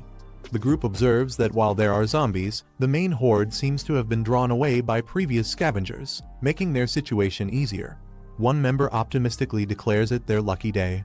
However, the leader keeps them focused, urging everyone to stay alert and venture deeper into the supermarket. As they proceed, an ominous figure looms in the shadows, a terrifying zombie with glowing red eyes and a menacing grin. The group stumbles upon a fully stocked section of the supermarket, overwhelmed with excitement at their discovery. One member exclaims it's a jackpot, suggesting the supplies they found could last them for years. Amid the enthusiasm, the leader spots something in the distance and points it out, directing everyone's attention. To their amazement, they find a pristine bed, an unexpected luxury in their harsh reality. One of the group members throws herself onto the bed, declaring she's staying there, overwhelmed by the rare comfort. The rest of the group lightens up, jokingly suggesting they settle down in the supermarket. Two members decide to step away for a smoke, discussing whether it's a good idea to make this place their base. While smoking, one of the group members voices his concerns about the mall being hard to defend due to its multiple entrances and exits. He also warns that the abundance of supplies might attract unwanted attention. However, he mentions noticing a more secure two-story building nearby that could be a better option. Before he can finish his thought, a loud noise startles them, and another member reacts in shock, realizing a potential threat is approaching. A terrifying zombie with glowing red eyes ambushes the group, grabbing one of the men and taunting him with talk of tender flesh. The other man panics, screaming and fleeing while shouting about a ghost. Back at the main area, the remaining group hears the commotion and anxiously wonders what's happening, their unease growing as the situation escalates. The terrifying zombie strikes one of the men with its sharp claws, impaling him through the chest. Lifting him effortlessly into the air, the creature showcases its immense strength. The sound of his body being torn apart echoes through the area, leaving a chilling and gruesome reminder of the danger lurking within the mall. The leader is paralyzed in shock, trying to process the monstrous sight before her. She quickly commands the group to retreat, but panic sets in as someone screams that escape is impossible. The group frantically starts running, with the monstrous zombie chasing after them, taunting them with sinister laughter and declaring that no one can escape. The monstrous zombie slashes through one of the fleeing members, leaving them screaming in agony. The rest of the group sprints away in panic, one yelling, "He don't want to die," as fear overtakes them. The leader pushes forward desperately, leading the escape, while chaos unfolds behind her. Every step is a race against death as the group struggles to outrun the relentless predator. The leader spots the exit in the distance, rallying the group with a shout of hope. "The exit! We're almost there!" She pushes forward with all her strength, but exhaustion catches up, and she collapses to the ground, struggling to catch her breath. As she glances back, fear floods her expression, realizing the relentless monster is still in pursuit, leaving her momentarily frozen in terror. The woman's sweat running down her face, startled and in shock as she looks ahead, raising her arms defensively. She shouts in fear. Chen Chong stands before her, his imposing presence filling the frame. He coldly states that he doesn't want to die. Later, he walks away, his back turned to her, as she watches him with a mix of confusion and caution. She softly questions his actions, unsure of his intent. The woman composes herself, her expression showing fear. She speaks to herself, calming her nerves and trying to regain focus. The woman looks at Jiang and Chen Chong beside him, surprised. She hesitantly asks who he is. Jiang steps forward with a calm demeanor and smirks slightly. He gestures toward her, mentioning something about a person who bought the land. Recognizing Jiang, the woman extends her hand. She confirms his identity as the man who was involved in the property deal, showing surprise. Jiang recalls her name, piecing together his memory of meeting her during the deal. As his thoughts align, the woman panics, holding her head as she screams about a monster inside the mall and urges everyone to run. Jiang reassures her with a calm voice, stating the monster has already been dealt with. She looks up, visibly shaken, her face showing confusion. Jiang stands close. Suddenly, her eyes widen in shock as she catches sight of something terrifying. The grotesque muscular creature emerges, towering over Chen Chong. The creature snarls menacingly, accusing Chen Chong of trying to take something for himself. Jiang communicates with Chen Chong, asking if he can handle the situation alone. He responds calmly, deciding to give it a try. The next moment, the grotesque creature is sent flying through the air with immense force, crashing to the ground. Recovering quickly, the monster crouches low, grinning menacingly and muttering excitedly about encountering its kind for the first time. Without hesitation, the creature charges forward with blinding speed, its feral instincts guiding its movements as it heads straight toward Chen Chong in the distance. He braces himself as the creature attacks with overwhelming force, causing a massive impact that shakes the surroundings. The creature grins wickedly, taunting its opponent and speculating about whether its kind could consume each other. It growls, urging its opponent to evolve quickly, seemingly eager for a greater challenge. As the creature moves in for another attack, a powerful punch approaches its face, leaving it momentarily shocked as the blow seems to distort the space around it.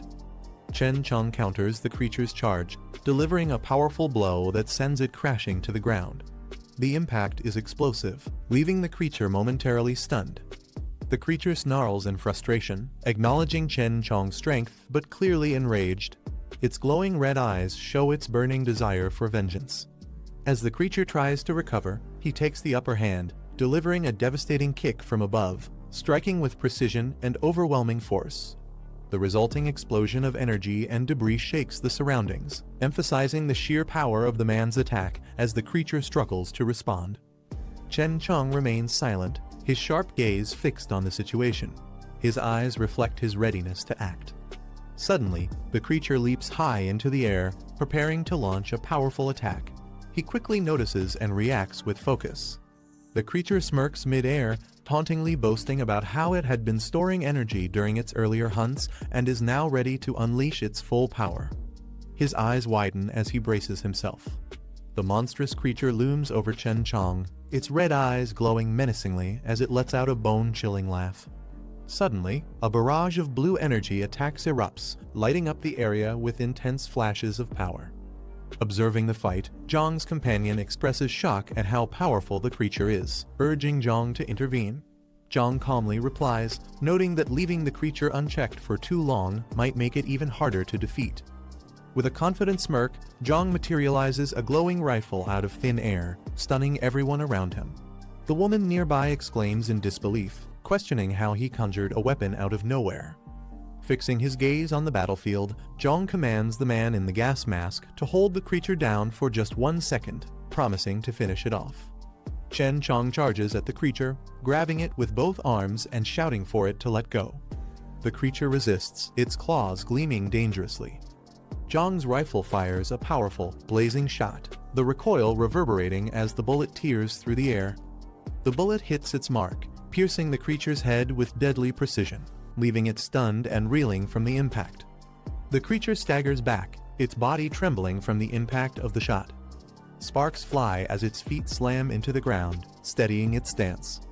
With a sinister grin, it mocks the pain, laughing maniacally. It's enraged that the man dared to wound it, vowing to tear him apart. Jiang's companion stares in disbelief, exclaiming that even a direct hit to the creature's head couldn't kill it, leaving him shocked and concerned about what it will take to defeat the monster. Jiang fires a relentless barrage of bullets at the creature, his eyes focused and unyielding as the rifle glows with power. The creature laughs maniacally, mocking Jiang's efforts. However, its expression shifts as its body is riddled with bullets, leaving it visibly weakened. As the smoke clears, the group watches cautiously. The creature sways and collapses to the ground, its body emitting dark smoke. One of them hesitantly asks if it's finally dead. Jiang suggests that Chen Chong eat the creature to potentially boost his strength. Jiang checks system mission panel that appears in front of him, showing points and task updates. Surprised, he comments on the system's intricacy. Turning to the others, Jiang suggests not leaving empty-handed and proposes trying to clear out the supermarket. The woman looks puzzled, questioning what he means by clearing out. Jiang raises his hand, creating a magical swirl of energy that gathers items into the air. The others watch in amazement, with one of them exclaiming in awe at the seemingly magical display. Holding a small glowing ring, Jiang smirks and comments that leaving the corpses around is pointless since they may become more dangerous over time. A car speeding along a quiet road surrounded by trees. As it slows down, the passenger requests the driver to stop nearby. Inside the car, a man with binoculars peers into the distance while Nina beside him. She calmly asks for a status update. Through the binoculars, Jiang's companion is seen standing on a balcony, gazing out, seemingly unaware of being watched. Through the binoculars, the man observes a bustling market area with numerous people and tents. He notes the activity and the state of the buildings. The man comments smugly about the number of people and how the only advantage after the weapon drop is the incomplete repair of the nearby buildings. Nina asks how certain groups, like Zhang Qingwen and Lin Guangkai, were able to disrupt their plans. The man explains that it was obvious they caused chaos by smuggling and letting zombies in, creating instability. The two laugh, with Nina mocking how the situation played in their favor, calling it a blessing. The man grins and remarks sarcastically that even he feels a little guilty for how things turned out. The man in the car discusses their next move, suggesting that they head back first to regroup and gather more weapons and people before returning. The car speeds off with a screech, leaving a cloud of dust behind as it races down the road, heading toward their base. On the Jiang car, inside the car, the woman enthusiastically asks if what the man said about the base is true. He responds confidently, assuring her that the base not only has beds, but also hot water for showers. Jiang's attention sharpens as he hears an alert from someone in the car. His expression turns serious.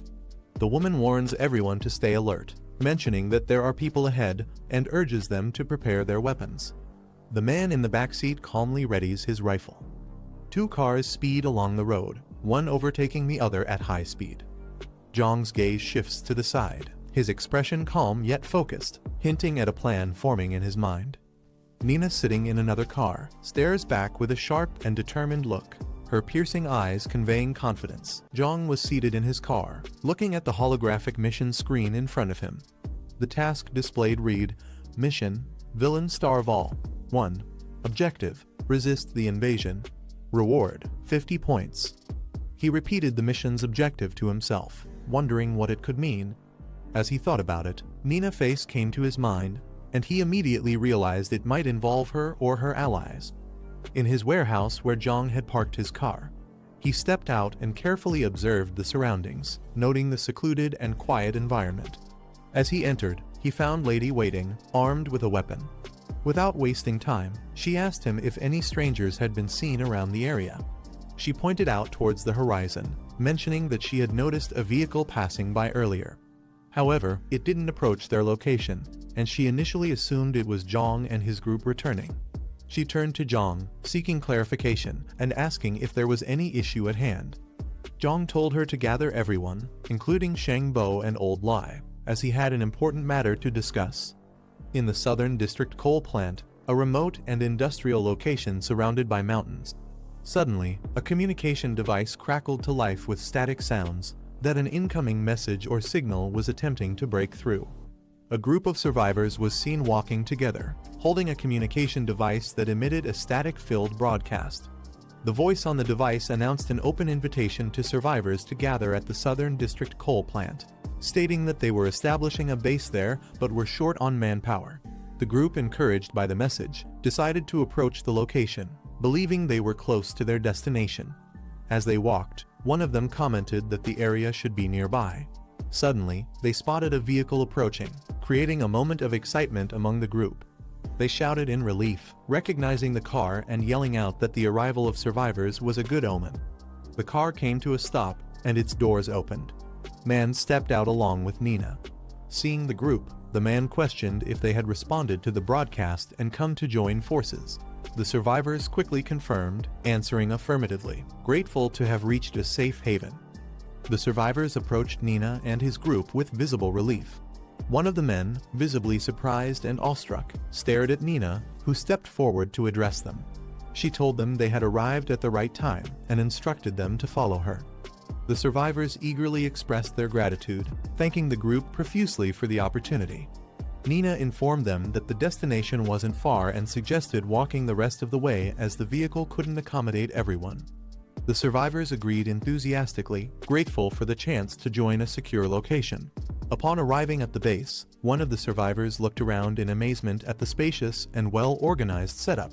He expressed his relief, exclaiming that they finally had a proper place to settle down. One of the survivors suddenly mentioned that he needed to step outside for a moment to take care of something.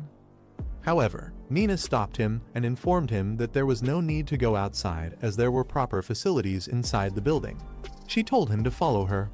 Hearing this, the man hesitated for a moment before quickly agreeing and following her, visibly trying to mask his initial plan.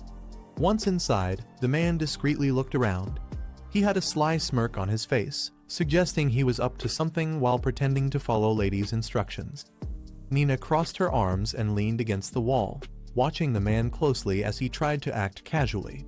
The man stammered, attempting to explain himself, suggesting that Lady must have understood his intentions and nervously asking her not to misunderstand or take offense. Suddenly, the man felt an intense pressure as Lady's demeanor shifted. Startled, he broke into a cold sweat, realizing he was cornered. The man's fear as Nina stabbed the knife into his head, as he was forcefully knocked to the ground. She looked down at him, unimpressed, and commented on how she had initially thought he might be useful, but it turned out he was worthless. Without giving him any further attention, she walked away. Meanwhile, one of her subordinates approached and confirmed that everything was under control. Lady, without breaking stride, ordered him to also drag the man out along with any cargo or goods they had. As she continued walking, she instructed that the second and third brothers should also be summoned, leaving no room for any resistance. Behind her, the ground was littered with the defeated survivors who had been subdued without much effort. Jiang gathered the survivors and his team around a large table inside the base. The officer nervously asked if their group was under surveillance or if there was any threat looming nearby. Jiang addressed the group, stating that they had little to no information about their enemies and that the possibility of an invasion could not be ruled out. Jiang instructing them to head toward the southeastern storage area and clear it out. He explained that the location could be used as a temporary refuge for civilians in case of an emergency. As Jiang finished his instructions, the lady and Modi stepped forward, volunteering to assist. As Jiang finished his instructions, two men from the group stood up. They confidently declared their intent to join the mission. Meanwhile, a young boy enthusiastically shouted that he wanted to go too, his determination catching everyone off guard.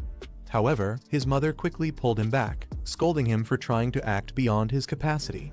Another woman hesitated but, seeing the energy and determination in the group, questioned whether she too should step forward and offer her help. Jiang addressed the situation calmly, turning to an elder and explaining that the southeastern area likely didn't pose much danger. He suggested leaving Shangbo and Old Lai behind to guard the base, while allowing the others to join the effort. Jiang led the group as they prepared for their mission, each member equipped with weapons. Behind him, Lady, his allies, and other survivors followed closely, ready to face any challenges. They arrived at a towering, heavily secured building, which appeared to be their target. As they entered, the group was ambushed by a wave of zombies. Jiang immediately took the lead, using his rifle to take down the attackers with precise shots. His team members joined the fight. Jiang stood amidst the aftermath, surveying the area to ensure no further threats remained. He calmly asked his team to check if anyone was injured, prioritizing their safety. The group confirmed that there were no casualties. Jiang stood by the window, looking out at the landscape while addressing the group. He warned them that an attack could happen any day, instructing everyone to stay at the base for now and remain prepared.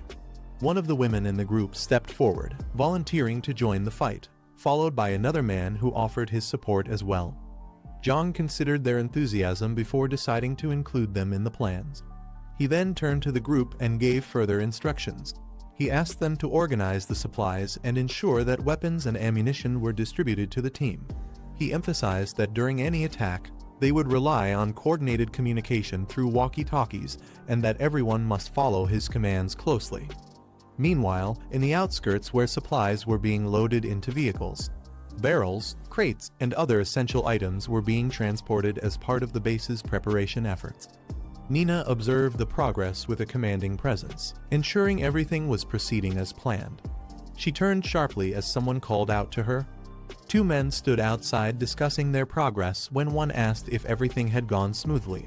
The larger man responded with frustration, repeatedly yelling about human meat and lamenting the lack of food, which seemed to hint at his unorthodox cravings. Nina arrived addressing the situation bluntly, informing them that their plans had failed at Emerald Hill. She made it clear that they could no longer rely on others for food and would need to fend for themselves from now on. The larger man, still fixated on his unusual desires, became agitated, questioning the situation further. Lady shifting the conversation to their next target. She mentioned a group in the Eastern District, which was substantial in number. She outlined a plan to lead an attack with her second-in-command the next morning, determined to handle the group swiftly and decisively. Later, Jiang was seen sitting in his room, checking his progress on a holographic system interface. He noted that he had accumulated 46 points and decided to see if any new items had been added to the system store. As the system refreshed, Jiang's eyes lit up with excitement as he discovered 2 level 2 loot boxes available for 40 points total. Intrigued, he quickly began exploring their contents to see what rewards they might offer. Jiang stares at the floating interface in front of him. It displays his newly unlocked ability, Physical Overload LV1, which increases his stats by 25%. However, the downside is clear: it puts him in a weakened state once the effect ends. Looking excited, Jiang calculates the benefit. With his current physical strength at 33 points, a 25% boost would take it beyond 40. He smiles confidently, realizing this grants him power equivalent to 8 times that of an average person. Clenching his fist, Jiang feels the surge of strength flowing through his body. He can't hold back his eagerness to test the ability. The sound of rushing cars suddenly interrupts outside. A convoy rushes through the streets, led by heavily armed vehicles and motorcycles. Inside one of the vehicles, Nina, sitting confidently, gives orders to Man, who holds a communicator. She emphasizes the need to attack strategically, prioritize eliminating external threats before breaching their target. Man listens carefully and relays her commands to the team, ensuring everyone knows to use the armored vehicles for firepower and protection when the signal is given. In the back seat, Modi growls with impatience. He exclaims that he's ready to fight, showing his eagerness to destroy and devour anything in his path. The convoy speeds down a dirt road, leaving trails of dust behind as they approach their target destination. In Jiang Fortress building, looming with high walls and strategic vantage points. On the rooftop, Jiang stands beside Officer. Officer comments on the location's concealment, but points out the disadvantage of limited visibility from below the walls. Jiang, with a calm demeanor, assures him that their purpose isn't to maintain a clear view. Curious, the officer asks, "Then what is the reason?" Jiang smirks knowingly, holding back the answer as if it's part of a bigger plan. He then smirks, teasing Officer about his experience as a sniper. The officer admits it wasn't years but just a short-term role. Jiang asks if he can still hit distant targets. He confidently assures him he's skilled enough to handle shots within 500 meters, as long as conditions are favorable. Jiang gives a knowing smile, satisfied with the response. As someone arrives with supplies, Jiang remarks that everything is ready. Jiang's friend approaches Jiang, noticing the crate they just received. He comments on its weight, clearly surprised by its contents. As Jiang opens the crate, everyone stares at its contents, a powerful sniper rifle lying amidst the packaging. The officer questions Jiang about how he managed to get such a rare and dangerous weapon, emphasizing that this isn't something anyone can easily acquire. Jiang calmly explains that there are only 2 magazines with 10 bullets in total and advises using them sparingly. He takes the sniper rifle, muttering that he understands and will handle the task. Jiang asks if everyone is in position, and another team member confirms they are. Jiang orders the group to stay alert as enemies could appear at any moment. Meanwhile, she stationed on a higher level notices something unusual and reports it through her earpiece. The officer with the sniper rifle spots the same anomaly and confirms the presence of the enemy. The team in the car discusses the situation, noting the lack of refugees outside the walls and speculating that something unusual might have happened. One of them suggests stopping to check the area, but Nina immediately dismisses the idea. She orders the team to charge forward, emphasizing that hesitation would risk detection and ruin their chances of success. The vehicles accelerate, heading straight for the wall. She commands the team to prepare for cover upon arrival. The enemy's defenses quickly spot them, and an alert goes out. Enemies are within range. Open fire! Jiang companions stationed on the upper floors unleash a barrage of bullets, aiming at the vehicles approaching the walls. The convoy comes under heavy fire, with bullets ricocheting off the vehicles. One of the drivers in the convoy gets hit, causing him to cry out in pain, but he manages to keep the vehicle moving. Another vehicle veers sharply to avoid incoming fire, struggling to maintain its course amidst the chaos. An explosion rocks the convoy as one of the vehicles takes a direct hit, sending debris flying. Inside another car, Nina realizes their position has been exposed, exclaiming in frustration. The driver questions what to do next, but Nina firmly orders the team to keep charging toward the wall for cover. The vehicles manage to reach the wall, screeching to a halt just in time. Doors fling open as the team quickly disembarks. Modi lands with a loud thud, his raw energy visible. Gripping a massive circular saw, Modi unleashes a terrifying battle cry, roaring his intent to kill. Modi revs his massive saw, creating a burst of energy as he charges toward the gate, slicing through obstacles with brute force. The defenders on the upper levels shout in alarm, spotting him as he begins breaking down the gate. The enemy team opens fire, aiming to stop Modi. A commander yells orders to concentrate fire on the gate breaker and prevent him from entering. Gunfire rains down as the defenders fire relentlessly. On the ground, Nina's team counters with suppressive fire, attempting to provide cover for Modi. With intense coordination, they hold their positions. The battle rages on as the enemy forces concentrate fire on Nina's team. She gets grazed by bullets and stumbles back, clutching her arm in pain, while her teammate ducks for cover. On another side, yells out as one of their comrades gets hit. He shouts at his team to hold their ground, reassuring them that they have plenty of ammunition. The defenders brace themselves, trying to maintain their positions against the relentless assault. The enemy team notices that the gate is being cut open, realizing that if it falls, they'll be overwhelmed. They prepare to respond, but Jiang calmly reassures his team that he has a plan. With determination, Jiang slips through a side entrance unnoticed and begins moving swiftly towards the interior. His footsteps echo as he sprints across the open yard, heading directly for his objective. Nina shouts in frustration, informing the team that they've already used up half of their ammunition. She demands a status update from Modi, urging him to finish quickly. Modi growls in determination, shouting that he's almost done. With a final push, the saw cuts through, and the gate bursts open with a loud explosion. From the upper levels, one of the defenders yells in alarm that the main gate has been breached. She commander immediately orders her team to reinforce the gate and prevent the attackers from entering at all costs. Nina, with a menacing grin, declares that it's time to show their enemies the terror of true power. She rallies her team, instructing them to follow closely behind Modi as he breaks through the gate. Modi pushes the gate open with brute force, creating an opening for the team. Meanwhile, Jiang, positioned on higher ground, communicates with another operative, instructing them to stand by and await his signal. From a strategic position, Officer carefully takes aim through the scope, targeting the largest and most intimidating man among the attackers, Modi. Through the crosshairs, Modi's imposing frame comes into focus as he stands ready, exuding sheer power and determination. Modi lets out a fierce roar, his sheer size and power making everyone around him uneasy.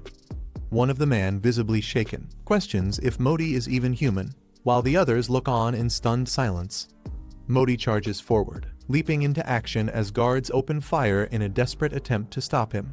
Bullets hit his chest but bounce off harmlessly, proving their efforts futile against his impenetrable body.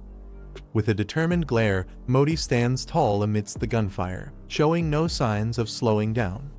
The bullets hitting Modi's chest begin to deform and fall off without causing any harm, his body healing instantly.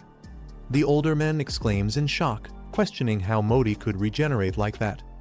Nina, standing confidently behind Modi, smirks and mocks the guards, saying they've clearly never faced an evolved human before. The officer stationed nearby tries to explain Modi's ability, stating that their small-caliber bullets are useless against someone with his kind of power. He calls for better measures, realizing their weapons are ineffective. A powerful sniper fires, unleashing a massive blast aimed directly at Modi. The impact strikes him with overwhelming force, creating a shockwave. Modi's body is momentarily shaken, and he collapses onto the ground with a loud thud. The sheer force of the attack leaves a visible dent in the ground. Nina and the others rush toward, shocked by what just happened. One of the men exclaims in disbelief, questioning how someone as powerful as Modi could be taken down like this. Nina, though visibly concerned, stays silent, her eyes fixed on Modi's fallen. Nina looks shocked, realizing that their opponents have access to a weapon of such devastating power. She struggles to believe how this could even be possible. Jiang, standing at a distance, fires his weapon with precision. Suddenly, the group finds themselves surrounded as enemies appear from behind.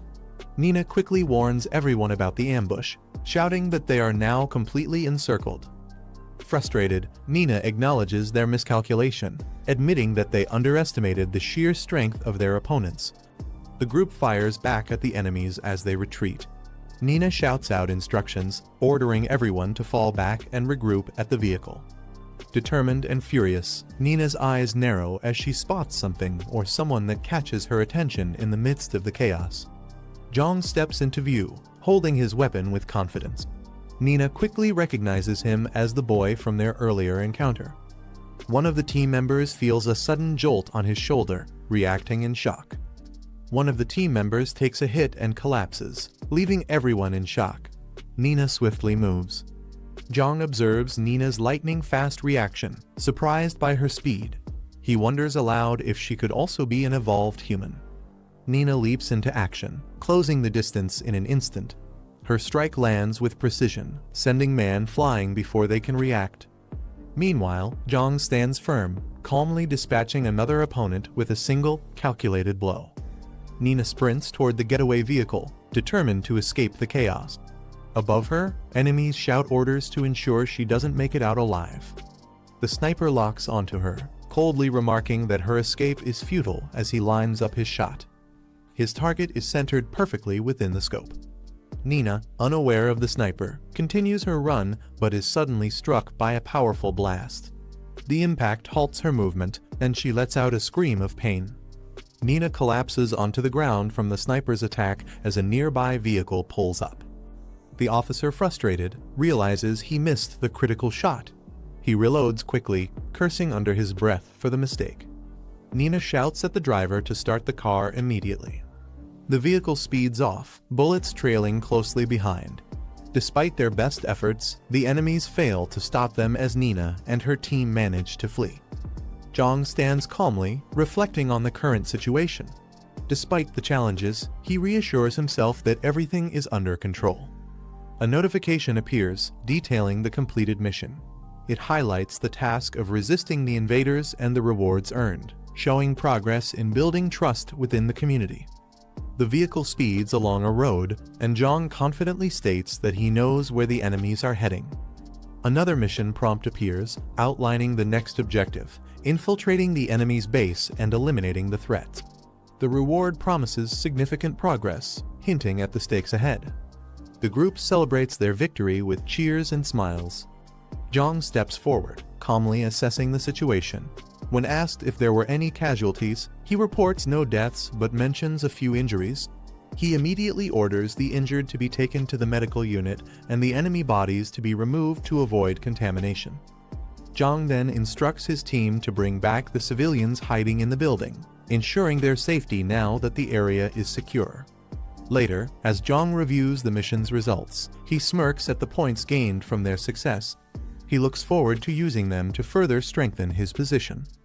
A vehicle arrives at a secure location as silhouettes of people appear near the entrance.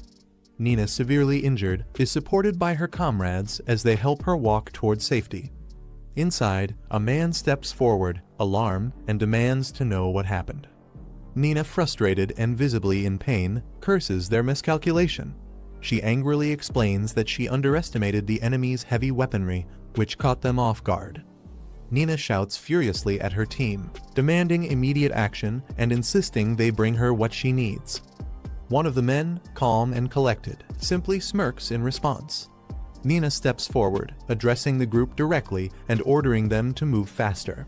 She mocks their lack of urgency and calls them out for being useless.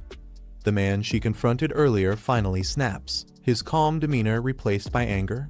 He mocks Nina for her current state, questioning her audacity to speak to him in such a way after everything that's happened. Nina, visibly angered, questions the man's intentions, accusing him of planning to rebel against her leadership. Furious, she commands her allies to seize him immediately. Despite her order, the group remains silent. Nina turns her head, scanning the unresponsive crowd, her frustration growing. The man finally steps forward, confidently asserting his dominance. He mocks Nina for her injured state and declares himself the strongest, revealing his resentment toward her authority.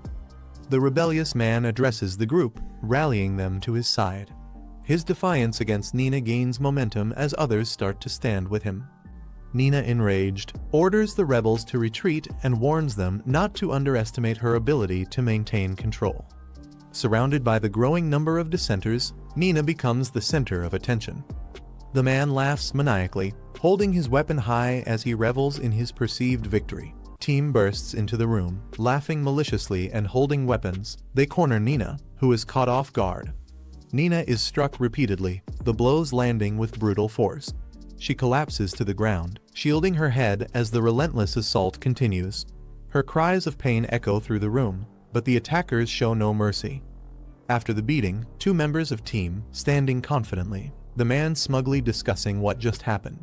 One of Team's members says something disrespectful to their leader. The leader immediately retaliates, slapping him across the face and demanding to know what he just said. The subordinate quickly grovels, apologizing profusely while bowing down, trying to calm his enraged leader. As they discuss their losses, the leader mentions how the death of key members, including Nina and others, has significantly weakened their group's strength. They express concern about encountering a certain powerful individual in the future, which could put them at an even greater disadvantage. The leader recalls a tentacle man. The memory of this terrifying individual causes visible unease. As Team assesses their situation, the leader tries to reassure his subordinate, suggesting that they could seek support from another group to rebuild their strength. The conversation takes place with a backdrop of deserted buildings. Meanwhile, a car arrives in the area. Inside the vehicle are Jiang, his friend and officer, who are scouting the location. As they step out, Jiang confidently remarks that their tip was accurate. This place is indeed a base. The group quietly approaches, staying cautious. The officer warns them to keep their movements silent and avoid drawing any attention. Jiang nods, smirking slightly, as they prepare to infiltrate the area and uncover what secrets the base holds. As Jiang and his group explore the area, they come across Nina's lifeless body. The officer points out that she was likely killed by her own group, indicating the chaotic and ruthless infighting among Team. Jiang observes with a smirk, commenting that such a turn of events doesn't surprise him. The friend mentions how Team seems disorganized compared to the powerful group they faced earlier. He notes the stark difference between the two factions. The officer chimes in, recalling overhearing Team talk about something related to evolvers. He seems puzzled, asking Jiang what evolvers are and how one becomes one. Jiang, with a serious expression, answers the officer's question about evolvers in a chilling manner. He reveals that the process to become an evolver is directly tied to consuming humans, a revelation that leaves both the officer and his friend in shock. They struggle to process the horrifying truth. Jiang elaborates further, explaining that consuming humans is the most straightforward way to gain the abilities and power of an evolver.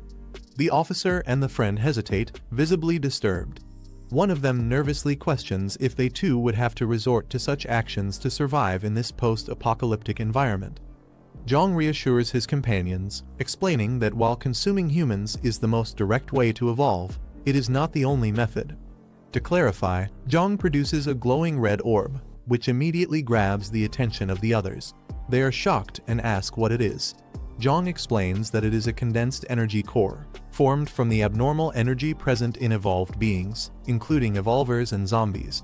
Jiang elaborates further, describing how all mutated entities, whether zombies or evolvers, are essentially variations of the same phenomenon. He reveals that to evolve, one must absorb this kind of unique energy. The energy core, formed from creatures who have undergone significant transformation or destruction, is a rare and powerful artifact. As he speaks, Jiang paints a vivid picture of how stronger creatures, even among zombies, have a higher chance of forming these energy cores due to the intense accumulation of abnormal energy within them. The officer, intrigued by the concept of abnormal energy, asks if zombie flesh contains this energy as well. He wonders aloud if consuming zombies directly would work, though the idea makes his friend gag in disgust, firmly rejecting the notion. Jiang clarifies that normal humans cannot consume zombie flesh, it would only result in infection. However, mutated entities like advanced evolvers or powerful zombies can consume other zombies to grow stronger, using the absorbed energy to evolve further. As Jiang explains, his mission interface pops up, showing that the current task of clearing the enemy base is complete. With his accumulated points displayed, Jiang notes that someone else had already handled part of the job, making his task easier. Suddenly, Jiang's sharp instincts kick in, his gaze narrowing. Before Jiang can react further, a zombie silently lunges at him from behind. With swift precision, he spins around and lands a crushing blow, knocking the creature to the ground. He remarks on the zombie's ability to get so close undetected. As the group looks down at the defeated zombie, Jiang notices something unusual. Embedded in the zombie's body is another energy core. He carefully retrieves it, observing its radiant glow. He smirks, noting that it's time to start hunting seriously. Jiang holds up 2 energy cores, offering them to his companions. His friend immediately backs away, waving his hands and nervously refusing, suggesting the officer should take them instead. The officer hesitantly accepts the cores, holding them with uncertainty. He stares at them. A bead of sweat forms on his face as he contemplates the implications of consuming the cores. Suddenly, the officer's gaze sharpens, and he makes a firm decision. In one swift motion, he consumes the cores. A powerful surge of energy courses through his body, causing him to tremble as his transformation begins. His eyes glow with a fiery intensity. The transformation leaves him exhilarated, and he exclaims how incredible the sensation is. However, Jiang warns him not to get carried away. He reminds the officer that while he has taken the first step toward becoming an evolver, he is far from being invincible and must tread carefully. The officer nods in understanding, assuring Jiang that he will remain cautious. With the immediate danger cleared, Jiang suggests that they head back. The 3 of them walk away together, their silhouettes framed against the bright sky, in a heavily fortified steel factory known as the West Wind Steel Plant. As they approach the entrance, a guard notices them and immediately demands to know who they are. Stepping forward confidently, one of team's members introduces himself as the 3rd boss of the smelting factory. The guard, slightly skeptical, confirms the man's claim but decides to proceed cautiously. He tells the 3rd boss to wait while he reports to his superior, ensuring proper protocol is followed before allowing them inside. The group is escorted into the factory, a bustling facility filled with guards. Inside, a man accompanied by a woman greets them. He recognizes the 3rd boss and humorously comments on his unexpected arrival, asking why he came instead of the others. The 3rd boss, visibly nervous, stammers as he explains that they were ambushed and attacked. He claims that the elder siblings had to stay behind to protect them, implying they couldn't make it. The factory leader's demeanor shifts subtly, his eyes narrowing as he processes the explanation. The factory leader orders the 3rd boss and his men to be taken to a secure room. As the 3rd boss and his men are led away, the factory leader exchanges a quiet conversation with the woman by his side. They seem to share a knowing look, both suspicious of the situation. The woman chuckles lightly, agreeing with the leader's unspoken thoughts. In the facility's exterior, its industrial complex standing tall against the bright sky. A voice echoes, calling out to the third boss. One of the third boss's subordinates makes a comment that irritates him. He snaps back, demanding respect. His frustration overtakes him. One of the subordinates nervously apologizes to the third boss. He confesses to having a bad feeling about the situation. The third boss dismisses his concerns as paranoia. The subordinate points out the heavy security measures around them, the barred windows and locked doors, comparing it to a prison rather than a safe room. Suddenly, the door bursts open with a loud bang. The factory guard steps in. His leaves no room for argument, and the group's anxiety escalates. The factory yard is tense as the factory leader stands at the center, surrounded by guards. Lee Hoyoung walks forward, while the third boss follows behind him. The third boss tries to act casual, asking the factory leader what's going on, pretending not to understand the situation. The woman steps in. She directly calls him out, making it clear that attacking one's own leader is an unforgivable offense. Caught off guard, the third boss quickly raises his hands in defense, insisting that there must be some misunderstanding. He tries to explain himself, looking for support, but before he can say much, the woman smirks. She dismisses the idea of a misunderstanding and signals for Lee Hoyoung to teach the third boss a lesson. Lee Hoyoung steps forward. He reveals what he discovered at the coal factory, signs that someone had been silenced there. He points out that the third boss and his men acted like they never saw anything, conveniently avoiding any trouble. Lee Hoyoung concludes that the only logical explanation is betrayal. He accuses the third boss and his men of turning against their own and eliminating Lee Jinghao. The third boss panics, sweat forming on his forehead. He desperately denies the accusations, claiming there's no proof and that they're just making baseless guesses. The factory leader bursts into laughter at the mention of proof, mocking the idea that evidence matters in this world. With a sinister grin, he reveals that if not for Lee Jinghao's influence and their connections, the third boss and his men would have been dealt with long ago. Without hesitation, he gives a cold order to eliminate everyone. One of the men drops to his knees, desperately pleading for his life. He claims to have valuable information, hoping it will be enough to save him. The woman, intrigued, pauses and calmly questions him, asking what kind of information he could possibly have that's worth sparing him. Desperate to save himself, the man hurriedly reveals a crucial piece of information. There's a settlement in the eastern part of the city with many people and abundant supplies. He claims that Lee Jinghao and the others were defeated there. He pleads for his life, offering to lead them to the location. The woman, unimpressed, questions the strength of this settlement, wanting to know how it compares to their own base. The man hesitates before admitting that the two are evenly matched. Hearing this, the woman acknowledges the importance of the intel. The man adds one final, critical detail: no one in the settlement appears to know how to evolve into stronger beings. He claims that despite its size, he didn't see a single evolved fighter among them. Lee Hoyoung processes the revelation about the settlement's lack of evolved fighters, realizing the significance of this weakness. Meanwhile, the factory leader questions the informant, demanding to know how they managed to lose against such a group if they lacked evolved warriors. The informant quickly explains that the settlement possesses heavy weaponry. Unlike standard bullets, their firepower was strong enough to take down their strongest members with a single shot, making resistance nearly impossible. Hearing this, the woman acknowledges the information as valuable. The informant, relieved, assumes this means his life is spared and hesitantly asks about their next move. The woman's expression turns cruel as she gives a simple order: eliminate them. Fear washes over the informants as they realize what's coming. Desperate, they plead for their lives, insisting they've provided valuable intel and shouldn't be treated this way. Their cries for mercy are cut short by the sound of gunfire. The third boss collapses, his body riddled with bullets. With the problem dealt with, the factory leader and the woman discuss their next move. Acknowledging the heavy weaponry possessed by the settlement, they decide against immediate action. Instead, they prioritize strengthening their forces, ensuring they have the power to crush any future threats without risk. With the execution complete, the woman gives a final command: send scouts to confirm whether the settlement truly lacks knowledge on evolving. Meanwhile, in a different location, Jiang relaxes browsing through his system interface. He checks his available points, wondering what he can exchange them for. His eyes scan the options, considering his next upgrade.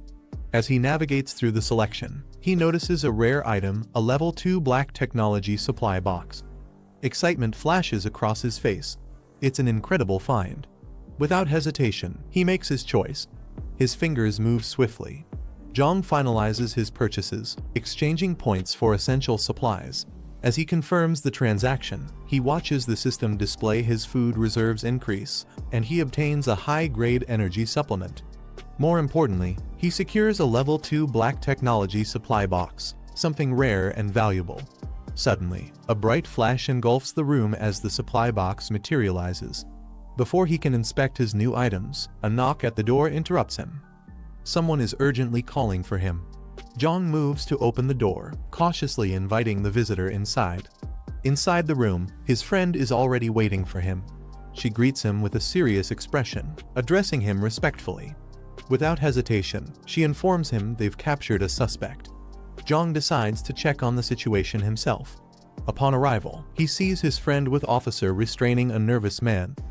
The suspect, clearly frightened, insists he's not an enemy and demands to speak with the person in charge. Jiang steps forward, observing the man closely. The suspect's eyes widen as he realizes Jiang is the one in charge. Jiang acknowledges the man's request and asks him to state his business. The suspect hesitates for a moment before carefully asking for Jiang's name, trying to gauge who he's dealing with. Jiang introduces himself, stating his name. The suspect's face lights up with recognition, quickly addressing him with familiarity. He eagerly introduces himself as Zhu Axing, claiming to be from the Zifeng steel factory. Hearing this, the officer narrows his eyes, repeating the name of the factory in suspicion. Zhu Axing quickly confirms, nodding desperately to emphasize his claim. Jiang remains cautious and questions how he ended up here. Zhu Axing explains that Zifeng is located southwest, one of the largest steel factories in the area. Like the coal mines, it has also become a settlement. Curious about its location, Jiang asks how far it is. Zhu Axing responds that it's even farther than the southern coal factory, by about 3 more kilometers. Jiang questions why Zhu Axing traveled such a long distance to reach them. Zhu Axing explains that in these chaotic times, survivors must seek alliances to stay alive. He insists that his group is trying to locate other survivors and settlements, hoping to bring them back or form connections. Before he can respond, another man steps forward, warning him not to believe Zhu Axing so easily. He reveals that Zhu Axing had been circling suspiciously around cultist territory for a long time, even drawing a map of the area. As he presents the map, Jiang now has to decide whether this man is a genuine survivor or someone with hidden motives. Jiang examines the map closely. Zhu Axing watches him nervously, hoping to gain his trust. Without warning, Jiang activates his mind's eye, a skill that allows him to perceive hidden truths. A dark smirk creeps onto Zhu Axing's face, unaware that his deception has been exposed. Jiang doesn't hesitate. In a split second, he raises his gun and aims directly at Zhu Axing's head. Jiang's expression turns cold as he questions Zhu Axing's real motives. If the man doesn't start telling the truth, he'll end things right here. Zhu Axing gulps, sweat forming on his forehead. Under the pressure of Jiang's gun, he quickly insists that their actions were merely precautions, not meant to deceive. He desperately tries to justify his group's secrecy. Meanwhile, Jiang's friend leans in, whispering a critical question: does Zhu Axing know about Chang'ai's existence? Jiang unexpectedly orders his men to release Zhu Axing. His subordinates react with surprise, questioning if it's really wise to let him go so easily. Zhu Axing himself is stunned, unable to believe Jiang is actually sparing him. Without hesitation, Jiang takes it further. He hands Zhu Axing the map and tells his men to let him leave. Overwhelmed with gratitude, Zhu Axing immediately drops to the ground, bowing and repeatedly thanking Jiang. Zhu Axing doesn't waste a second after being granted his freedom. He sprints away at full speed, not looking back. Jiang watches him leave with a knowing smirk. His decision wasn't just an act of mercy, he's already thinking ahead. His mind lingers on Zifeng Steel Factory, calculating its potential worth. With a glint in his eye, he wonders just how many system points would that place be worth. Jiang stands over defeated zombie, his foot pressing down on zombie face. The battlefield is silent, bodies scattered around him. Glancing around, Jiang mutters to himself that he's close to his destination and needs to blend in. With a flick of his fingers, a pair of scissors materializes in his hand, shimmering with a digital glow. Without hesitation, he lifts them and begins cutting his own hair quick, precise snips altering his appearance in an instant. He kneels down and drags his fingers across the ground, picking up dirt and rubbing it onto his face. He steps back, now wearing a brown jacket with fur lining and round glasses. The reflection in his lenses hides his eyes, giving him a completely different look. Just as he begins walking forward, a voice suddenly calls out from behind. A man raises his hand, ordering him to stop. Jiang doesn't react immediately. A man steps forward. He glares at Jiang, he demanding to know who Jiang is. Jiang, now fully in disguise, puts on a wide smile, pretending to be relieved. He excitedly exclaims that he had been searching for survivors and is glad to finally find someone. The man narrows his eyes, his suspicion not fading. He smirks, repeating Jiang's words mockingly, a wandering survivor. He studies Jiang carefully, still unconvinced. Taking a step closer, he points directly at Jiang, demanding to know how he has survived this long. Jiang lowers his head and explains that he was part of a group of 10 people, but they were ambushed by zombies. Everyone else was killed, and he barely managed to escape. The man in front of him smirks. He questions whether Jiang even has any real strength, doubting his survival skills. Jiang quickly tries to defend himself, saying he has gained experience from multiple zombie encounters. He insists that he has learned how to fight and adapt to survive. He raises his hands, as if trying to prove his point. The man, still amused, gives him a knowing look. Jiang misunderstood his question but doesn't press further, as if testing him. The man gestures for Jiang to follow, stating that if he wants to join, he must prove himself first. Jiang remains calm but cautious as he walks behind him. He already suspects that this place isn't as welcoming as it appears. As they near the entrance, the man warns Jiang that he must pass a test. Jiang doesn't react outwardly, but his mind sharpens. He expected this much. Looking around, Jiang observes the facility. His suspicions grow, realizing that this isn't a place for the weak. Before he can think further, an unexpected situation unfolds. Both he and the man turn in surprise, sweat forming on their brows as they sense something is wrong. A tall man steps forward. He questions who the newcomer is. The man who brought Jiang quickly explains that he found him wandering and was about to take him somewhere secluded to check him. The tall man raises an eyebrow at the mention of taking Jiang to an isolated place, dismissing the need for secrecy. He orders the search to be done immediately, right there. Jiang realizes that the man who led him here likely had other intentions. Stepping closer, the tall man instructs Jiang to surrender his weapons if he wants to enter. Jiang hesitates. He knows that giving up his weapons could leave him defenseless, and there's no guarantee they won't just get rid of him after. The tall man acknowledges Jiang's hesitation, stating that in times like these, distrust is natural. However, if Jiang refuses to surrender his weapons, he won't be forced to stay. He can simply leave. Jiang pauses, weighing his options. He knows leaving isn't an option right now, so he reluctantly hands over his knife. As soon as he does, the man steps forward and begins searching him, patting him down for any hidden weapons. The other man watches from the side, a smug expression on his face.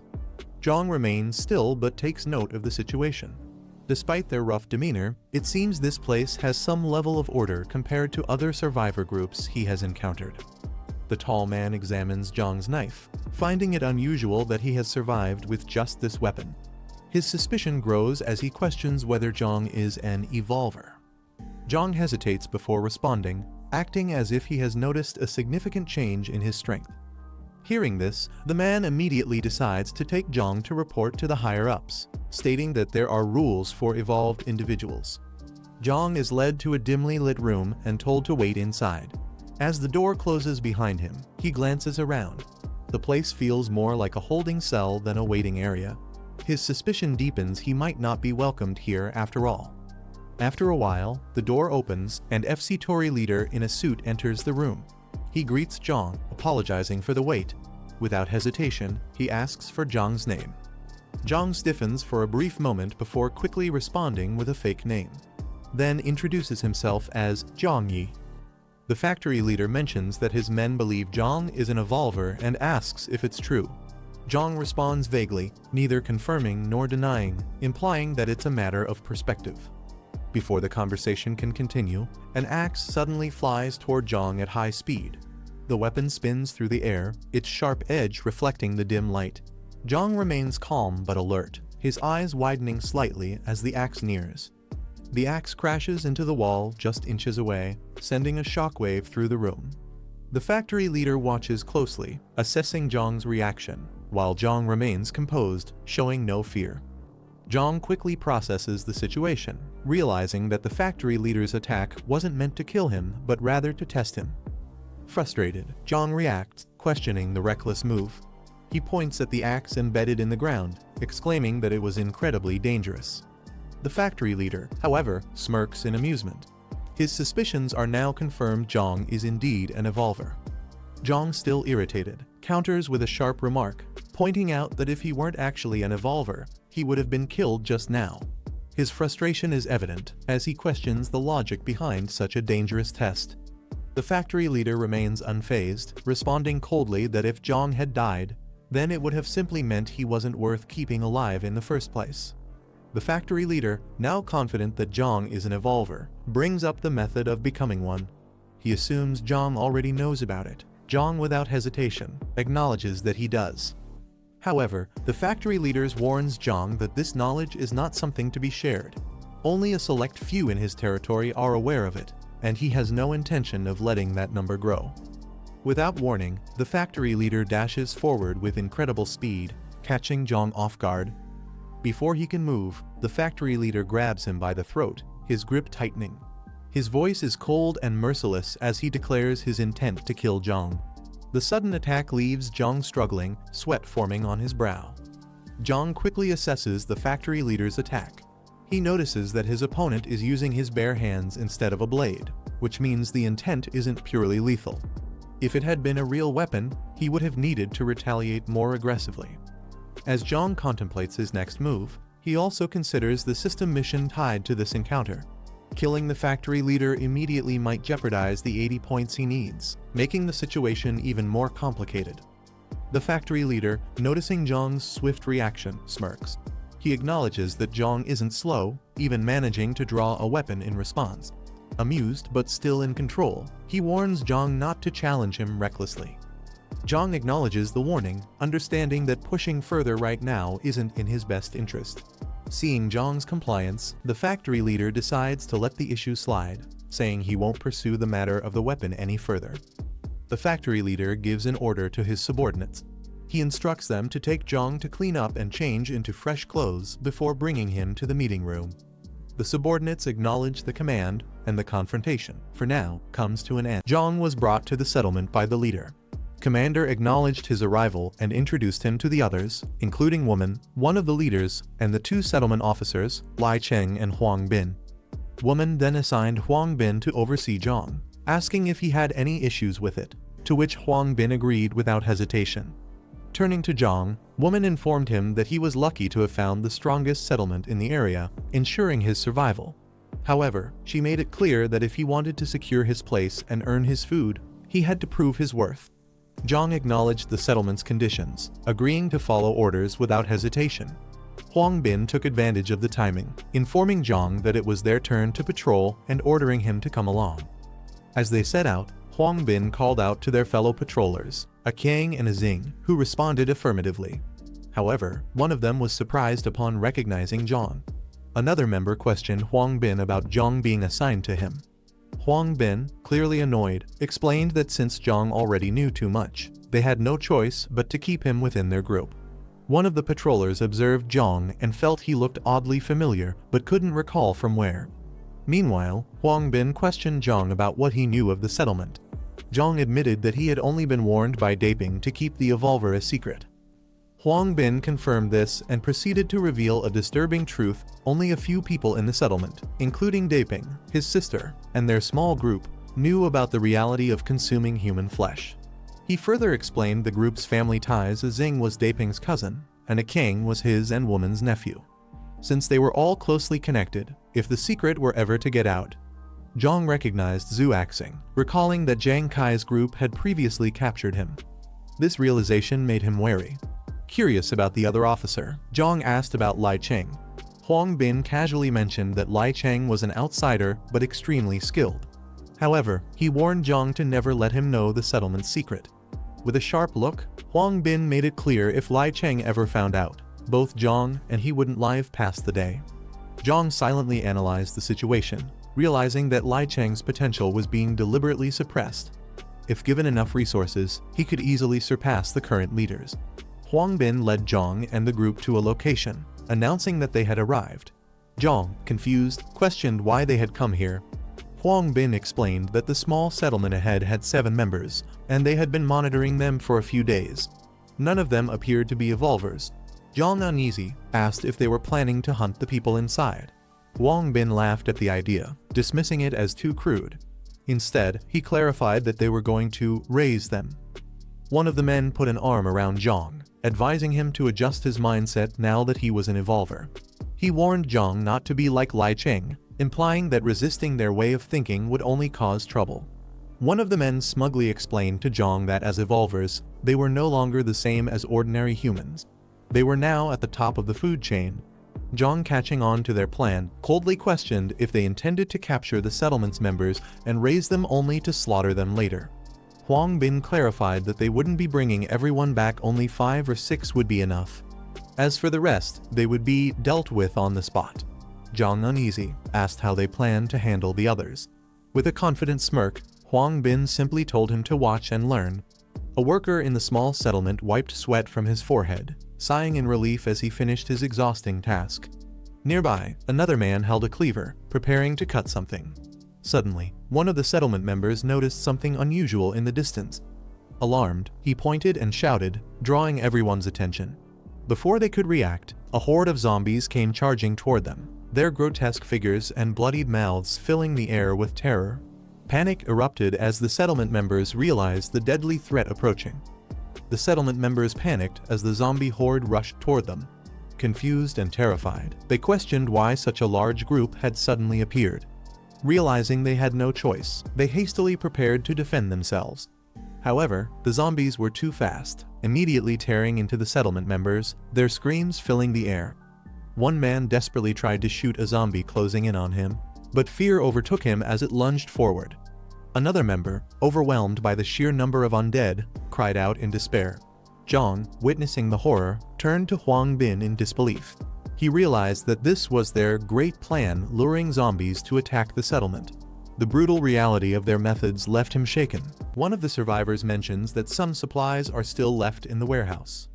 The leader immediately orders Jiang to stay behind and gather all the remaining resources at the entrance, assuring that a truck will come to transport them soon. As Jiang listens, the leader coldly adds that the bodies of the slain zombies should also be piled together for transport. The leader turns to the rest of the people and commands them to follow him. As the group moves forward, an aerial view shows the aftermath of the battle corpses scattered across the ground near a fortified warehouse. Jiang, standing amidst the fallen, smirks as he retrieves an item using his abilities, a faint glow surrounding his hand. Meanwhile, the survivors express their gratitude to the men who saved them, acknowledging that they wouldn't have survived without their help. Relief washes over them as they realize they now have a chance to live. Among the group, a woman turns to one of the men, asking if the place they're heading to has water, and if they will be able to clean themselves. The man smirks as he pulls the woman close, teasing her about the luxuries awaiting them, not just water, but hot showers and scented soap. The woman, surprised, seems delighted by the thought of finally cleaning up properly. Meanwhile, another man rushes forward with a tense expression, his movements sharp and hurried. He suddenly stops, his face shifting into one of shock as he senses something unusual. Noticing his reaction, the leader questions him, asking what's wrong. The man, still staring ahead, sweat forming on his forehead. The leader immediately raises his voice, calling for everyone to be on alert. His stance shifts into a defensive position, and the tension spreads through the group. The woman, now visibly uneasy, is reassured by the man beside her, who playfully tells her to stay behind him for protection. As the group looks around, trying to pinpoint the source of the unease, someone asks where the danger is coming from. One of the men smirks and casually dismisses the concern, suggesting that the tension might just be getting to them. The man insists that he wasn't mistaken, there was definitely something there just moments ago. Before he can finish his thought, a sharp, black tendril pierces through his body, freezing him in place. The group reacts in shock, calling out his name, but before anyone can react, the tendril yanks him backward with terrifying speed. The leader shouts in recognition, identifying the attacker as a tentacle-wielding enemy. Just as quickly as it appeared, the enemy vanishes without a trace. Someone remarks on its incredible speed. A warning is shouted just as the leader turns. Behind him, a monstrous creature emerges, its grotesque face and piercing eyes locking onto him. Meanwhile, Jiang kneels beside a fallen enemy, inspecting the corpse. He methodically searches before extracting 2 glowing energy cores from within the body. One of the men watches in disbelief. The monstrous creature, covered in dark tendrils and twisted flesh, stands before him. His voice trembles as he struggles to accept the horrifying reality. Just as panic begins to set in, a sudden motion interrupts him. A firm grip seizes his wrist. The woman lets out a terrified scream as dark tendrils lash out, yanking her violently into the air. The man beside her desperately tries to hold on, but the force is too strong, tearing her from his grasp. Suspended above the monstrous creature, she struggles against the tightening grip of the tendrils. Her breath grows shaky, and as the pressure constricts further, her vision begins to blur. A sharp slash cuts through the air, followed by a splatter of blood. The woman drops to the ground with a thud. As she looks up, the detached tendrils writhe on the ground, their lifeless forms curling. Jiang stands there, gripping a serrated blade, his usual calm expression unwavering. Jiang glances at the monstrous creature behind him and smirks, questioning if this is the so-called tentacle man they were so afraid of. One of the men stammers, correcting Jiang. This isn't just a tentacle man, but something worse, a mutated form known as Tentacle Son. Jiang raises an eyebrow at the odd name, but they quickly explain that these creatures evolve by absorbing zombie traits and gaining more dangerous abilities. Realization dawns on one of the men, panic setting in. He acknowledges that even their strongest fighters would struggle against such a monster, and Jiang is no match for it. One of the men shouts for Jiang to hold off the creature while he runs to get reinforcements. Without hesitation, the others turn and flee, leaving Jiang alone in front of the monstrous Tentacle Son. As they escape, Jiang remains still, watching them run. He smirks, quickly realizing their true intentions. They were simply using him as bait to buy time for their own survival. Before he can react, dark tendrils whip through the air. Dark tendrils wrap tightly around Jiang, restraining him in place. Yet, instead of panic, he simply smirks, analyzing the creature before him. He finds its evolutionary traits intriguing, as if amused by its existence. Without warning, he forcefully breaks free, his movements swift as he dodges an incoming attack. The monstrous entity reacts in surprise, its tendrils slamming against the ground with immense force, missing their target. This is the end of the video. If you guys want to see the next part, then don't forget to subscribe and like the video.